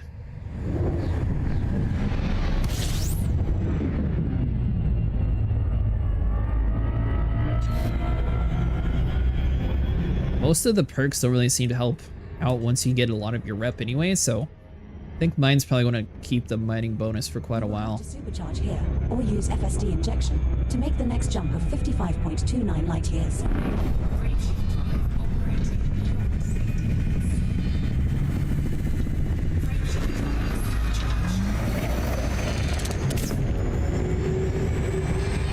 I did get stuck on one earlier, but if you haven't learned how to use the white dwarfs and the neutron highways yet, that's going to save you a ton of time when it comes to jumping, especially when you're like doing super far like exploration streams or trips, sorry, not streams.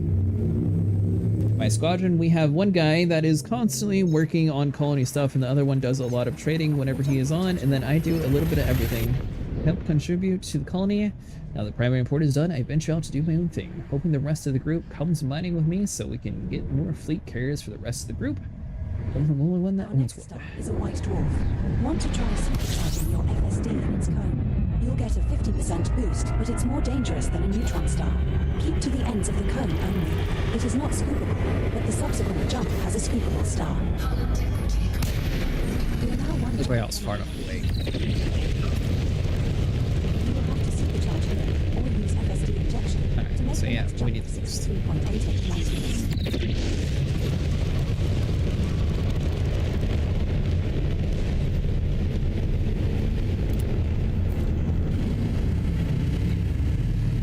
Oh yeah, but as you guys can see, this man still harasses me to this day. Greetings, you still have assignments for me. Yeah, we know.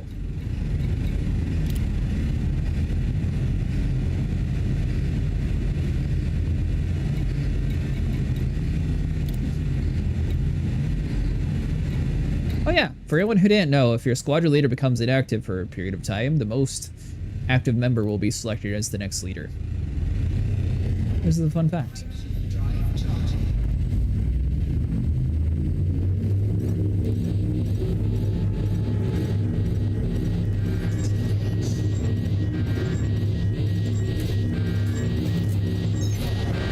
Here goes. Want to learn how to use neutron stars? I have a couple of engineers that require the 5K distance to lock. Been putting that off a little while for now.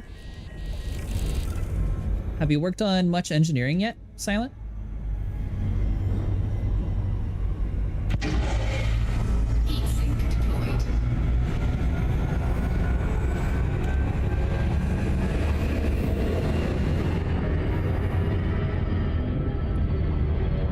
Neutron stars are so good, and I got a 98 jump range on melee for exploration, so hitting one of the boosts, my range is a silly number. Yeah, that's what I was saying. I feel like they might have to tweak the fleet carrier jump range eventually, unless there's like some like server coding wise why 500 is the max limit. So I feel like now that ships are gotten better, the fleet carrier jump range still hasn't really reflected that yet. But I guess they don't want people to explore the galaxy too quick, because if the fleet carrier had a 15-minute jump for 1K light years, I feel like most people would just explore a lot more.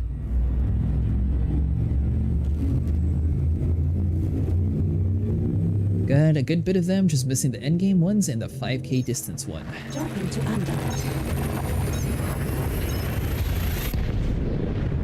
I unlocked that not too long ago, I think. Although I'm not sure how This star we when I actually unlocked it. I think it was from engineering, but yeah, I made a few trips that were like 7,500 light years away, so I know I definitely made the distance.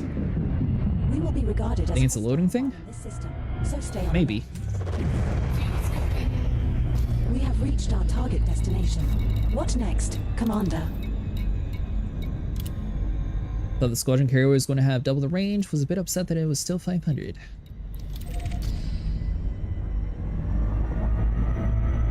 You want to be even lazier, you can land it on a siding and self-destruct after hitting the requirement to fast travel home. That is true.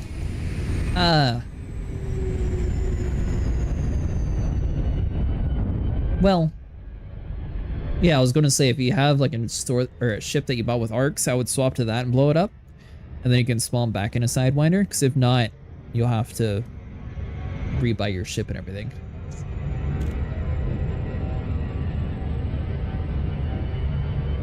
That's how I actually got back to the bubble when they released the squad carrier. I mean, we have only explored 1 or 2% of the galaxy, and the game has been out for ages. Actually, I think it's like 0.02 or something. It's not even 1% yet.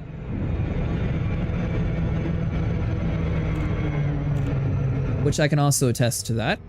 I even was finding stuff that was like less than 1,000 light, or no, I think it was just 1,000 light years away from Sol when I was able to get my 2 billion from credits.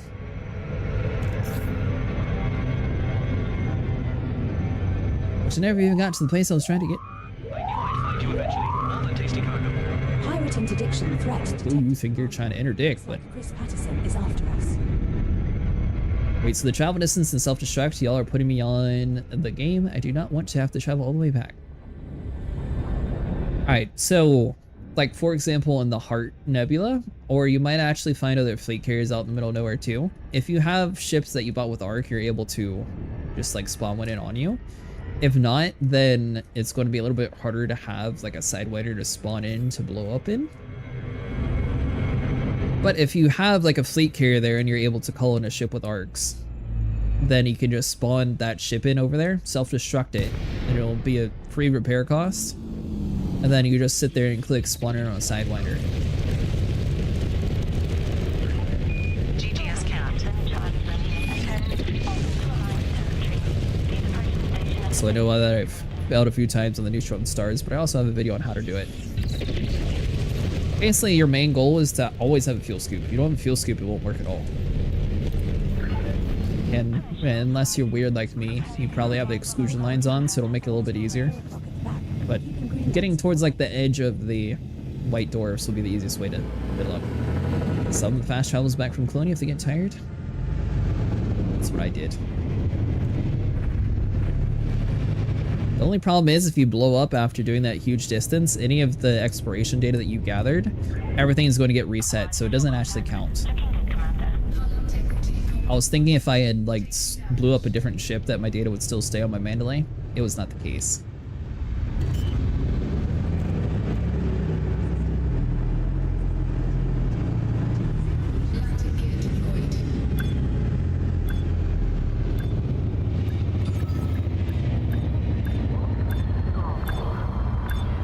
Hey, thank you, Danny. I appreciate it.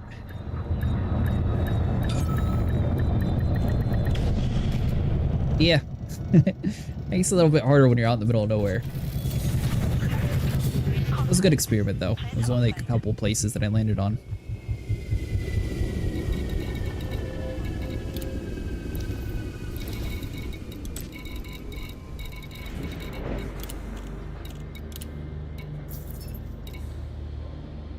I've checked the local market.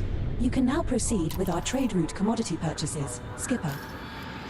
But, we at 1% yet.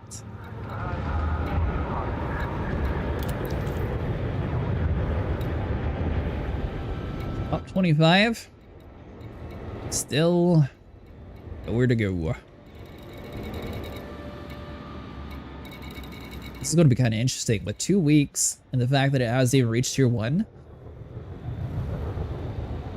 I mean, I guess it is a work day. It's not moving very quickly at all. Grab a drink real quick.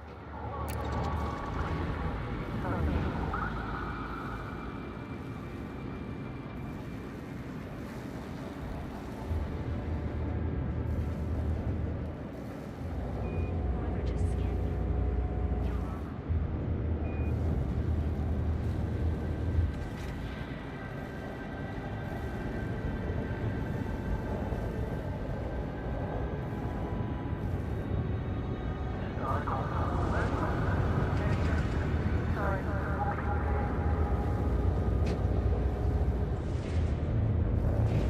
As soon as the Panther Cleaver launches, I'm sending my whole fleet to my work. What are you going to do with it? Everything. All cargo, all mining, loading up with turrets and surprise survivals. I'm going to bathe it gold and name it Atlantis. It's going to be glorious. I heard if you get more money, you will do a special kind of thing with us. Yeah, that will make me baby.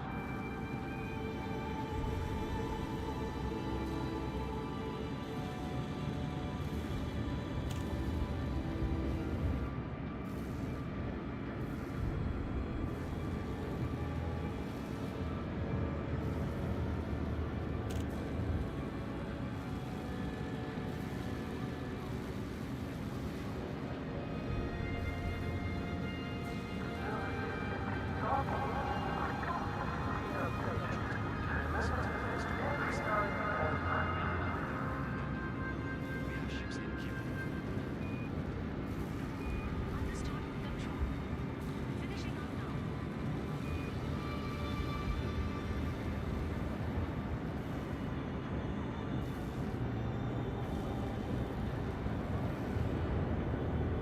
Heading off into the black for a while. Hasta la vista, babies. This is Broken Galaxy Foxtrot Alpha. I'm signing out.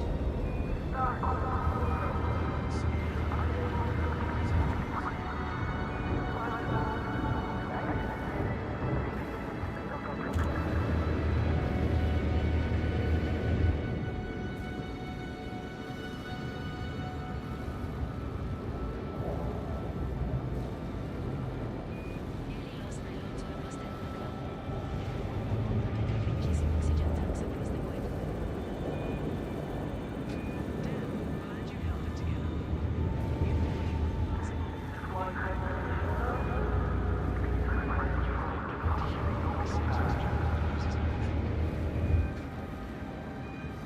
My nerves just fine. It's my trust in the canvanas that's broken. Still, insane. That kind of stuff is what legends are made of. Fair dues. By the way, drinks are next up.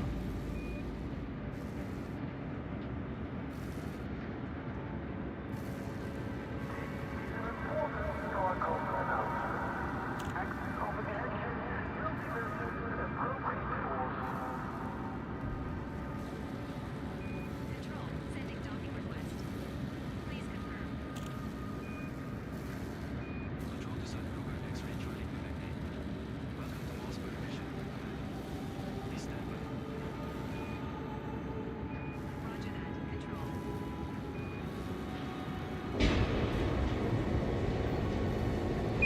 07.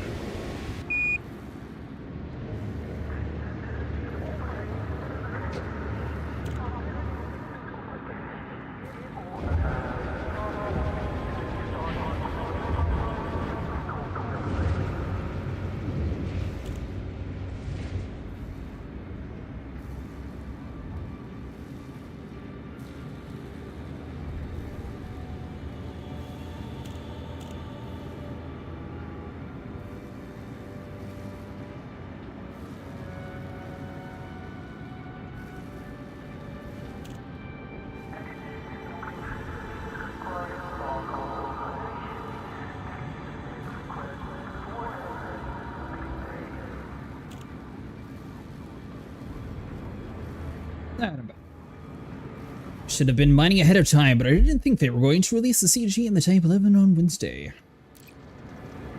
Didn't notice the amount when I had like 5,700 tons of all altogether.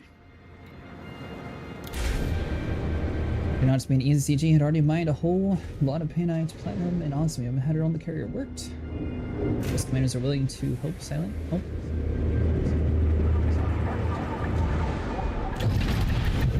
Oh yeah. You're also welcome to join my Discord or whatever. Ask questions or anything on a lot of commanders, even if they're not here in chat currently, also are very helpful. 07.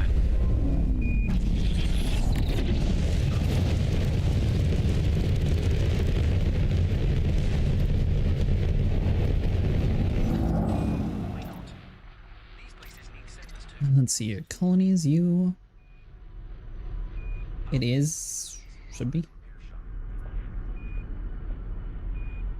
Let's do it that way. Targeting Capricorni sector GW-W C1-17. Mind that over months in the black was before the Type-11 was a thing. GW-W C1-17. We will reach our destination in 3 days. Wait, you did the transfer method to your carrier, or you sold it to your carrier?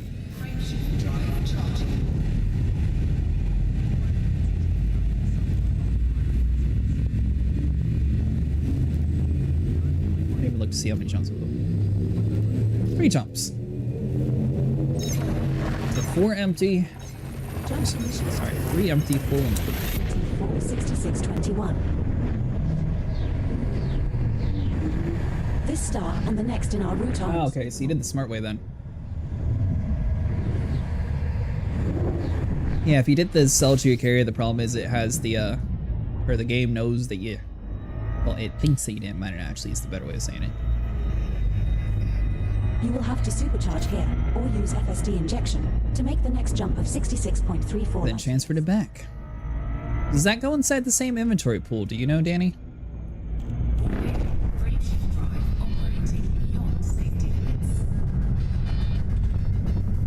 It's like I had 1,300 that was inside my carrier from beforehand, but I wasn't sure if that was going to get mixed.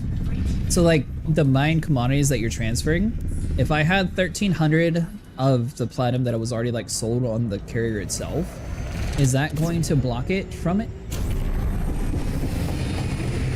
Oh, Warframe channel on your Discord, you play that? I actually have played it. I played it a ton. It's just I usually wait for like new content to drop before I start playing it. New content that I find enjoyable. I didn't like the 1999 stuff. You're not sure about that? Jumping to LTT 162. That's why we're doing it this way. I came to the conclusion that I was going to be selling it to the same place anyway, so I may as well just grab like the medium mine ship and just sell it instead of going back and forth a bunch. Is a white dwarf. So I'm going to be making the same trip regardless. Its cone at your own risk. I guess instead of This one has a much larger exclusion zone than a 400, so keep it'd to be the ends of what, the cone if you want to avoid a risk. 1,300 technically? It's not scoopable, but the subsequent jump has a scoopable star. Well, mine was mine, none bought, so don't know. Yeah, you're good. We're now 1 jump from Capricorn sector GW-W C1-17. What about you, Silent? Have you beat Warframe yet? We have to supercharge here. Use FSD injection. Yeah, you did it the smart way. I didn't realize that I could transfer. If I did, that that would have given us a huge advantage. But I'm glad someone taught me tonight how to do it. Jumping to Capricorn sector GW-W.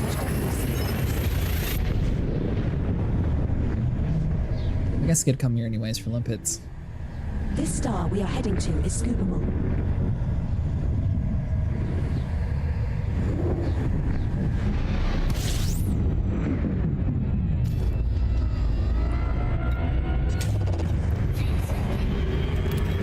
Well, this is the system you wanted to visit. Where to now, Commander? There are 5 bodies. Funny thing is, all the places that I've explored, I've still yet to actually map out my own system that I colonized.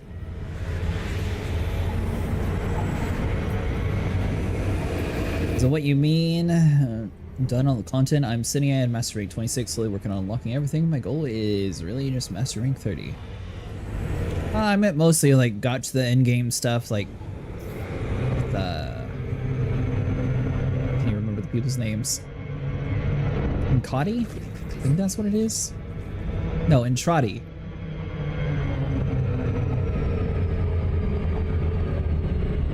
And then there was like some sort of like guardian tech or something in some of the areas. I think I'm like Master Rank, let's say 16? 17 maybe? It's been a while. I was real big into it when it was on, I think it was Xbox One, because it was like one of the first few games that was actually on there. And then I took a long break, I came back, then there was like a whole bunch of content, like the War of the Worlds, which was like a 5-hour quest line, and then afterwards, beat the game again. Took another break. And I came back for 1999 because I thought it would be kind of cool and it was kind of similar to everything else. I don't know. I like their stories. I'm waiting for the Stalker storyline to restart. ETA and ETAs, but don't really care for that piece of content. You can set your Archon shards and arcanes. You really have no need for it. Launch like you, where I'm waiting for new content. Yeah.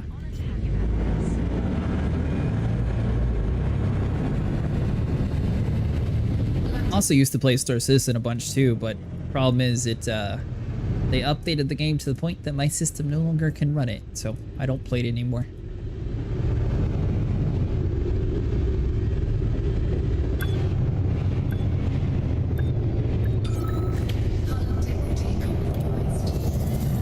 Our depot progress is up to Alright, so you... I suppose at some point I should probably fill up my fleet carrier. Sitting at 3% fuel is not exactly the best for jumping.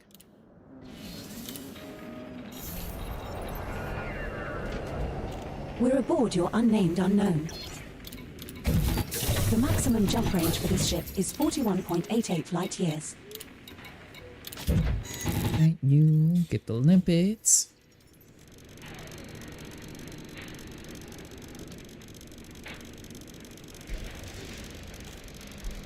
Actually not too bad. So we've been going for about 4 hours now, including the travel time back and forth between the places. And this run would get us over the 900 mark. So I think we'd be close to 1,000 sold so far. My estimate is based on normal prices, so I'm sure technically that'd be higher if we actually had the right value in.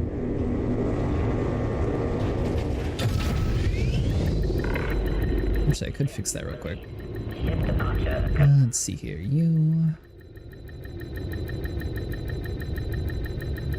Control to Commander CretaceousAcid. It was a pleasure to see our commanding officer again. You are cleared for departure. We'll keep the place shipshape while you are gone. On behalf of the crew, I wish Maybe. you a prosperous Hold on. journey.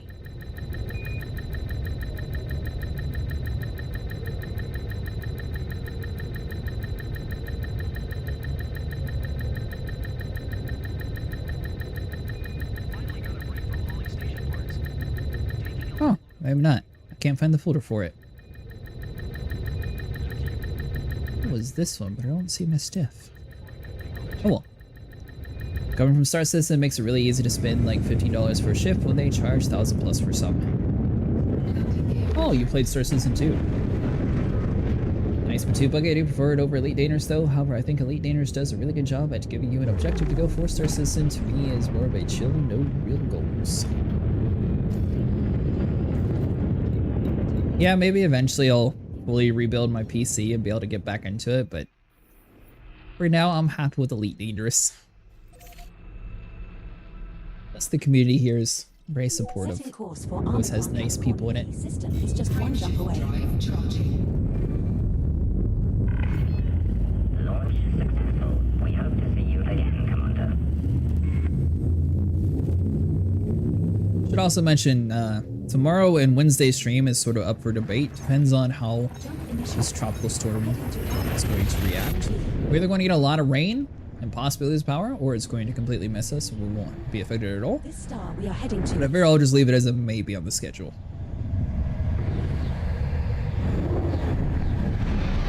We should be back Thursday without any issues. Well, this is the system you wanted to visit. Where to now, Commander?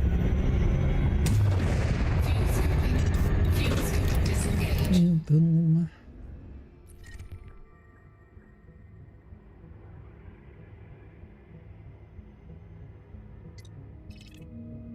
I think my current PC would be able to handle it at best. Or I had a beast PC but sold it, was rocking a 48 Super on it though. Figured it was overkill though and gave it to someone who had been wanting to get into the PC world. I don't know when the last time you tried playing Star Citizen was, but they've decided to go through and they've optimized their game to the point that clouds are now forced everywhere. They can no longer turn clouds off because they have to be medium to keep up with the people who like immersions. So basically all the unoptimized parts of the game have now leaked into everywhere because the clouds are literally everywhere, including the nebulas, which also aren't working correctly.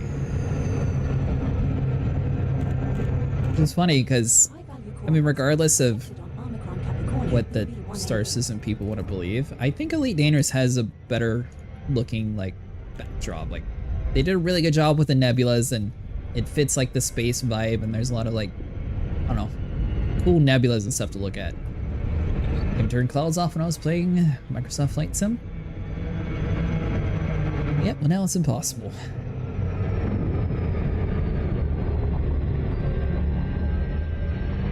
I am curious though if Elite Dangerous just decides to wave a hand and make like one ship have ship interiors, if it would change the tide of people. Seems like it's done fairly well for Mass Effect, for No Man's Sky.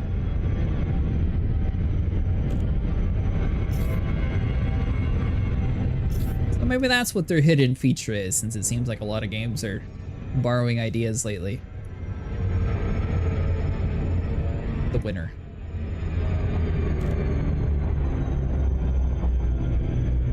Well, I heard some people say we want all ships with interiors or no ships with it, so maybe not.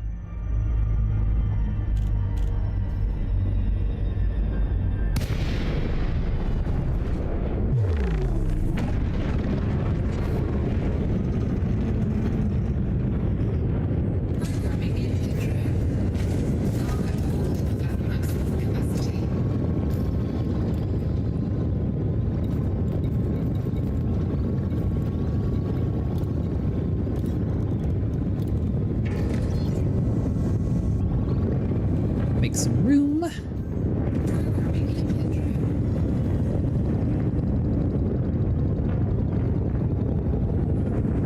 I'm going slightly fast for it. Whoops.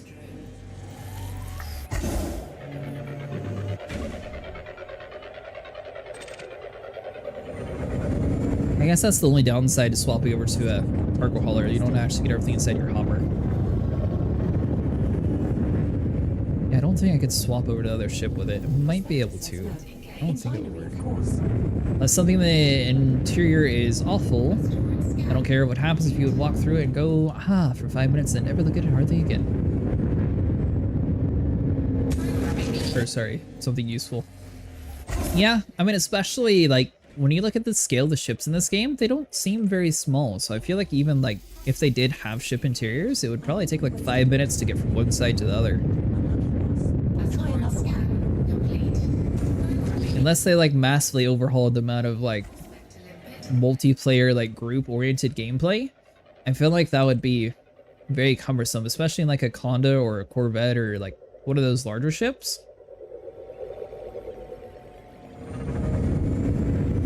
Unless they like really shorten down the ramp.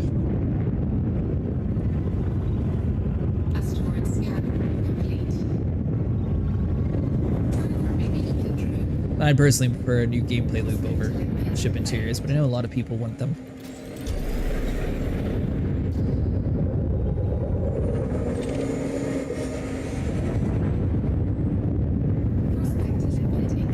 I think it'll be useful at all. If anything, honestly, it'll make most people complain, to be honest. You had to walk to your refinery, for example, to do mining. such, most people will probably be mad over the extra step. If they added some kind of gameplay that used it, it might be more interesting. Deposits, though. I don't think you were here earlier when I was talking about what I thought would be cool. You might have been, I don't know. I was saying I think it would be cool if they made like a raid mode where, like, let's say we finally took the fight to the Thargoids, or maybe we end up accidentally uncovering like a Guardian site and it turns out that they're a lot more hostile. And we have to like go in on the ground and like fight them, have like 4 commanders on the ground and 4 in the sky, and have sort of like a raid event. I mean, this is technically still an MMO, so I feel like it would fit the universe. Plus, you know, then it also encourages people to play together in big groups. I think it would be kind of cool. Give a reason to actually engineer the Dominator suit, Maverick suits. Obviously the Artemis suit doesn't really count, but say you need like a Maverick to actually open up the doors for you, the Dominator is going to be like the tank running in there. I think it would kind of fit.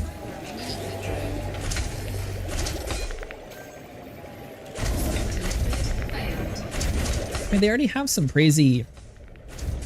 They're not necessarily like aggressive Thargoid sites, but there are some sites where they have like these weird drone type Thargoids that like fly around and try to protect their area. So I think that sort of mentality added inside of like a dungeon type vibe. No cores or minerals of interest detected. Any deposits, though.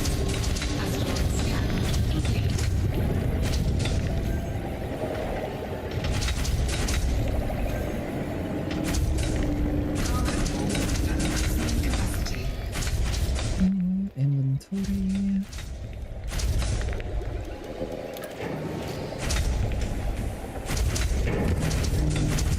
I knew quite a few people who quit because the Thargoid War ended.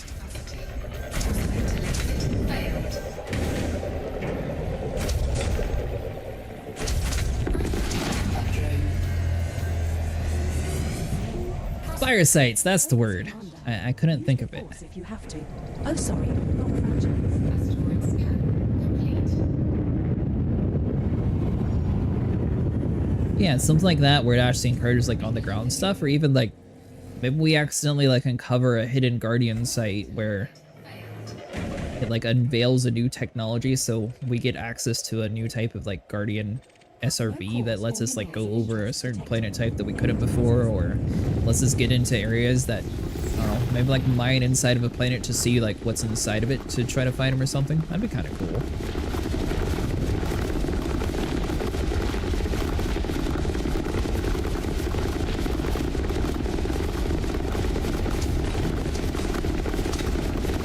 I mean, really, the nature of this open sandbox game, all you have to do is magically say, oh, well, you found this new site, and it adds in like all the new lore, so most of the stuff sort of like writes its own story for it. You just have to think of something to add to it, and, you know, pay a whole lot of money to actually make it work right.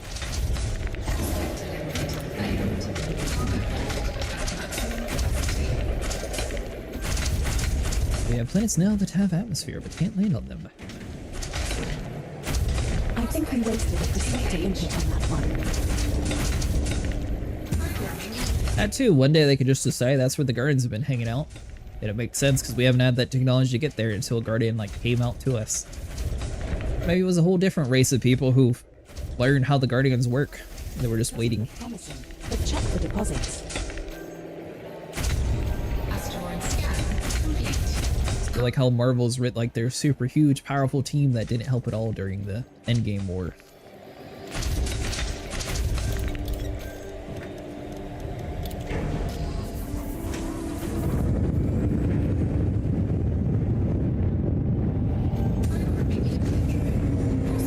Even then, another thing that I was saying would be kind of cool is if they, I don't know if you guys ever played Sea of Thieves, but they could easily have like a Doctor Who event, or, you know, even like a Star Wars vibe or something, but Doctor Who could literally come into the universe for a week, act like he got lost, was trying to help fight the Thargoid threat off, or, you know, maybe he reintroduces the Guardians like, hey, do like a quest line for him and it reintroduces us to that kind of technology, and then he could just literally leave. That fits the verse, and then, you know, you get like a cool cosmetic or like a phone booth inside of your ship or something as a bobblehead. was thinking fighting against Guardian AI wiped out the Guardians. Complete. Maybe, but we haven't really seen like any remnants of them. We've been told that they're gone. But considering the fact that this universe is so big and we only have, what, less than 1% found? I feel like that would be very easy to be like, well, we just never actually found where they were. Like an old remnant site that actually was still working or something. Sort of like how Skyrim handled it with dwarving tech. We should stick to bounty hunting. Asteroid scan complete. Prospector limpet failed.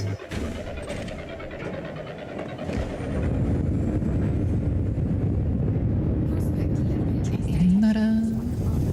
Check for deposits anywhere. Asteroid scan complete.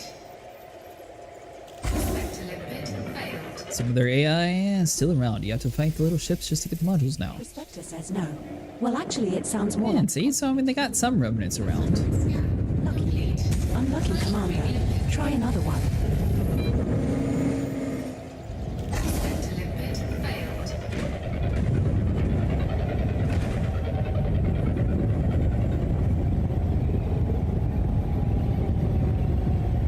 No cause detected. Engaged. Lydium.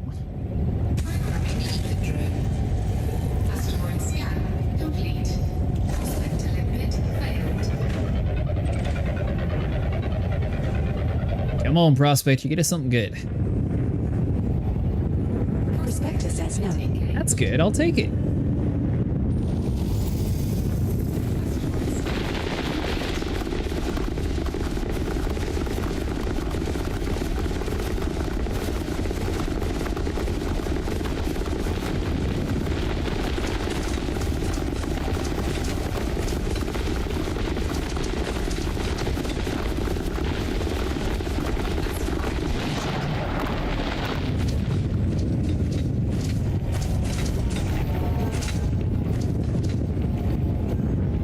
Alright, so we'll park roughly around here.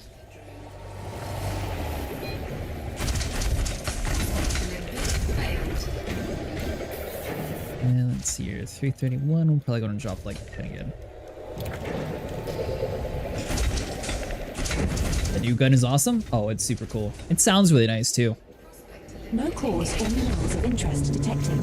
Check for any surface or subsurface deposits. The only bad thing about it so far is even if you like shoot off to the left, it doesn't necessarily guarantee the fragments are going to stay at one spot. So it's almost like you get a whole bunch of the fragments and you still have to like sort of move over to the area roughly of where most of the chunks were. Where typically laser mining all the chunks, you can sort of coax down to the bottom of your ship. I don't see anything useful there, unless it has a That subsurface. is one disadvantage, but it does seem to fill up quite fast compared to other ships, so I think it sort of balances itself out by having that variability from the gun.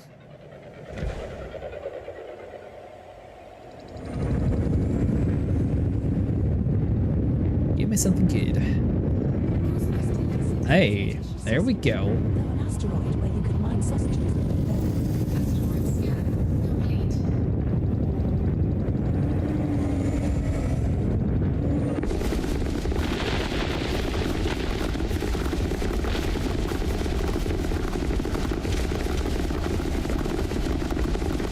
By the way, for anyone new to mining, when it says material content low, that's talking about engineering material you get from it. It's not actually talking about the platinum. Or whatever you're trying to farm.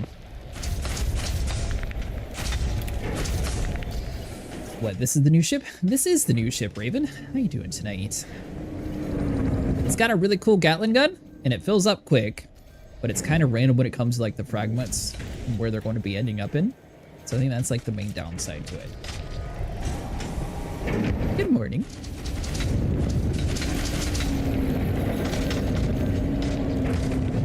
Let's see here.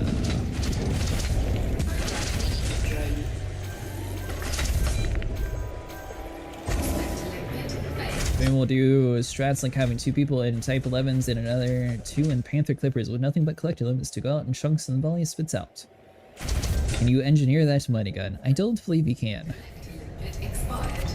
Prospector limpet engaged. I haven't actually Asteroid scan would look, to be honest, but I don't think so. Engaging encouragement mode. The gun got it like a super huge buff before it actually released to the public, though. So I don't think they actually would allow engineering just quite yet.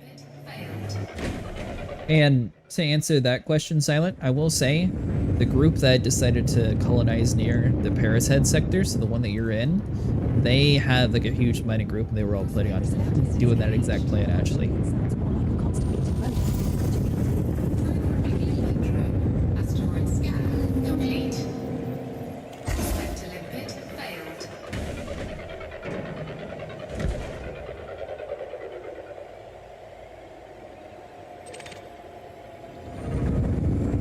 Prospector limpet engaged. 20%, it's not too bad. Try another one.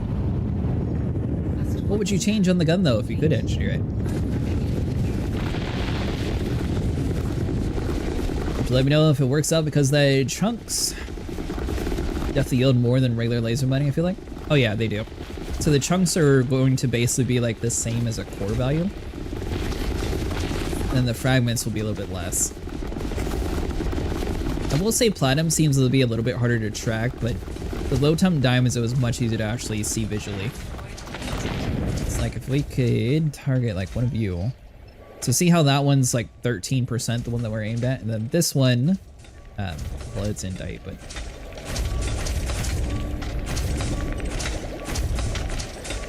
either way, yeah, you can see the bigger fragments are like 30 to 50.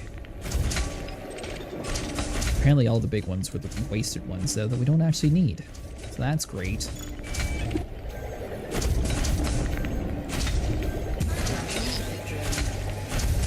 While players trying to get problems with the ship, Axie Group tries to make a new anti-alien weapon. I would say that it would be kind of fun to fight like the scouts earlier. The Spectre is laughing its ass off at Then someone made a good point that the volley is kind of slow, so that's probably a bad idea. It's probably doable, but it's probably not the best idea. Oh, and it looks really cool too. I don't know if you've actually seen the gun in action yet.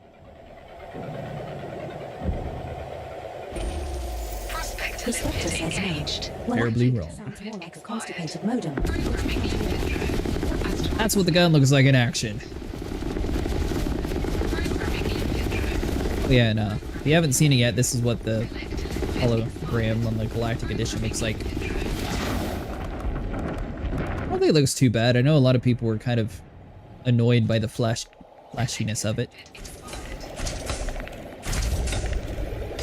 Random rock I was shooting had platinum in it.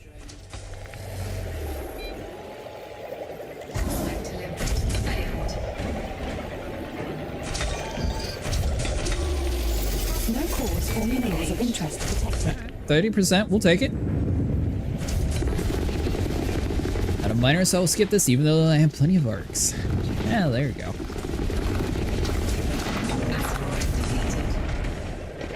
Kind of funny. I didn't realize the random one that I picked would actually have platinum in it.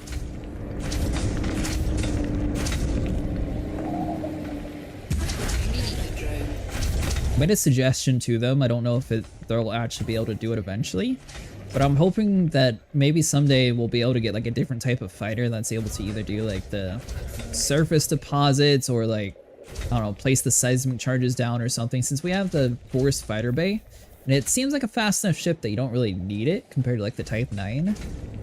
That it would be cool if you could actually have like group mining session, maybe have like a friend or something be able to like core mine while you're in here doing like the main chunk fragments. At least I can change 200 times my in-game nickname. Is there a limit on it? I knew you could change it, but I didn't know there was a limit. The Spectre says no. Or is that just how much arc you have left? Asteroid scan complete. Prospector limpet failed.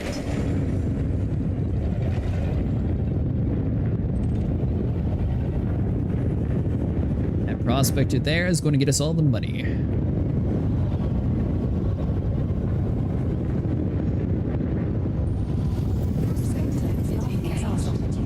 Alright, we'll pass. Alright, so the planet is this way. don't think we've actually checked these 3 out yet. The remarks for the name change, so I don't know if there is a limit, but it's a amount of arc I have now, 200 nicknames. Oh, there you go.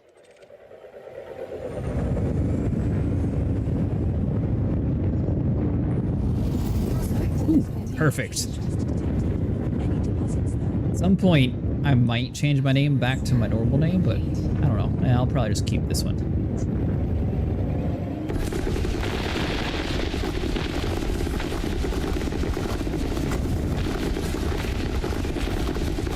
Lost my alternate account.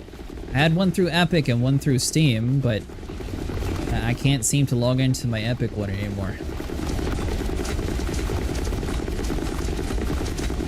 And I think it's because I changed the email on it, so now both of them match, but I can't actually swap my email back over. So it just reads this one. But there's a censorship limitation because I love offensive dark humor. Ah, I'm sure there is. Same reason why they got rid of like naming colonies for people, which is kind of, or not colonies, what was it, factions. So I wonder if they'll ever bring that back. I thought that was cool.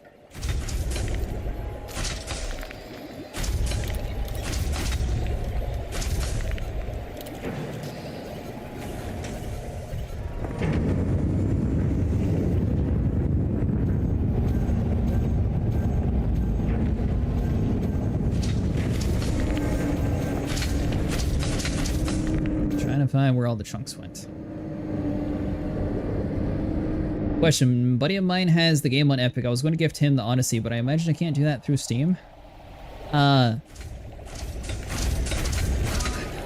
it's sort of like a double thing. Technically, if you gifted it through Epic, he would, or sorry, if you got the Odyssey edition through Steam, he would have to download the game on Steam, but his account would transfer over since it's a Frontier account. Seeing Yumik's video on YouTube, yeah, third something, can't say that on Twitch, it was available. Yeah, I don't know, I try to stick on more of the family-friendly side of things. So if he's worried about losing his account, then he won't lose his account, but he would have to actually have it on Steam. I don't know if that helps answer your question or not.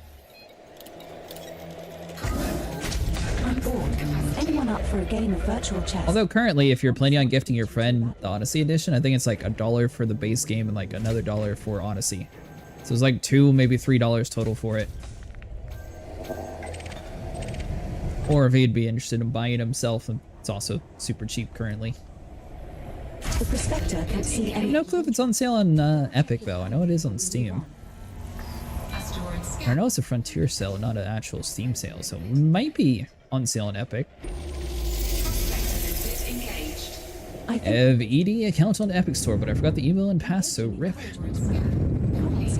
I had an account there, and I changed the email so I could actually have this one like all connected together. And then somehow I lost access to my game account ID.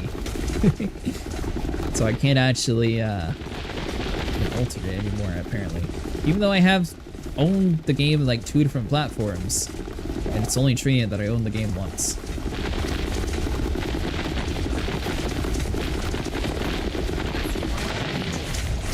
Look into it. I had spent $27 for a second account, so that wouldn't have cleared my save, but that was a sale last week. Oh, but there was no sale last week. Was that on a alternate Steam account, Silent?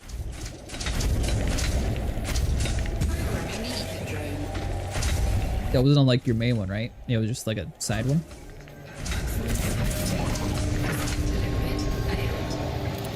I was going to say, if you had less than 4 hours of gameplay on that other account, you could refund it and then get the game for $1 again. No cause in that one, Commander. Depending on how much time you put into your alternate.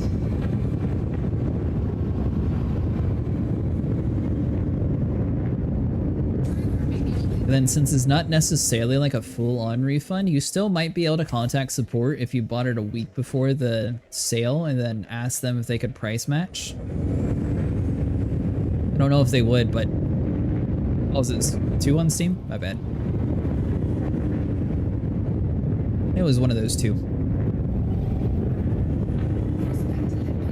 Instructor says no. Unlucky, skipper. Try. Programming liquid drone. Asteroid scan complete. Yeah, depending on how much time you have, you might be able to either get a full refund the normal way or possibly ask them to match the price. I don't know how strict they are when it comes to like price matching for sales that happen like a week after you buy it. I feel like most companies would cover that, but I'm not sure how Valve would do when it comes to that kind of stuff.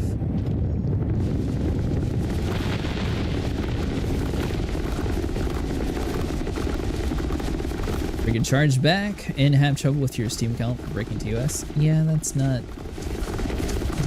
what I was recommending. I was thought about going through the Steam support and asking for a refund or to have them fix the payment with the new price.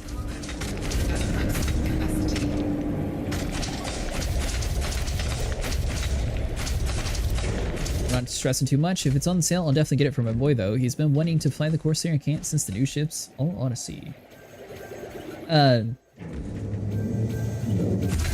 you, as long as he's on PC and not on console.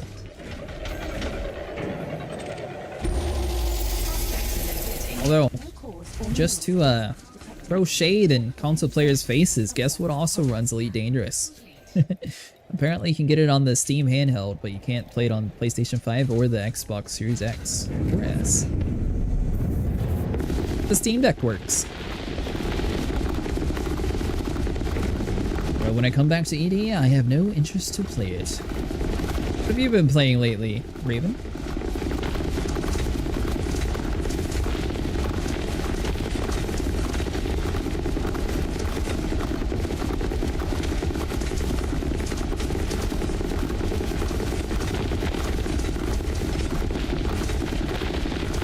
That's another thing that I'm kind of surprised about. I feel like No Man's Sky gets a lot of like extra free popularity just due to the fact that it's actually accessible on consoles.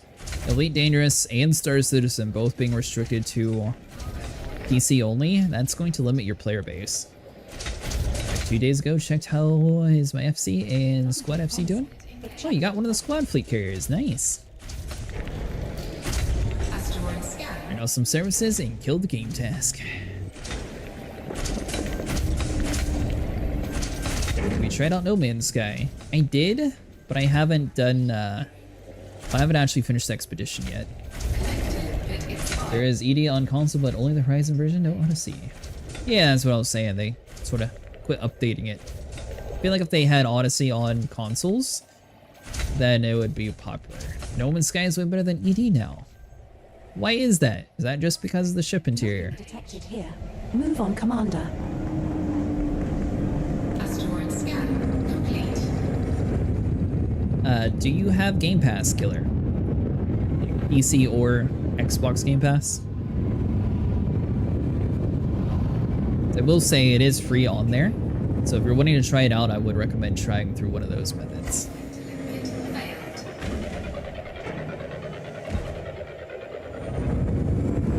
Now, I will also throw in there that No Man's Sky borrowed that entire setup from Starfield. No cause detected. Commander, try again. Like, it's literally Starfield's ship interior build or ship builder. It's just instead of seeing it in 3D, you see it in a graph. All the way around for No Man's Sky, you see it 3D instead of a graph.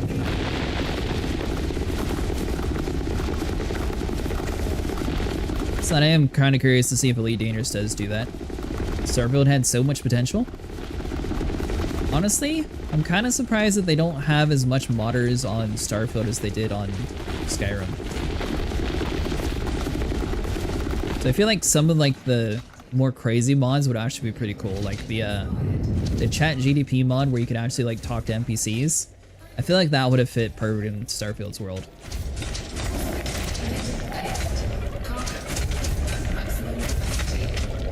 PC, you can use Blender to export models to No Man's Sky and lag their entire anomaly when you meet most of the players. The prospector hasn't reported anything of interest, but check your left panel. Is that a good thing?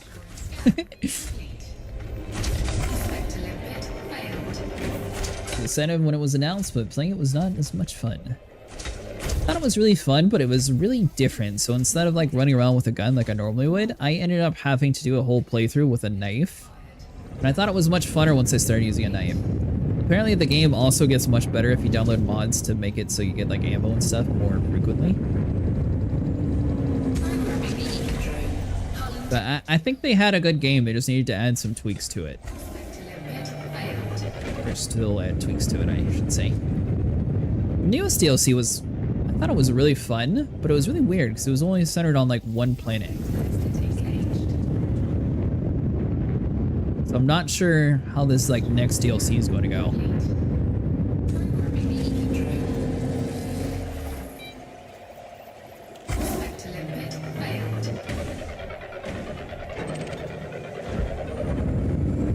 Definitely be checking it out though. Looks like there's bugging. 41%. Same with Mass Effect, I'm waiting for the next one to come out. Modern open sky, but not much, just visually, and black space, and black UIs, and that's it.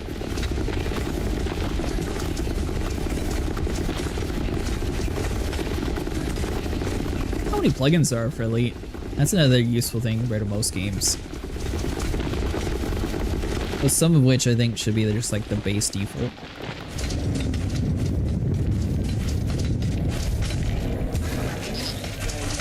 But what's your favorite thing to do in Elite Dangerous?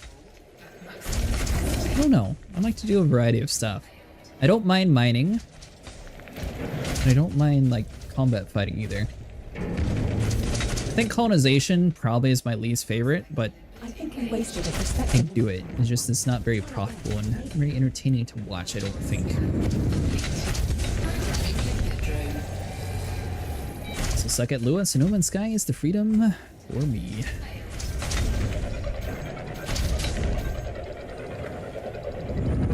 It's been a long time since I used Blender. I need to get back into it. I was originally going to make like a cool raid thing whenever someone raided my channel and have like a Thargoid interdiction, but I never actually got like the permission from FDev, so then I sort of gave up on it. I did make the follow animation though. I made like the little Star Wars hyper trail. That was easy.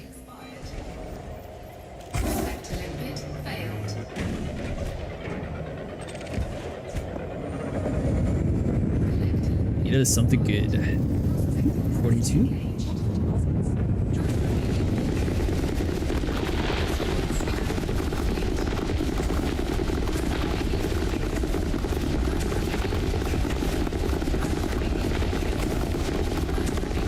Permission from FDev and pull out your internet cable and do anything with their game files. Yeah, or not break the law.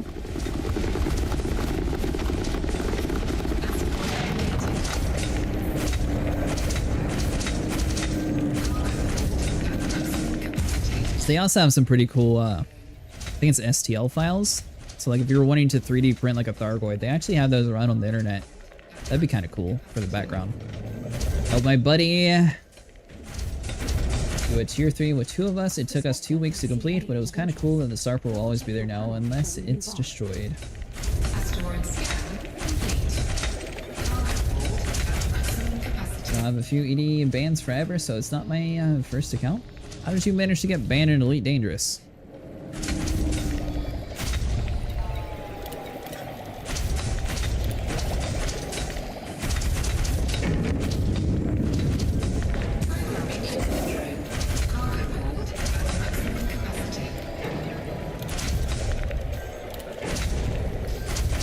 Prospectus. Imprinting your name in the system kind of thing?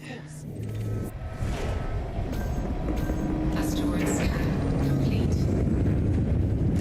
Taking Give damage. me reverse. Prospector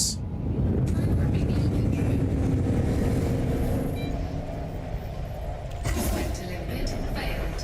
Oh, I will say, Silent, well, and Noctuous, anyone who changes their name, just so you guys are aware, if you change your name, the commander's name that originally found the system, so, like, I have a whole lot of first foot follows for CretaceousAcid. If I were to ever pay to change my name, that new name does not actually get the credit, it's just for the CretaceousAcid account. You still have, you know, the money and the rep that you gained from it originally, but your new name will not actually re-update on inside the server. So if you liked having your name there, keep the same name. If you don't care, change it when you want.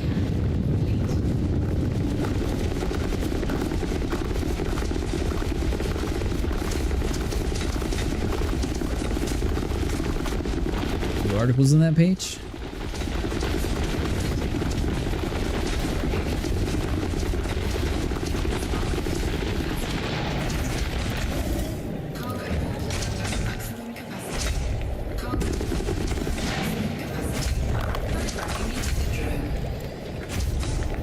There we go, that's more like it.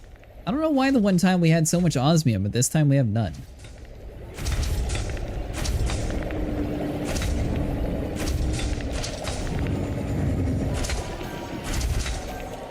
Wait for them to fill up our hopper, and then we're good to go.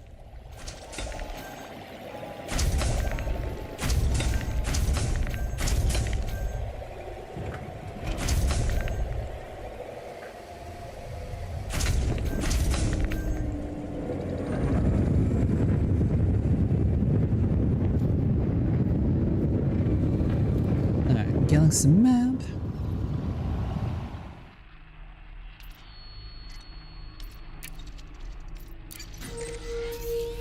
Targeting Capricorni sector. What is your endgame name, Silent? C1-17. And are you planning on joining us for Thargoid hunting when we do it on Thursday? Setting course for Capricorni sector GW-W C1-17. Just one jump.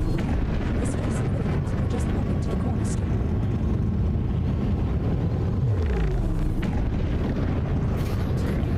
Oops.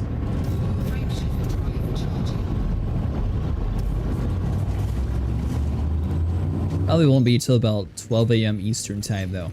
So I have to work that day.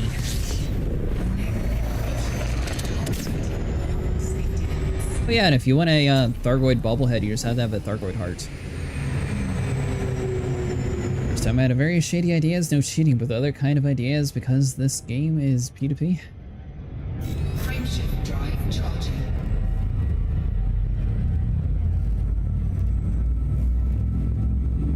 I'm kind of surprised they don't ban people for ganking. It really ruins the experience for like newer players who are trying to do just like a very basic task. We're jumping to Capricorni sector GW. I guess that's why PvP never really interested me in this game. It always seems like you have an unfair advantage if you have an engineered ship.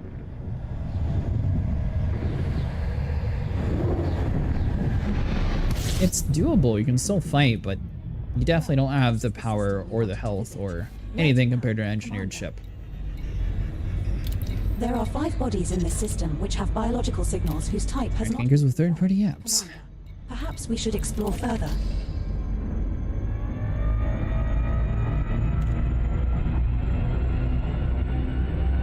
Apparently Philip French, I wish I could, but I work overnight. Ah, gotcha. Are you off on Friday?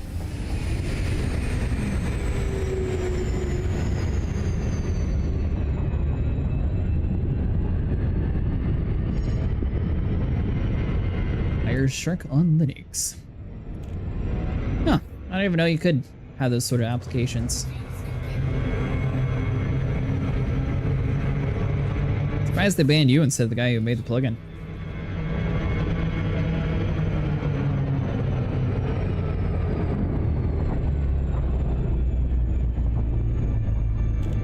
Yeah, I can see that being a bannable offense.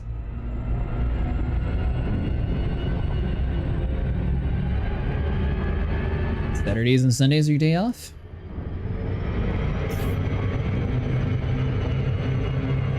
To see. Maybe we can do something on Saturday. Be during the day though.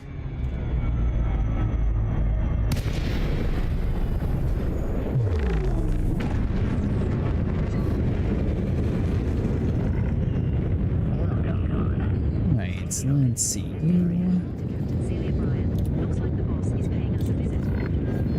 Docking request accepted. The thing is, we could move our fleet carrier close to the destination to the cell, but I feel like we would still be coming back anyways. So I mean, the only real advantage is we would be having 2 trips instead of 1. Full military honors, please. Based on the amount that we're actually able to hold on our ship, it seems to be about double.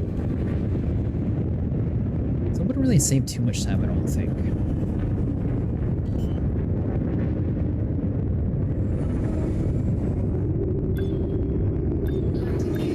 All I need, I feel, after work is to shoot stuff at... God, this is especially nice.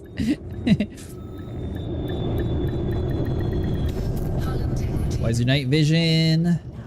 On the ship's frame is still greenish blue, OG color, but the objects is blue. Mod render failure? Maybe.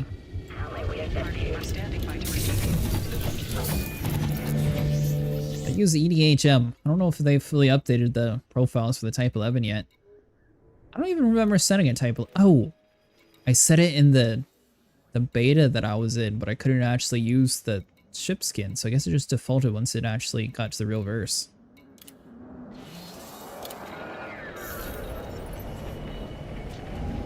We're aboard your unnamed Panther Clipper Master. Shadow, if you ever are in the holiday spirit, there's a game for you. I played it, it was kind of hilarious, but it's called Seasons Beatings. You go around and beat up your co-workers at work in a cubicle. It's a Christmas game to, you know, get you into the Christmas spirit. Basically just an entire game designed around what you were talking about.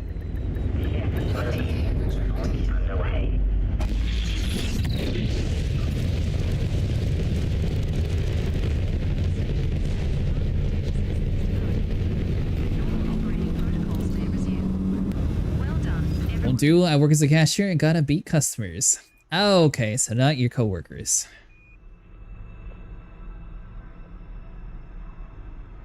Oops.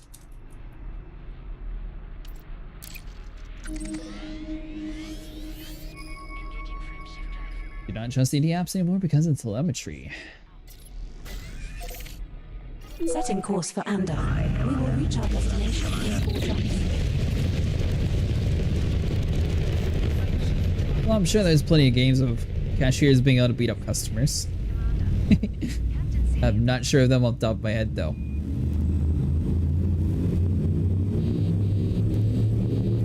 Well, you could work at Happy Burger Farm or whatever that game was.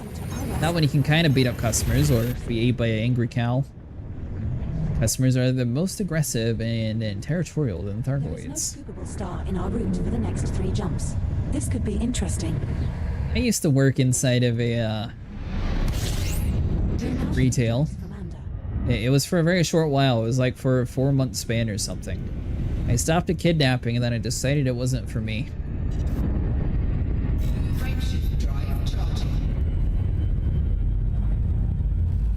Oh yeah, then my boss and the next higher up person quit, so then I was left as the only higher up person there. I was like, nope, I'm not about to stay for a whole new boss. I don't need to give my 2 weeks to them.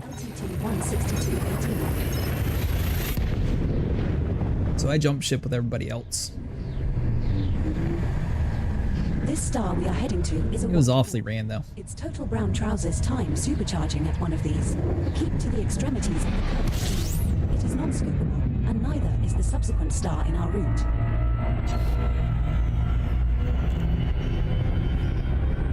Alright, so give us the space juice.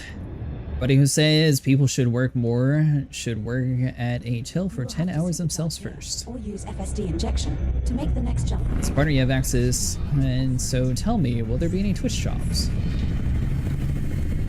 I think this is sometime soon, I don't remember when.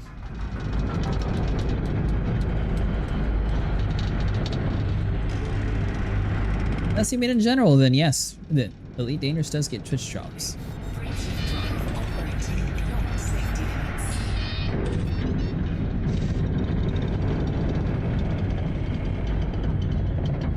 I would have to assume it'd be closer to Halloween, though.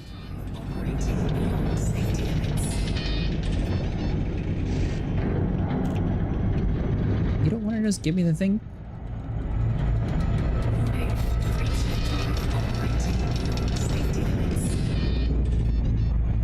Well, what would you do when you landed on the gas giant?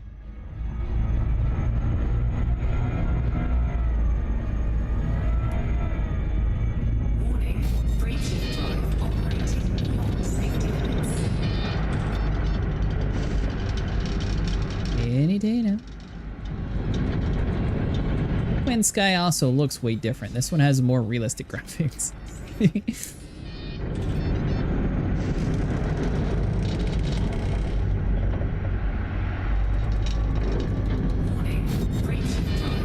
Well, No Man's Sky has also been developed for that since day one.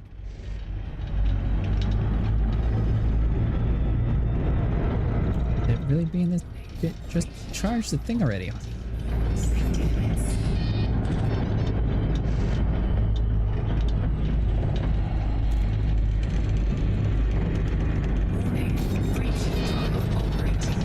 See a neutron star IRL and compare it to how it looks in ED. I actually have not. We've been flying for a while now. How about we stretch our legs a bit? Were they close or were they far off?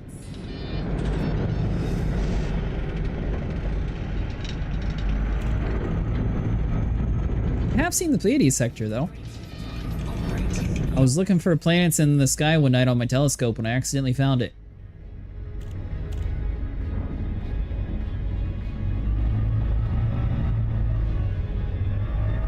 Neutron stars and elite are broken. You can approach them at less than 1,000.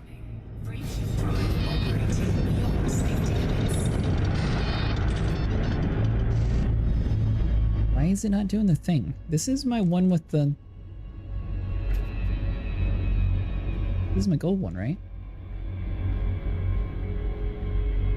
Yeah, it's gold. Seen a quasar. I set my telescope and left to keep stacking images for 2 days. I'm not sure how long the sale's going for. I think it shows on Steam.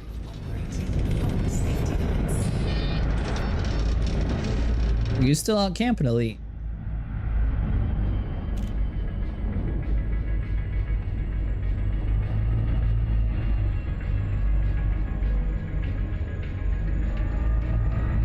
You could fight the aliens. Oh yeah. Tomorrow will be fine.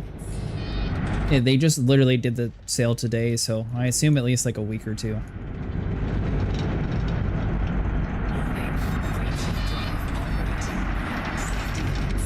I mean, did it say that my boost got boosted and I just didn't notice? Is that what happened?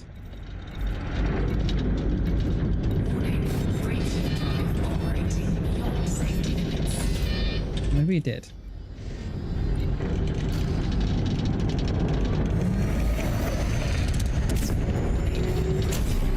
Oh, the neutron stars are so hot with a magnetic field, so insanely easy to evaporate your ship at like 1,000 kilometers. Try it sometime. Well, it makes sense because originally I assumed neutron stars were in before SCO drives, right? So that sped up people being able to actually play the game by quite a few millennia. Although it is kind of interesting. I wonder if they'll eventually change to a whole like new fuel type or something to be able to like go even further. I do. I guess I just didn't notice her saying that I actually had the jump boost. This star isn't scoopable, but we can scoop it. I swear she didn't tell me though, but I probably just didn't notice it. Neutron stars should have been light around them. Edie, we've been light around the beach. You will have to supercharge here, or use FSD injection to make the next jump of 63.88 light years. Does your co-host talk to you that way? She just told you. It's Edie Copilot actually. There we go. Hey, that time I actually seen it. Yeah, so Edie Copilot can have your ship actually have like a voice to talk to you. If you wanted to pay for it, they also have a chat GDP option to where you can actually like speak to your ship and it'll speak back to you. The only thing is you have to pay for like a whole different API and it's based on like how much you actually speak to it. So originally I thought it was just the normal chat GDP thing, but nah, you gotta pay a lot extra for it. Also, they don't just rotate around their poles, their axis also spins. I think the neutron stars actually have it a little bit spinning.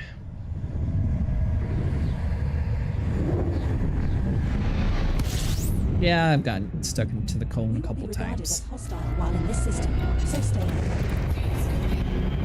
This is the final stop in our current route. What are your Same with my HUD color. This is EDH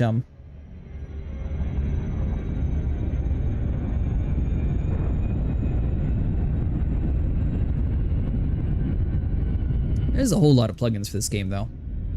Like an observatory, which is good for exploration, SRV survey, which is another tool to help with that. You have ED Copilot, voice attack, both of those add like the immersion factor. EDHM, you can fully customize your color of your HUD. You can turn off your HUD when you're jumping, which is why everything looks a lot cooler and realistic. The FSS scan also has another mod inside the EDHM that you're able to have it so it lists like what type of plane it's and everything. There's a whole lot of different options. Is that 100,000 or a million RPM neutron star will eat your ship?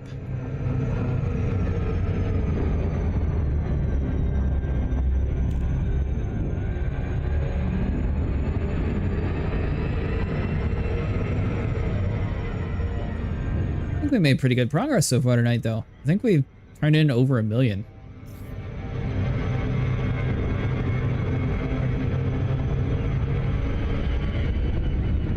Sorry. Over 1,000, not 1 million. Pulsar light will light you away at 1,000 light years of distance. Though I guess next time, now that we know how to actually transfer to our ship, we could do the Parrot's Head.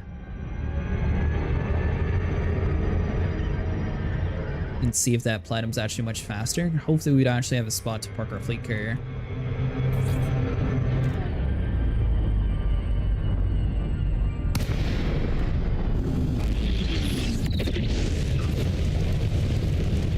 Again, the beta neutron stars looked better without the cones more realistic as regular stars, but they've been very small in diameter.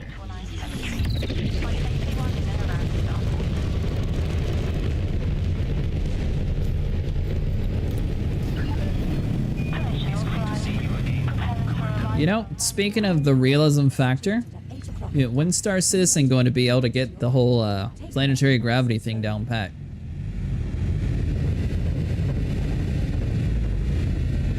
Since you were talking about all the cool things in No Man's Sky, which also doesn't factor in gravity.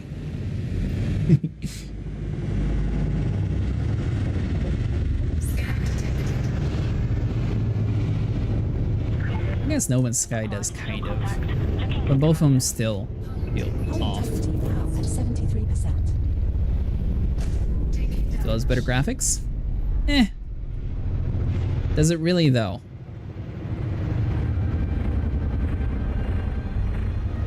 People say it has better graphics, but one, the game doesn't work unless you have like a maxed out series game. Or maxed out computer, sorry. And then on top of that, the clouds look better in this game, which is the main thing that matters in a space game. Graphics don't matter.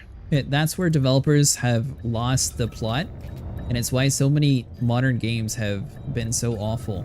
People keep caring more about graphics, and no one's caring about gameplay. So then when they release a game because it looks pretty, and then no one buys it because the game stinks and it needs patches for like 3 years in a row to finally be good, that's not a good marketing decision.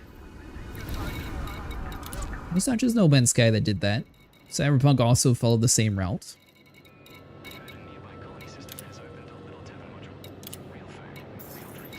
You can buy the trade route commodities we need now, Commander. Alright, so that, how are we doing in the community event?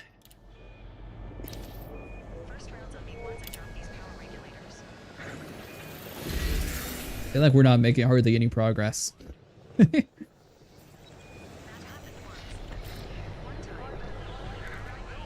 So 963, I think we started was what, 800, maybe 600? We've collected about 1353 so far. What it? Your Copilot sounds like Assistant from X3 with its mechanical voice. Yeah, I did change it a little bit. I was thinking about eventually it'd be cool to get like the voice pack and actually have like Commander Worf or something be able to talk to us. That's what my eventual goal is, but still saving up and trying to figure out how to get all that connecting working properly.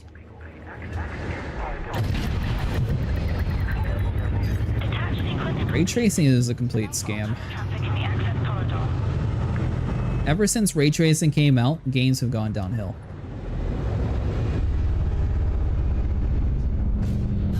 Slight bump.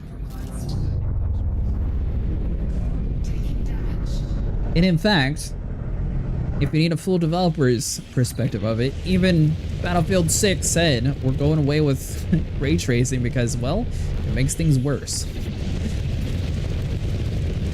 It is a scam. No game runs better with ray tracing. If you can find one game that actually runs better with ray tracing on versus off, I will be impressed. I dropped off my last load.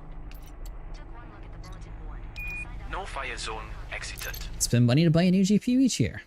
I bet you do. Well, that doesn't change the fact that the games are worse. W-W C1-17. 27 times in 1 month. Setting course for Capricorni sector GW-W C1-17. We will reach. I feel like ray tracing fits in the same book for me that VR does. I think VR is really cool, and I think it started out really cool, but the thing is, technology has to catch up to it. Once technology gets to the point where VR looks as good as just like looking at the screen itself, then it's going to be a lot more consumer friendly for like smaller indie companies to make it. The market's going to go down from like $1,000 for the good headsets to like, I don't know, the $400 to $500 range, and then I think it'll be a lot more popular again. And I think the same thing is going to be said for ray tracing. We can supercharge here. We're in the weird period where developers don't really know how to optimize with ray tracing, and people are blaming like the different types of engines and everything else just to try to find an excuse. And eventually it's going to get to the point to where they hire enough smart people who know what they're actually doing, and then the games will be optimized again. You know what's better than SCED and No Man's Sky? SD injection to make the next jump 66.34. What's better than all three of those?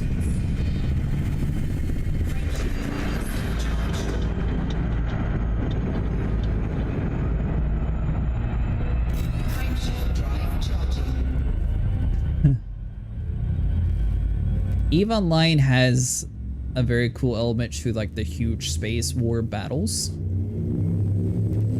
But I was really annoyed at the fact that you have to fly literally hours at times to get all your stuff back. So apparently there was like ways and tricks to like slingshot yourself over across the galaxy, but This star isn't I do scoopable. not know those. Put the star after this.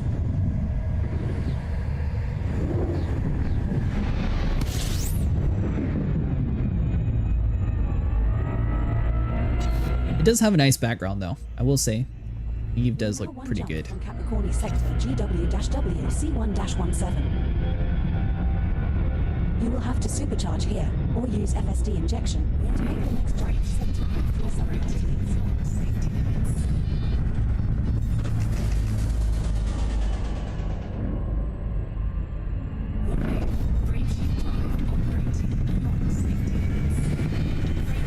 There we go.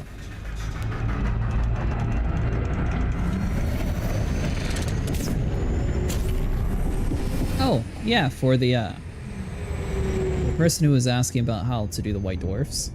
One thing to keep in mind whenever you're in a white dwarf, it does make your ship go all sorts of crazy areas. Ray trace graphics in a space game, there's only one light source in most star systems.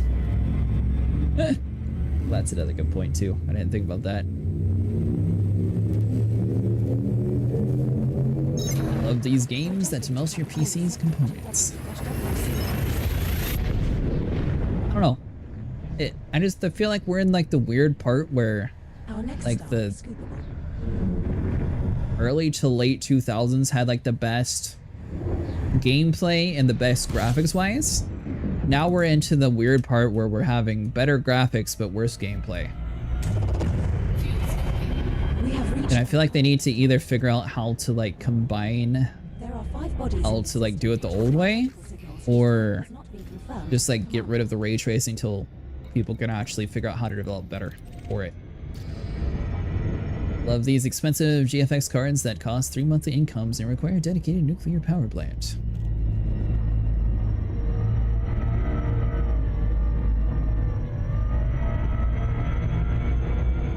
I don't know. Maybe I'm in the wrong. But what do you guys think? Did we have access to more games coming out way more frequently before ray tracing? Like 360, PS3 era? I feel like was where gaming peaked because you actually had games come out like... Yeah, there was a new good game like every other month. And now it's like there's a new good game every 8 months. So it seems like the gap for like new games have shifted quite a bit. And even with that said, you can see it reflected in like Twitch with viewership wise. Like there's a lot of really old games popping back off because there's not a lot of new games ever replacing them. Like there's occasional good games like the Silk Song and stuff like that, but I don't know. But we're just in the weird period where there's just not too many new games coming out.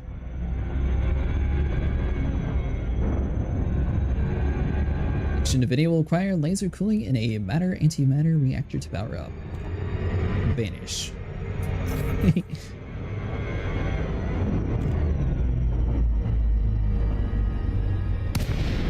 Got an emote for you though.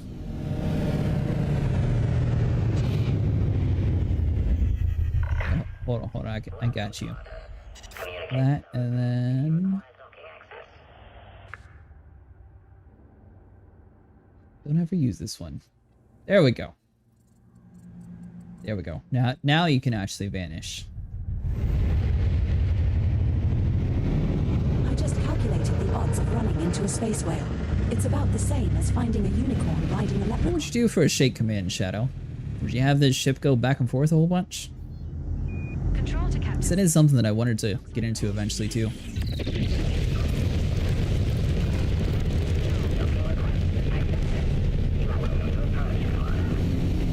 Alright, so let's see. Swim back over to our other ship. Please proceed to landing. Made pretty good progress so far. 5 hours, 3 trips. Station officers, please proceed to docking bay 8 to greet our commanding officer.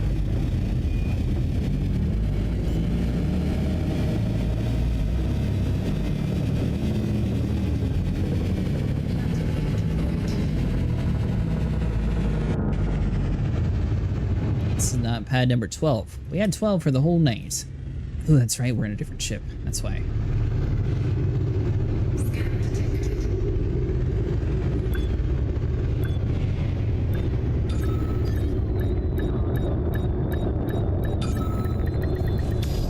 No crimes detected. You're free to go. Our depot progress is up to date. Alright, so we got that. It's also really weird that your fleet carrier even treats you as a criminal and tries to blow you up. This is the captain. Welcoming party, please. We get one more set for the night, so that'd be what? A little over 1,000? 1,300? The maximum jump range for this ship is 41.88 light years. Alright, so let's buy the max amount. Once we get over to the area, it'll do the whole thing saying that our inventory is full. We'll get a couple platinum from our bay there. Also, which another thing to see in ED, when you change your ship upgrades, your ship's engine sound changes. It's like upgrading your car IRL. Cargo hold at maximum capacity. I feel like that would just be basically Grand Theft Auto.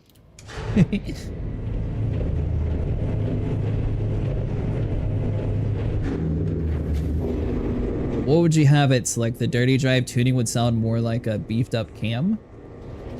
Or how would you actually do the sounds? You can go with the whole there's no sound in space.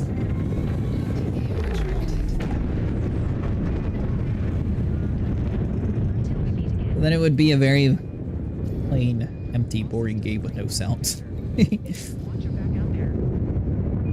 But there is sound in ED, there is. And I'm glad there is, because it would be very awkward to just fly around in silence. Setting course for... There's sound in all space games because no one wants to play a silent game. How convenient.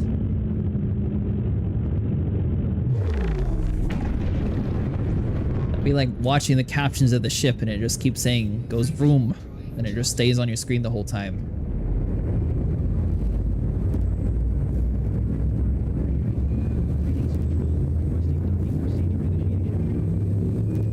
That would be another really cool thing from FDev to do. It's a little bit more like the memey, like, I don't know, more playful side of things though. Capricorn B. But one thing that 7 Days to Die did really cool is they actually had like Twitch integration to where people could actually like change the sounds and stuff for a temporary time. That'd be pretty cool if that was an actual thing that they were able to do. We have reached our target destination. They're in lower reason why you can listen to sound in space in ED. If you install Guardian FSD booster, they should change the spooling sound of your FSD.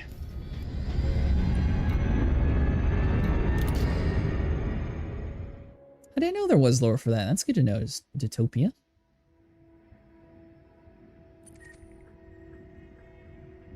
Do you know the lore off the top of your head?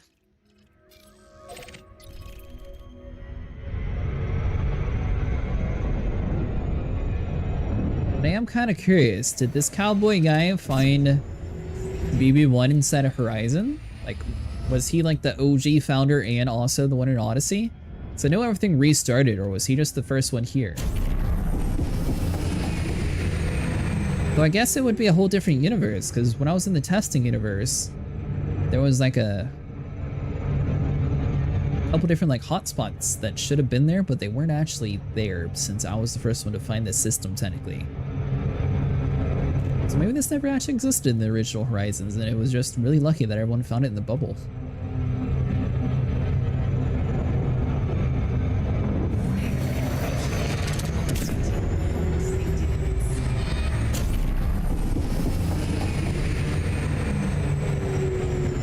Nice and blinded. Testing universe doesn't seem much different than the live universe. It is, and it isn't all at the same time. High-value core hotspots. For example, detected on hotspots will be different. B1A ring. There's 0 fleet carriers. There's 0 actual settlement stations. Or sorry, there's not 0, but there's a lot less settlement stations compared to normal. It's like when I was flying around, I was like, oh, I don't need a fuel scoop. It's a small distance. I could just, you know, hop a few systems and I'll go down and grab some fuel. And Nora showed that there was stations in my route. So I was like, cool. And then I got there and none of the places that showed existed in that world compared to Enora. So I don't know, it is the same, but it's different all at the same time. It's very weird.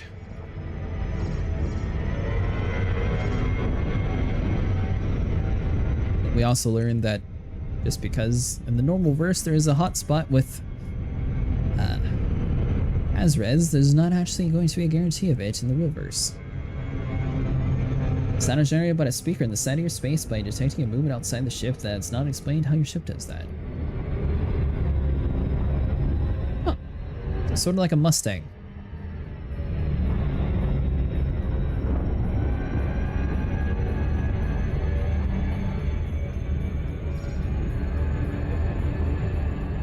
Newer Mustangs have that same sort of feature inside of their cars.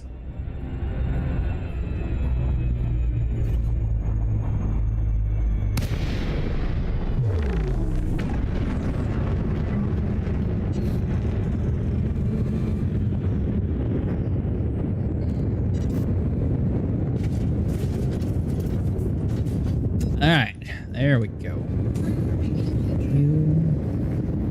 Quiet, let's turn you back on.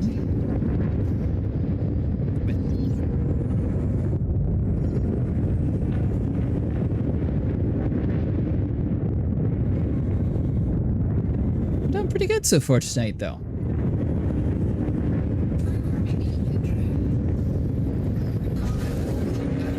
You know what's even more terrifying than space? Your piloting skills. Drop 15, that way we have room. Or am I?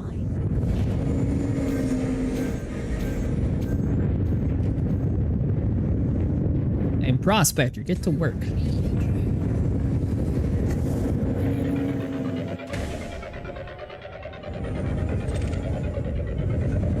What about you, Daytopia? Are you excited for the Type-11, and did you end up getting it, or you're just money inside of a bigger ship? Asteroid scan complete. Prospector limpet failed. Prospector limpet engaged. Ta-da! Prospector limpet failed.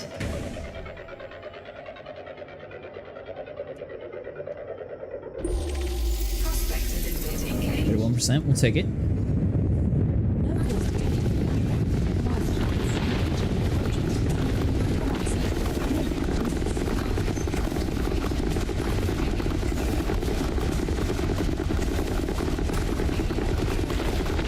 So I guess this one, even though it's only 30%, it's still mostly platinum.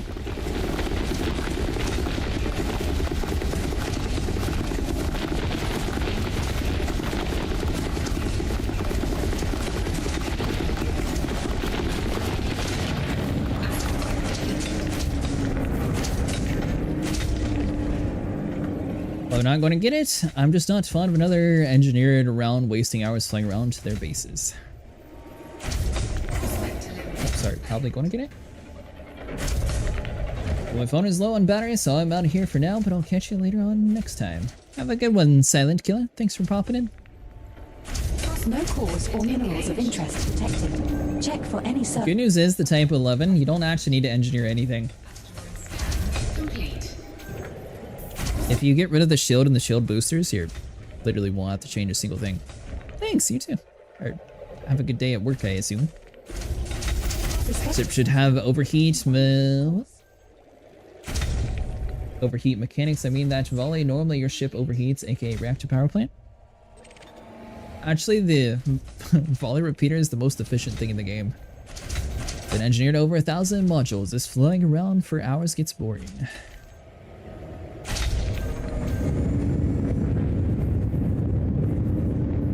Yeah, ironically, this is one of the few ships in the game. The only thing I actually would recommend is the SEO drive. I mean, the power plant, you can keep that in stock. Same with the distributor.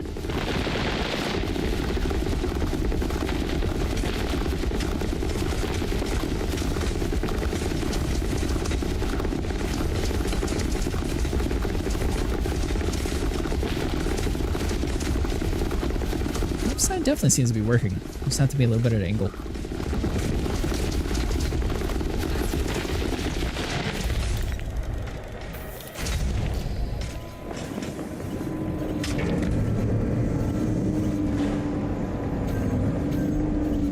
No, it's kind of random for how many hits it takes to open the fragment. But like the big chunks and the little chunks, they all count for the same amount percentage-wise. When it comes to actual, like, how many fragments come out of the asteroid. But check for deposits anyway. Come on. This refinery won't fill itself. So usually it's about 3 bursts before one fragment breaks off.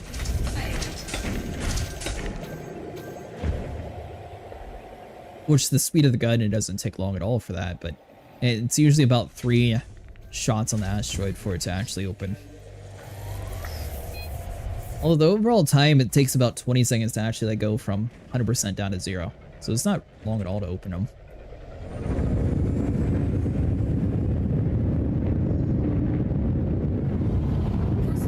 Use 25.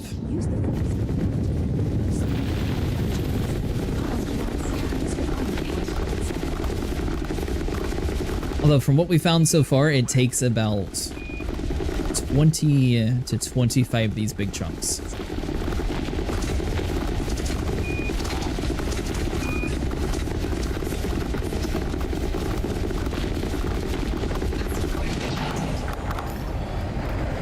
Thank you.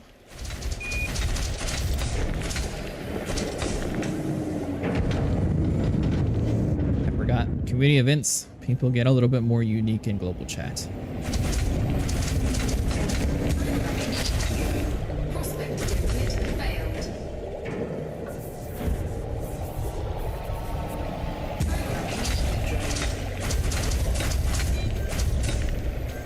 Have a good night, buddy.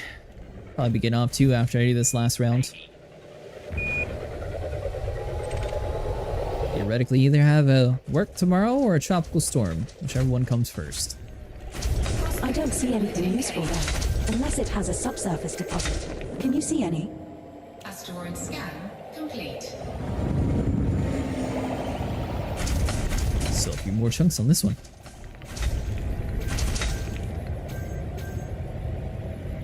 Here we go.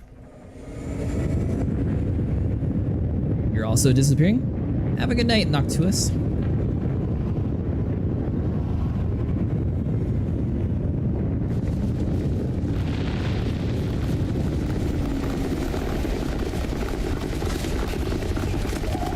Seems to work even on these small ones too.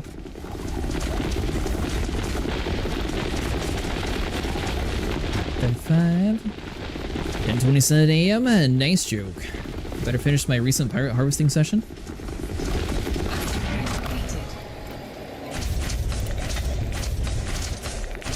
But what are you trying to get from harvesting pirates? You're just going for credits?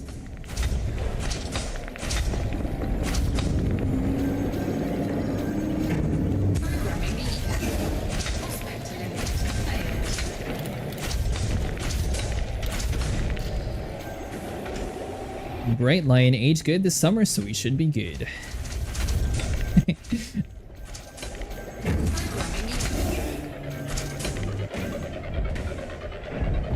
Yeah, the only weird thing about this ship is the prospector doesn't always shoot. Everything else, though, is really good.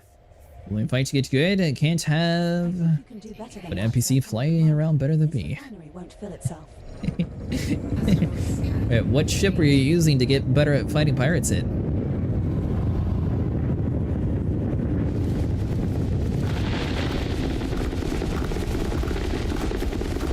I attempted to use the Corsair not too long ago. I got my butt kicked. Then I got angry. Then I pulled out the Corvette and I just started killing everybody.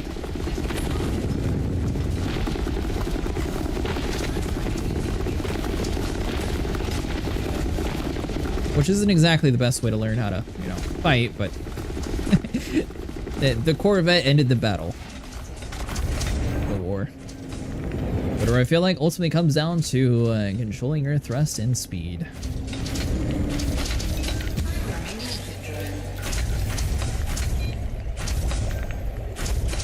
Yeah, that's true. Bigger ships, though, it's nice having another fighter to help watch your back as well. Filling up nicely on germanium. Now at 97.2%. One prospector. There goes.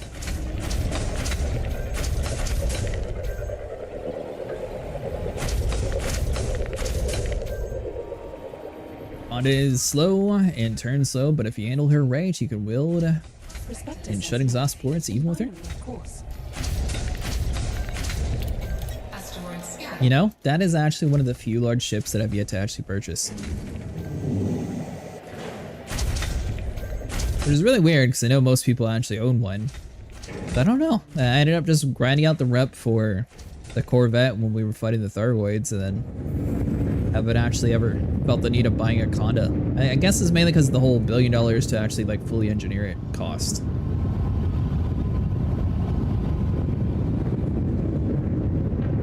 Once you really get good with the flight assist off, the entire game becomes trivial.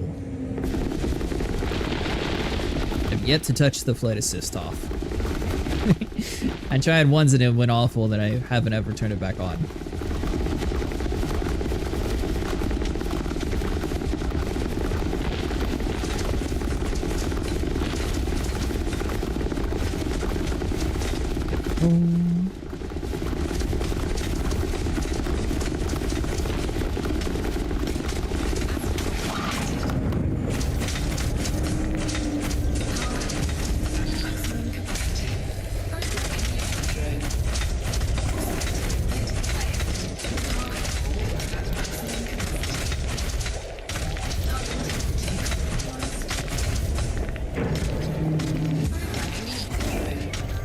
Was it? Oh, for a fact, we got room. I made spots.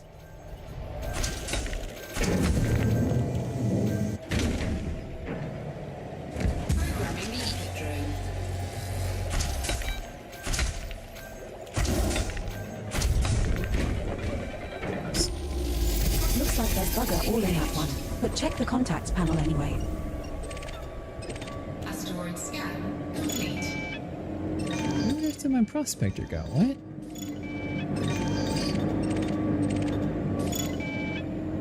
Alright, well, I guess that one's empty.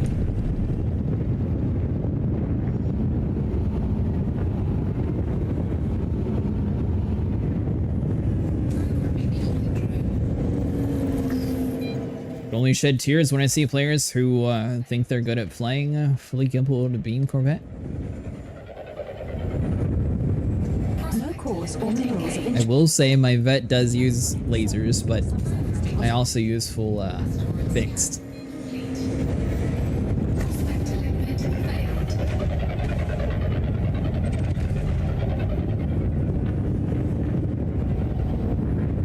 When can my limpets stop killing themselves? Ooh, no cause detected in that one. Asteroid scan complete.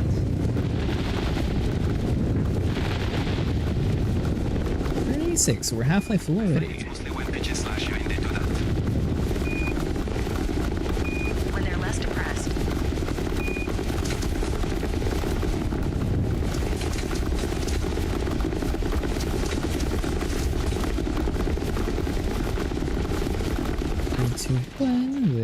Cool.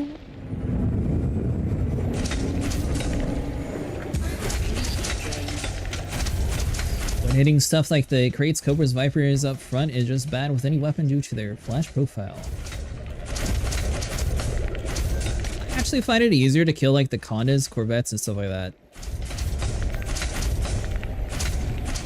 The further you are away, the less accurate the gimbals get because they jitter. Commander, come on, Commander. This refinery won't fill itself. Asteroid scan complete.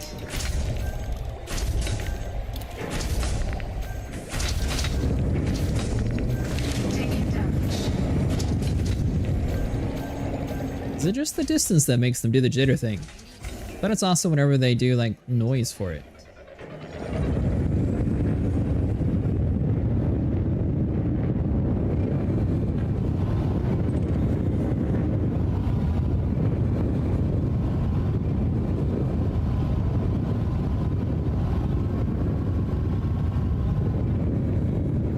Nothing.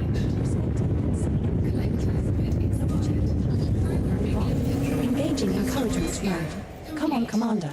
I know you can do this. You're good at flight assist off. You can hit an enemy above or below. Actually hit with all 6 of your plasma accelerators. No cores or minerals of interest detected.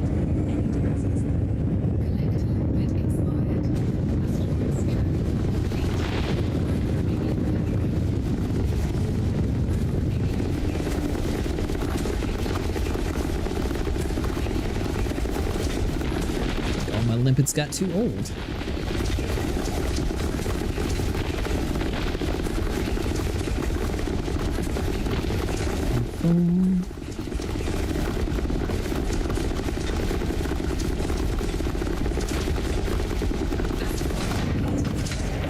No, it's a lot more like stopping and starting when it comes to using a medium ship, but this one's actually pretty enjoyable to use. Has a lot better handling than a large ship. Way faster acceleration. I don't know. I like it.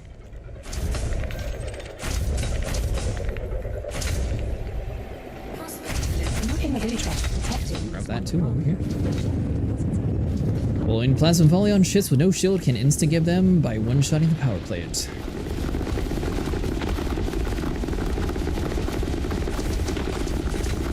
Are you able to one-shot another player's ship? Or are you done with NPCs?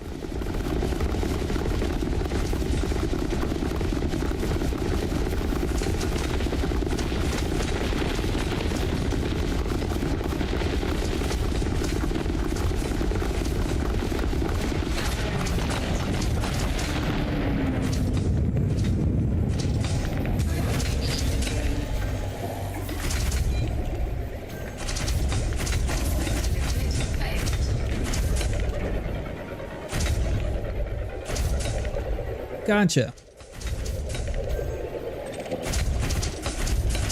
When do you think they're going to add newer ships in order to, like for hunting pirates? They haven't really had new ships added to the list there in a while, I don't think.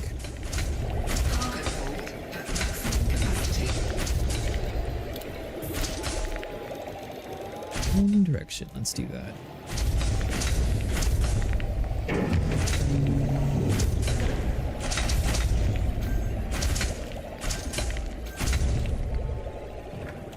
Wait for all the collectors to grab everything.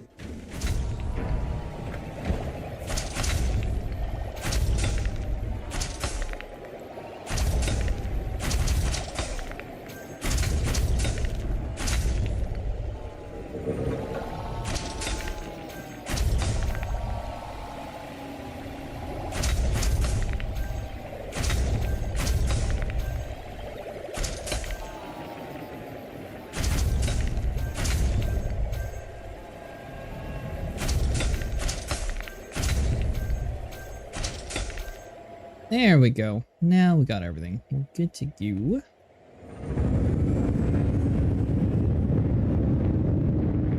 There's 29 collectors left.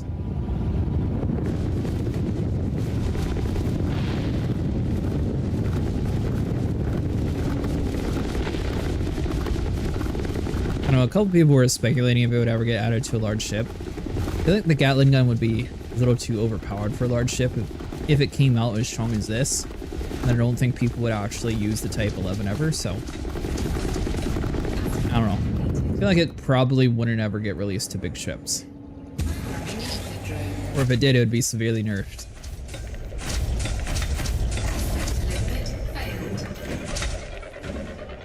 It could get released to other Type-11 series ships, which might be why they didn't actually put like a special identifier name inside the listing there, because, you know, that way they don't have to use like the Mark II variant. They could just say, no, this is the Gatling volley slot. No cores or minerals of interest detected. Any deposits, though? We're not finding the 60s, but we're finding a lot of like high 30s, low 40s.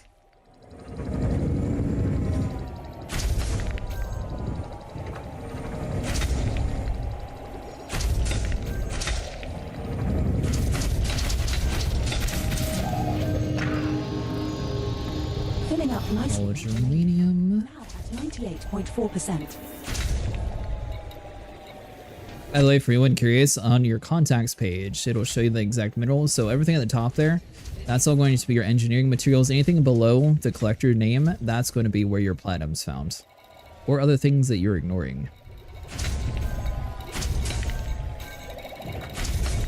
And all our little limpets that we decided to ignore.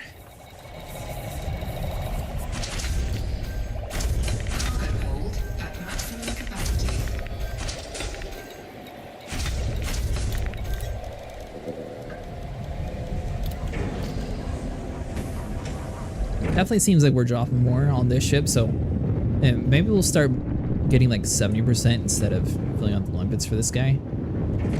It's the bigger chunks definitely speeds up how fast we have to get rid of things.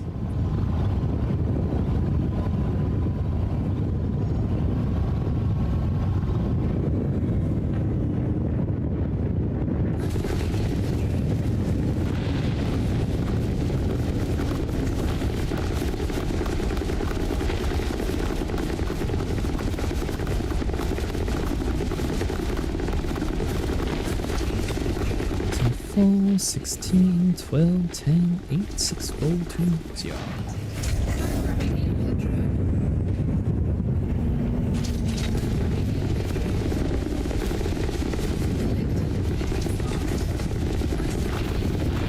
No clue if this has platinum, but I figure we may as well shoot it while we wait for the collectors to pop out anyways. Oh, it does.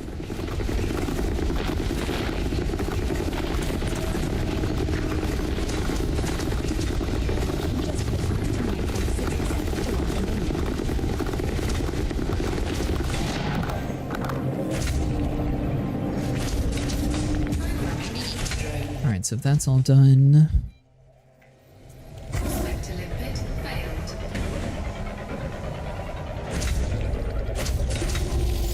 Focus, Commander. Use the Force if you have Saying to. it's not worth it. Sorry, wrong franchise. Asteroid scan complete.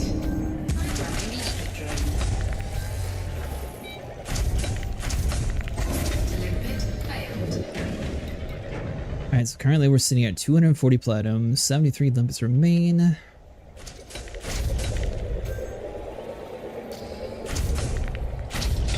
Honestly, it's not too bad of a ship. Once we up the storage up to 338, that's decent.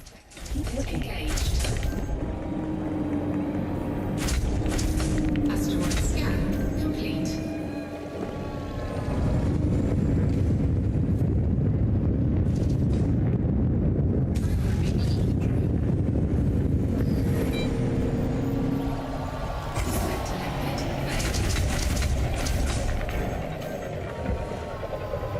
See if we can find some platinum. We'll wait for the rest of those to get over here. We could also strafe over to the left, that way they fill up the cargo bay a little bit faster, but I don't think it's really necessary.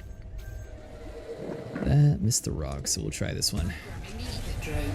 Oh yeah, for anyone who likes exploring, we did test it out earlier today. I know some people in chat were someone arguing over if it actually counted, but if you turn in the data to stations, it does actually count towards your reputation. I'm not sure if it works the same for fleet carriers though.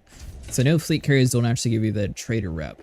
So that might be why people were thinking it didn't work otherwise. No cores detected in that one. Commander. 39. Asteroid scan complete.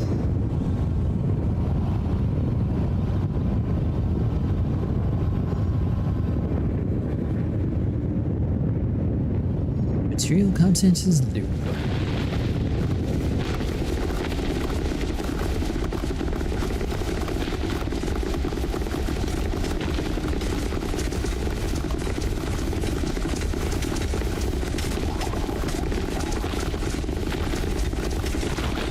Oh wow, see, even just the slight left angle will work.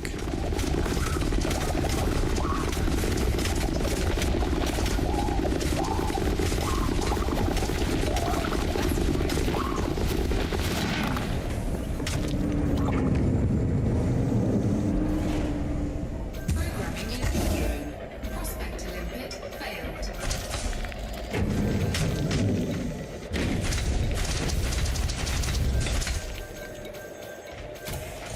Dump the osmium.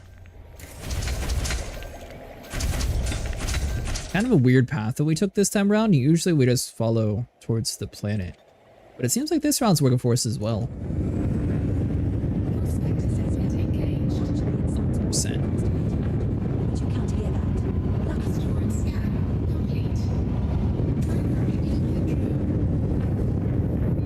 We are slowly running out of limpets, and thanks so much for all the commanders who stuck around for us tonight while we've mined out this community event. We'll probably be doing more platinum probably next week. Thursday, I think the plan's going to be for Thargoids. Friday, and we might try to do some Guardian sites or something if people would like to join us. Ooh, 44. Asteroid scan complete.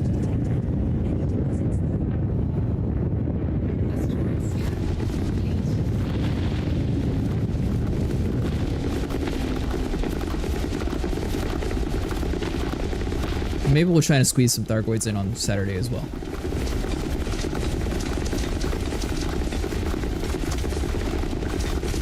%.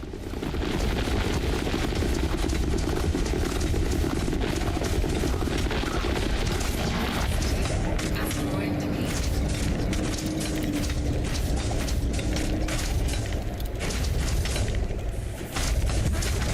Drone. Prospect limpet failed. Second for the refinery to process everything. Prospect limpet engaged. Focus We're command. down to 49 limpets, 298 platinum. Wrong franchise. Asteroid scan complete. It's actually kind of cool how fast you could watch the hopper fill up though. Ooh, 46, perfect.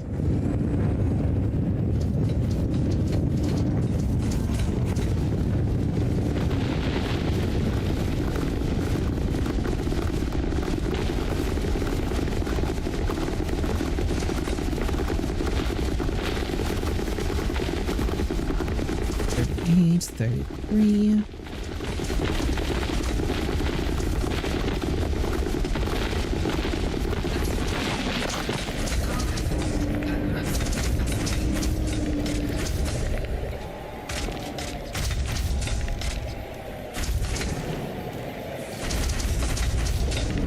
Well, this one trip here might fill us all up.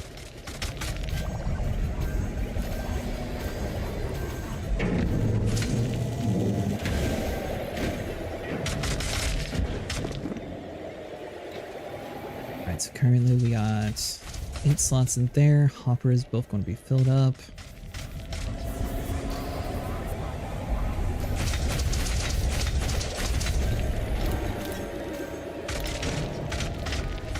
Leave us with 5, but I think we're going to be pretty close to 330 again.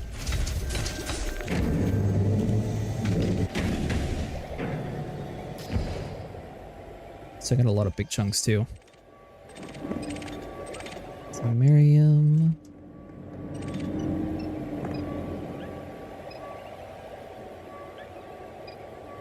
Why are they circling? Get over inside of our ship.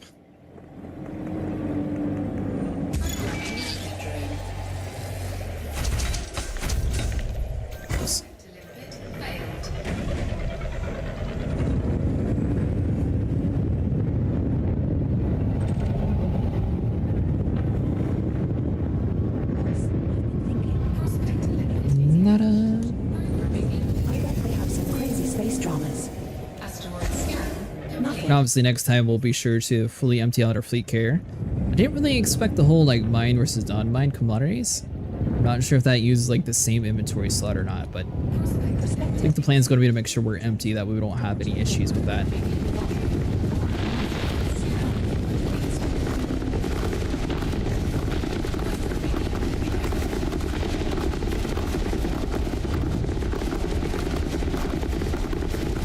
at 50%, this should definitely fill up our ship completely.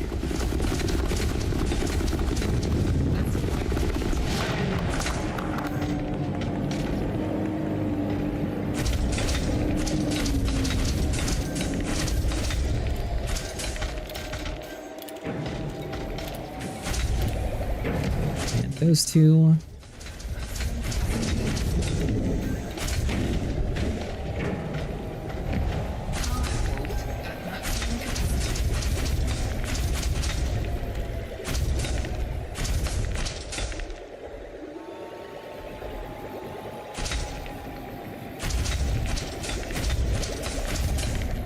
There we go. Now we're full.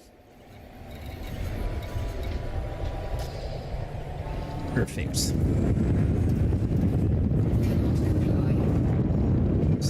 me.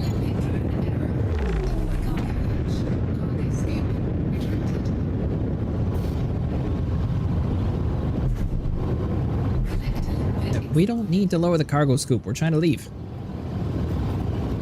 Alright, so galaxy map. We'll go back over to our other ship.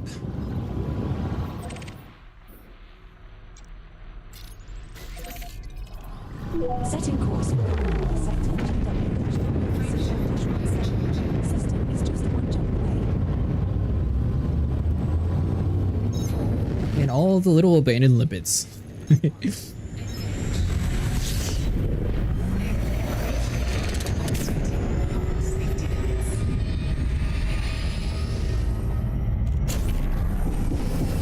Oh yeah, one interesting thing for all like the brand new commanders, apparently they actually have more sections that are like restricted to new commanders only. So theoretically, I guess they would have more chances of like having a starter area and being able to like chain missions together just for people who are new. So that's pretty cool. Jump initiated. GW-WC1-17. Unfortunately though, you can't actually get to those areas unless you have a brand new account, so we can actually show off any of it, but it's a cool concept. I like that idea that they did.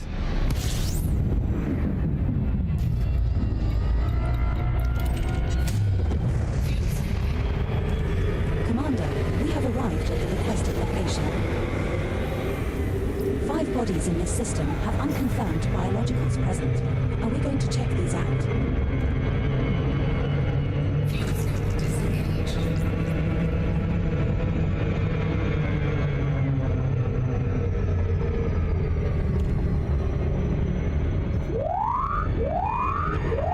Pirate interdiction threat detected, Commander. Looks like Ben Ryak is after us. Well, unless he wants to fight my fleet carrier, I don't think he's going to be trying to attack us.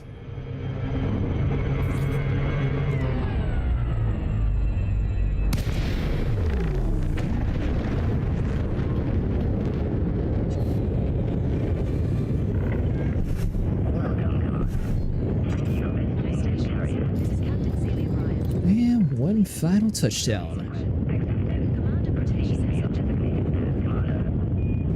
Alright, Commanders, thanks so much for sticking around for tonight. That is going to be it for today. If you guys remember to like and subscribe, and I will see you guys in the next one. Once again, Thursday we're planning on fighting Thargoids. Tomorrow and Wednesday is going to be sort of up for debate since we have a tropical storm here, so I don't know if we'll be streaming or not. Sort of depends on if we have power. Ben Ryak seems to be a little... We're doing pretty good. We got, what, 3 runs in? So about 1,000 or so platinum delivered in one night. But yeah, hope everyone has a good afternoon, evening, and morning. Catch you guys later.